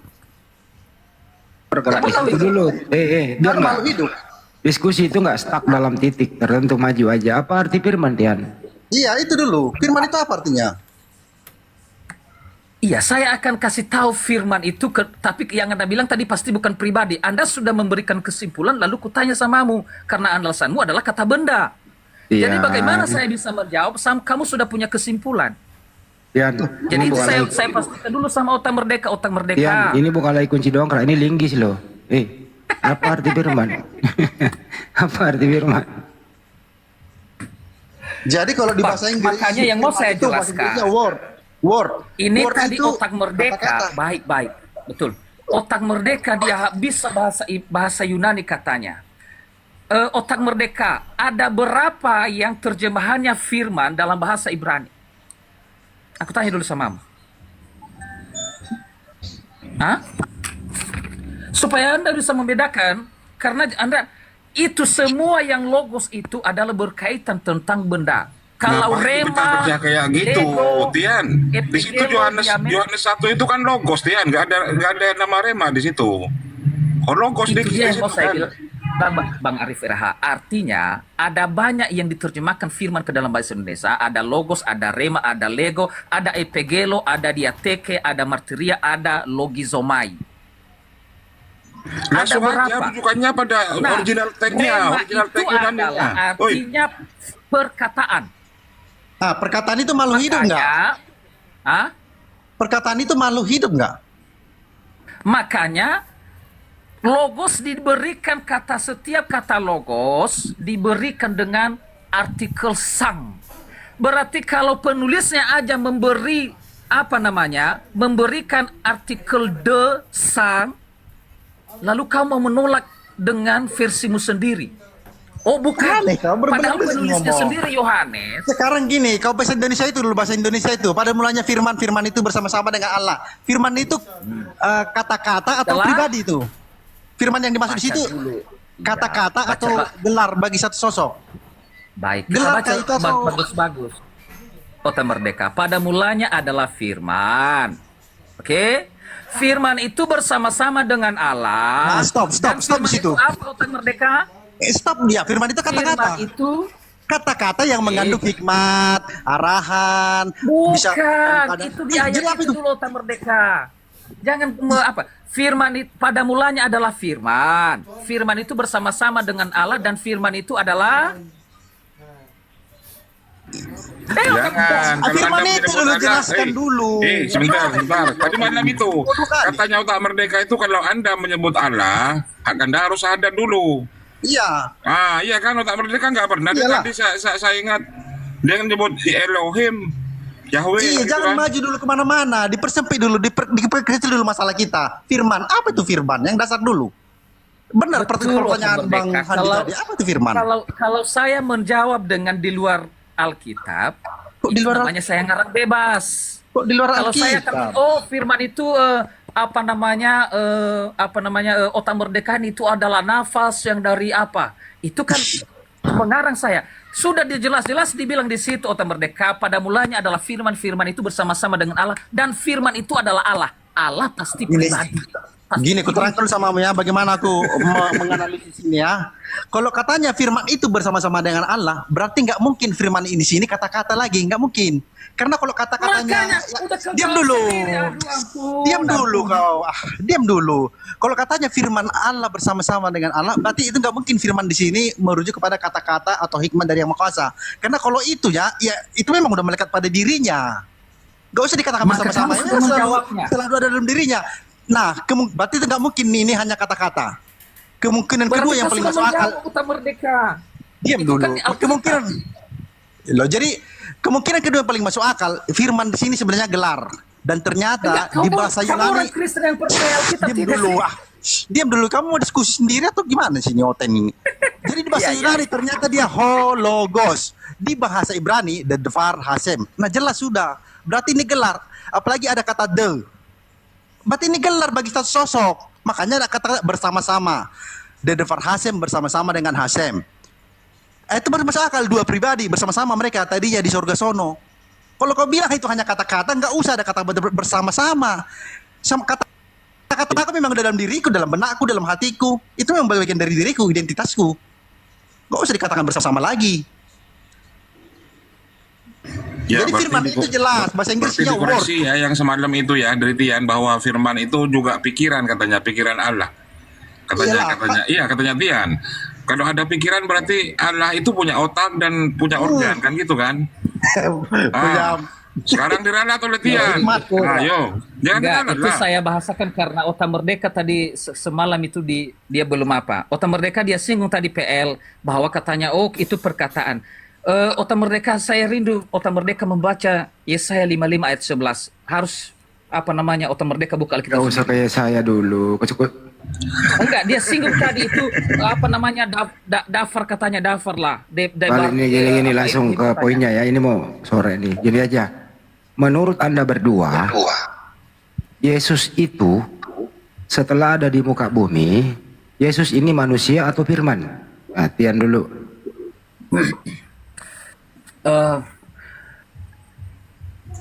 Dia mengambil rupa manusia berarti dia tetap Tuhan dalam rupa manusia. Saya ulang pertanyaannya ya. Coba kalau Otak Merdeka yang jawab nih. Bro, menurut Anda, Yesus setelah di muka bumi, dia itu firman atau dia manusia? Dia itu ya manusia lah. Manusia, baik. Tian, Yesus itu di bumi manusia atau dia firman? Dia adalah firman, dia Tuhan yang dalam rupa manusia. Karena di perjanjian lama Tuhan pernah Kenapa kau panjang kali jawabmu? Kunci dong kerana gue bawa nih. Iya, jadi Tuhan yang menampakkan diri kepada Saya nggak nanya Abraham. itu. Nih, ulangi Iya, nih. sama Bang, artinya yang mau saya bilang ada contohnya di Tian, dengerin dulu ya. Itu ada bayi yang digendong Maria toh, dibungkus lampi taruh di palungan. Mulai dari bayi umur sehari, 1 bulan, mulai dia udah ada suara nenen, terus dia udah mulai ngesot, terus udah mulai pintar jalan, udah mulai sekolah sampai dewasa. Yang saya maksud tadi itu yang dirawat Maria, anak Maria ini nama Yesus, dia itu A manusia, B firman. Bang, sebenarnya gini, kalau saya menjawab lebih mendetail nanti, makanya saya singgung-singgung kemarin Gabriel di dalam melakukan, tapi nanti seolah-olah saya bawa terus Al-Quran. Kalau Benar-benar kunci dokrak gue pakai kalau begini jadinya nih. Karena memang, makanya saya tanya sama Bang, ini ada Gabriel Bang malaikat, dia Kenapa lu lari ke sono-sono sih kalau ditanya? Karena kalau aku bilang di Itu nanti Alkitab, gampang Tian, nanti bisa dijelaskan oleh Ustadz Tahta. Ini loh sederhana pertanyaannya Tian. Saya ulang lagi sekali lagi. Ada bayi dilahirkan Maria, dirawat Maria sampai dia dewasa. Ya, dia beraktivitas di muka bumi, bisa mandi, bisa makan, bisa tidur, bisa bermujizat, bisa apa saja. Namanya Yesus. Pertanyaannya, yang saya maksud tadi yang nama Yesus ini, dia adalah A firman, B manusia. dia firman dalam rupa manusia, dia Tuhan dalam rupa manusia, Bang. Itu kesimpulannya manusia atau firman? Itu sebabnya saya bilang tadi, kalau bagaimana aku bisa menjelaskan kalau tidak dari Alkitab, Bang. Kalau Anda hanya meminta pendapat saya, tapi aku mau memberikan contoh dalam atau saya persingkat, saya persingkat lagi. Gini. Tian, Yesus waktu di muka bumi itu dia pernah tidur gak? Iya Bang, pernah. Pernah tidur. Yang tidur itu A manusia, B firman. Iya, dia telah mengambil rupa manusia, menyamakan dirinya dengan manusia. Berarti yang tidur adalah kelemahan manusia, dia ikutin. Yang tidur dia itu manusia atau firman, Tian? Firman dalam rupa manusia, abangku. Oh, berarti manusia yang tidur. Makanya saya bilang tadi, kalau aku harus, bagaimana aku bisa menjelaskan sama gimana menjelaskannya yang lama-lama Tuhan menampakkan ya diri Allah, kepada dibocah. Iya. Tuhan menampakkan diri kepada Abraham kasih orang nggak nanya itu sederhana lo pertanyaannya iya, lo itu contohnya Bang. Lalu Abraham memanggil orang itu adalah tetap Tuhan. Jadi yang tidur adalah Tuhan.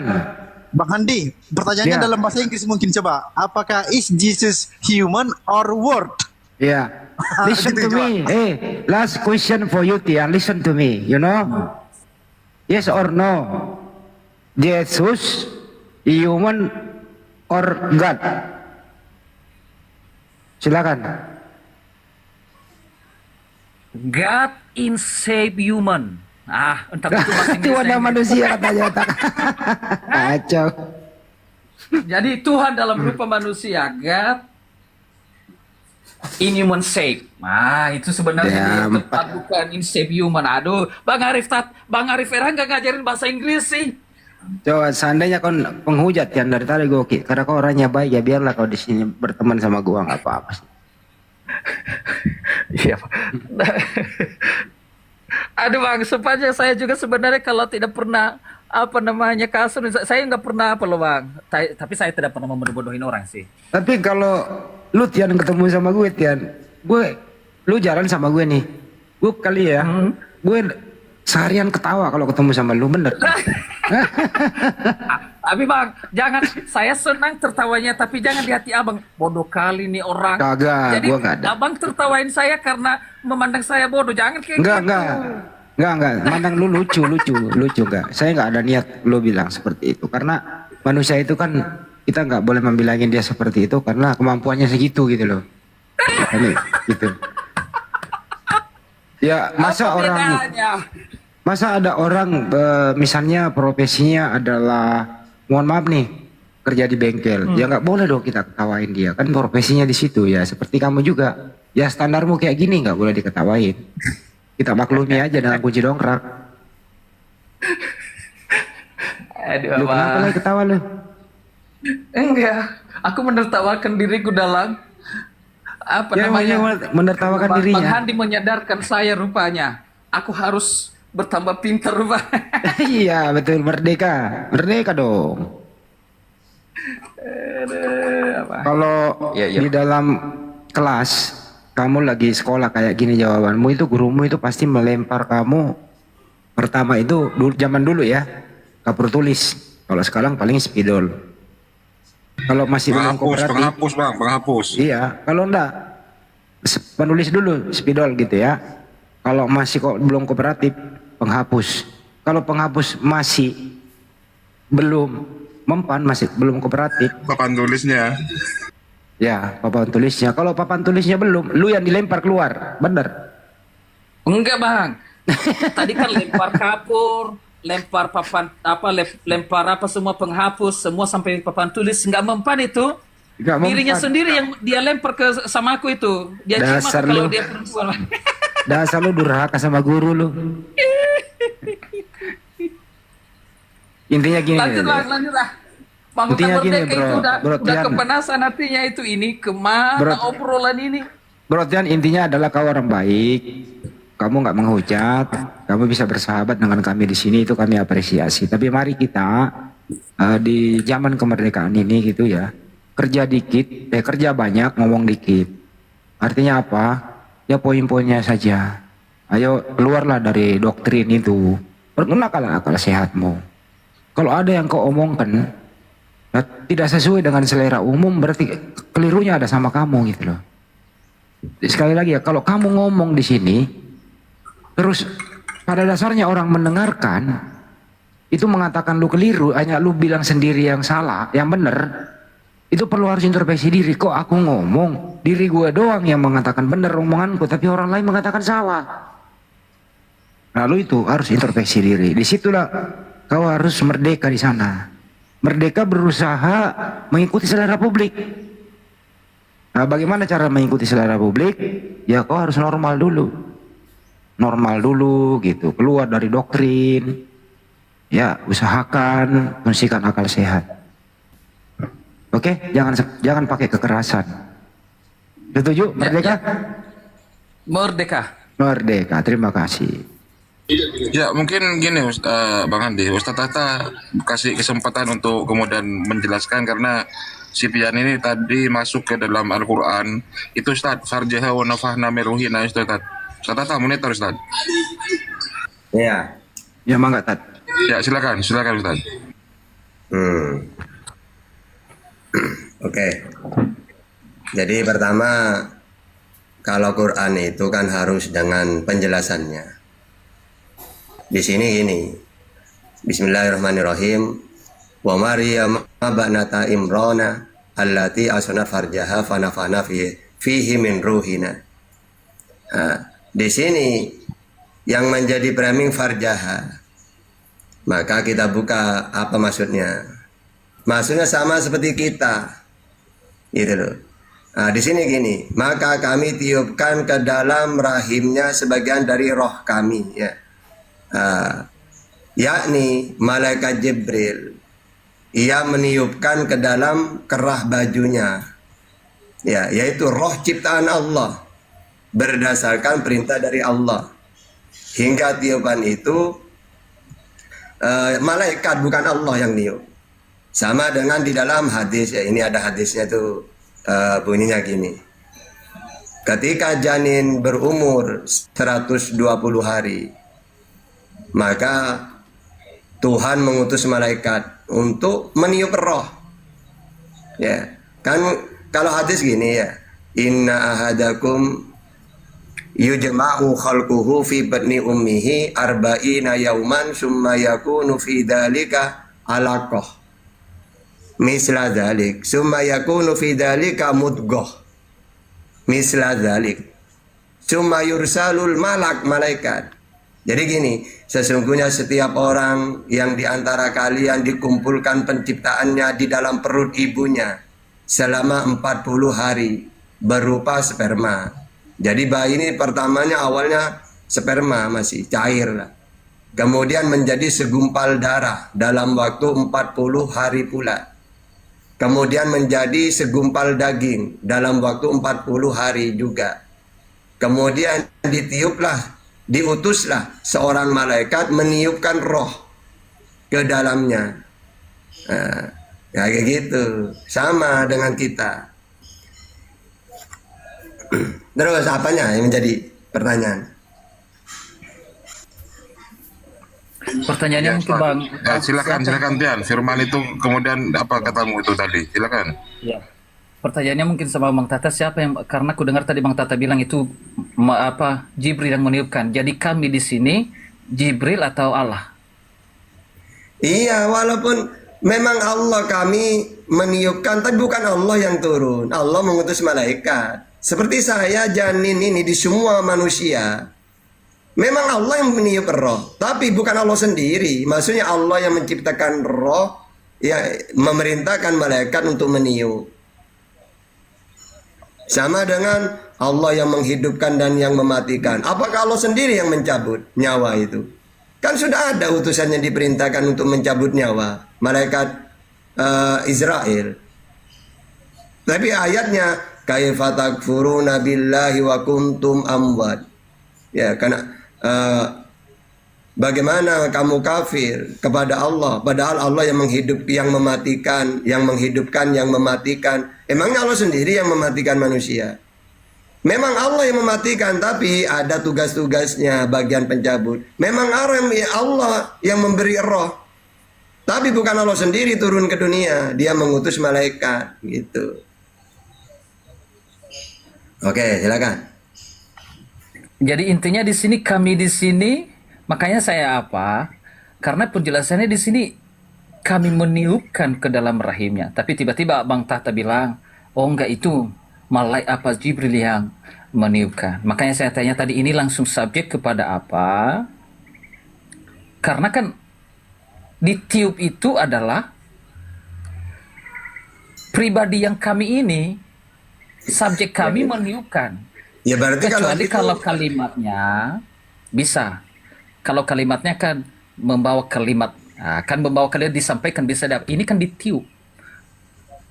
Iya, walaupun saya ditiup juga. Roh ini kalau nggak ditiup, kan gimana saya mau hidup? Ya mati manusia kalau nggak ditiup roh, kalau tidak ada rohnya. Ya tetap malaikat, karena Allah tidak mau turun ke dunia itu. Ya. Ini hadisnya ada juga kok, semua janin ini ditiup roh. Apakah Allah yang niup? Ya tidak, ya tetap malaikat. Makanya di ayatnya di Maryam 17 itu, fa'arsalna ilaiha ruhana.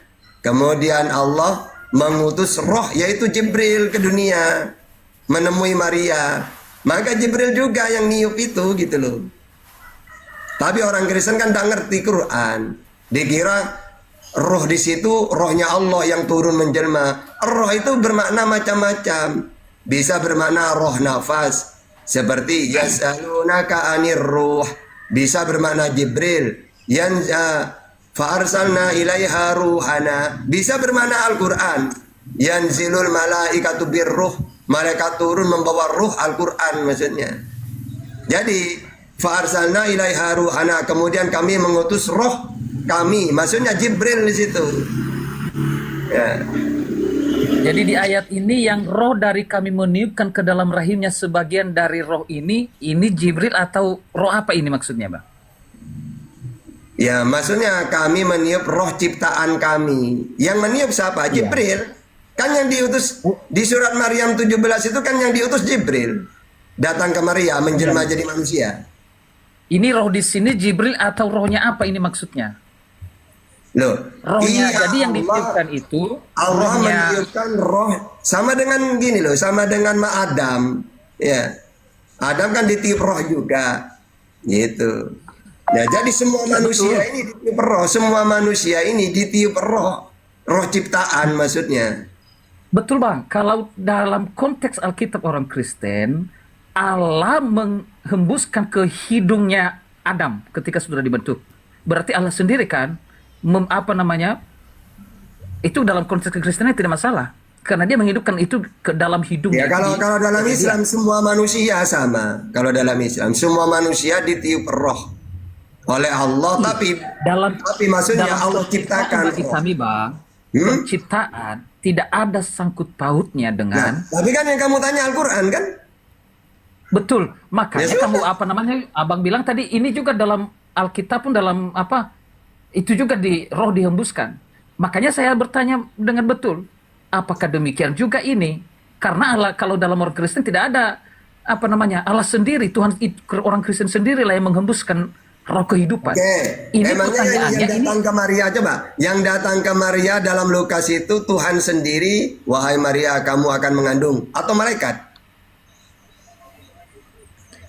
Malaikat Jibril menyampaikan dan apa katanya? Kuasa Allah turun atasmu dan Roh Kudus. Iya berarti. Jadi dalam konteks orang Kristen Roh Kudus itu adalah pribadi ketiga. Roh itu ciptaan jadi apa Allah bukan? Sendiri yang turun. Sekarang roh itu ciptaan apa bukan? Roh Allah itu. Bukan. Kalau dalam Zakaria 12 gimana? Zakaria 12 gimana? Pertama gini. Zakaria 12. Kejadian 6 ayat 3 berfirman Tuhan, rohku tidak akan selama-lamanya tinggal dalam diri manusia. Terus lagi Zakaria 12:1 ucapan ilahi firman Tuhan tentang Israel, demikianlah firman Tuhan yang membentangkan langit dan yang meletakkan dasar bumi dan yang menciptakan roh dalam diri manusia. Betul. Ya, tapi kan konteksnya dengan Isa kan Gabriel menyampaikan bahwa coba. Roh Berarti Kudus roh turun atas. berarti roh dalam diri manusia itu ciptaan apa bukan? Menaungi engkau. Sekarang kalau semua manusia yang lain, Bang, itu udah di kejadian saya itu nanya, bahwa Allah roh dalam diri roh manusia, Yesus kan manusia ya. Yesus manusia seperti kita. Roh dalam diri Yesus itu roh ciptaan atau bukan? Bukan. Loh, makanya Yesus bilang, aku telah turun dari sorga. Dia firman Allah. Makanya saya bilang tadi beda konteksnya. Makanya kami membaca apa ini, kalau dari Allah itu sendiri, rohnya sendiri, ya berarti ya loh, rohku beda ada pada semua manusia. Rohku ada pada semua manusia, kata Tuhan. Iya betul, dia yang memberikan kehidupan. Berarti saya juga kan roh Allah kan? Bukan Roh Kudus, beda Roh Kudus dan kuasa yang mati. Yang saya nanya, roh itu yang menghidupkan kita hidup ini kan roh. Rohnya Allah kan kalau dalam Bible. Bagaimana? Kita hidup ini karena diberi roh kan oleh Tuhan. Benar nggak? Iya, roh kehidupan. Roh kehidupan. Iya sama, rohku dengan rohnya Yesus sama. Makanya saya tanya tadi sama Abang, apakah sama dengan konteksnya orang Kristen dihembuskan ke hidung atau gimana ini? Ya, kalau kamu pakai Al-Quran antara saya, Abang bilang tadi. antara saya dengan Isa, gini. Kalau kamu nanya Al-Quran, saya dengan Isa sama-sama ditiup roh oleh malaikat. Udah. Gimana terus? Kalau kamu nanya Al-Quran, antara saya dengan Isa sama-sama ditiup roh oleh Allah melalui malaikat. Selesai. Silakan, apa lagi?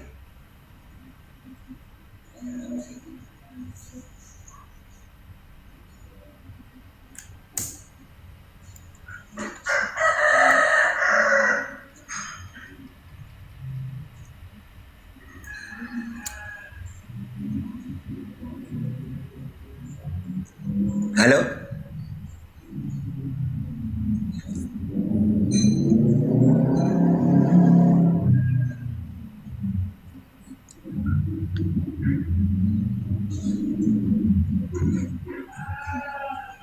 Tes.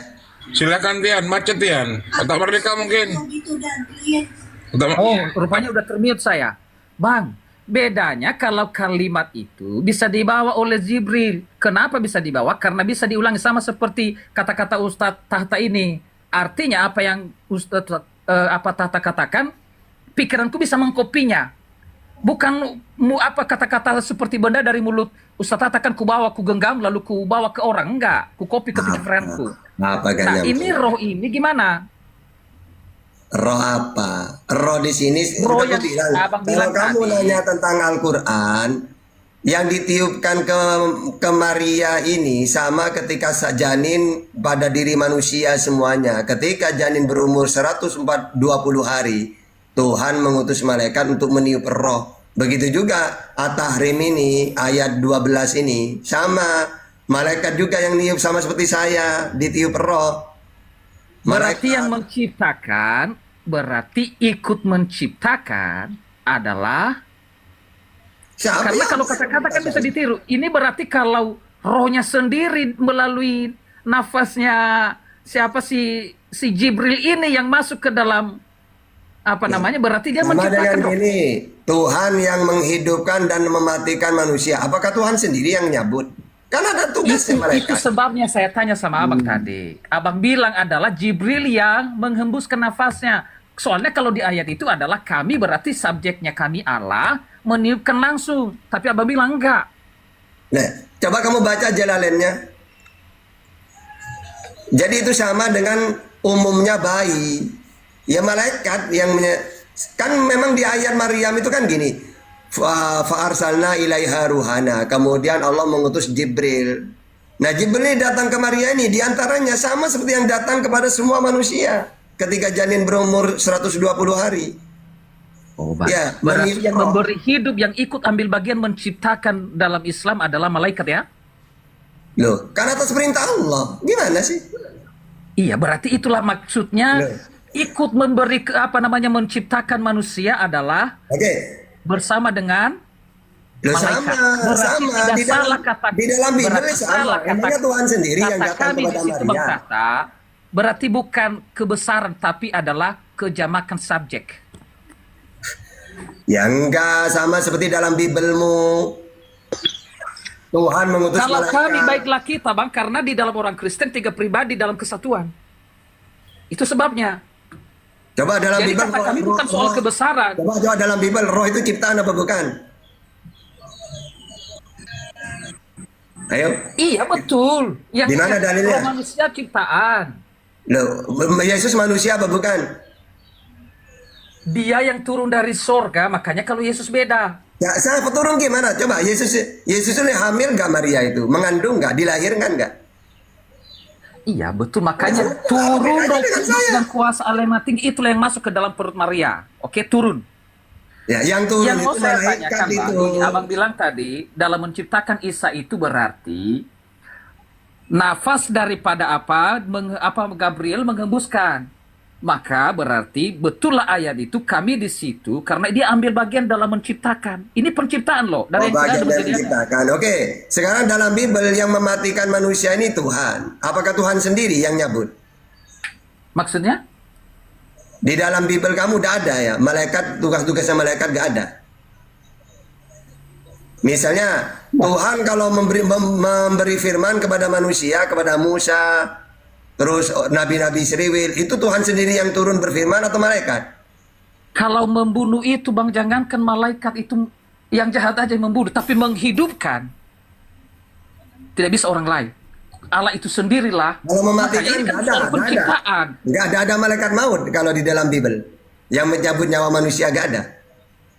Bang, mencabut nyawa jangankan hanya malaikat pun, manusia pun mencabut nyawa temannya pun bisa. Nah, iya, tapi kan tetap malaikat kan? Ini soal penciptaan, Bang. Tidak. Nggak Ada nggak nggak? orang Kristen Ada nggak yang dalam apa Bible namanya, yang malaikat menciptakan maut? Ada itu? nggak? Enggak. Yang saya tanya, ada nggak malaikat maut yang ditugaskan oleh Tuhan? Itu saya bilang dalam membunuh jangankan malaikat, Bang. Abang pun bisa membunuh ayam. Oke, ketika saya membunuh itu, kalau Tuhan tidak menghendaki gimana? Oh, jadi semua yang apa namanya kejahatan itu karena Tuhan kehendaki. Nah terus, kan dalam Bible juga sama kan? Di dalam pengkhotbah itu, baik keburukan, kejelekan, semuanya Allah, kehendak Allah kan gitu. Nggak Apa ada seperti itu dunia dalam ini? kitab orang Kristen, Bang. Hah? Ya karena Kristen Kalau dapat kehendaknya Bible. semua, kalau kehendaknya semua itu berarti kalau orang Kristen apa namanya bisa disimpulkan itu jahat, nggak ada itu. Kalau mungkin di agama Abang ya oke. Tapi dalam kekristenan tidak ada dia mengkehendaki semua kehendaknya itu. Enggak Kata ada. siapa? Sesungguhnya semua ini telah kuperhatikan, semua ini telah kuperiksa, yakni bahwa orang-orang yang benar dan orang-orang yang berhikmat dan perbuatan-perbuatan mereka baik kasih maupun kebencian ada di tangan Allah. Manusia tidak mengetahui apa yang dikehendakinya. Dialah yang menjadikan terang dan menciptakan gelap, yang menjadikan nasib mujur dan kejahatan. Semua akulah Tuhan yang membuat semuanya ini. Nah itu. Tadi Abang bilang itu di ayat pertamanya itu aku memeriksa ya. Itu Abang sendiri loh yang ngomong. Bukan meriksa. Jadi semua itu kejahatan, kebaikan, semuanya kehendak Tuhan. Ayat berapa, Bang? Biar kita buka. Pengkhotbah 9 ayat 1 atau Yesaya 45 ayat 7. Ini Abang bilang tidak ada dalam konsep kekristenan Allah apa namanya membuat kejahatan. Segala yang karena Yesus bilang apa namanya iblis itu datang untuk membunuh dan membinasakan. Tapi aku datang untuk memberi hidup dan mempunyai dalam segala kelebihan. Yang menciptakan nasib malang siapa? Yang menciptakan nasib malang siapa? Tuhan apa bukan? Bukan. Oke, sekarang Yesaya 45 ayat 7 coba baca. Tidak ada dalam apa namanya konsep. Baca dulu baru ngomong tidak ada. Silakan. Yesaya 45 ayat 7. Ya, apa katanya di situ? Kalau mau belajar Bible jangan ke pendeta, Bang. Tidak paham mereka itu. Nanya ke Islam saja. Silakan. Baca yang keras. Saya. Iya, coba baca, Bang. Saya baru yang menjadi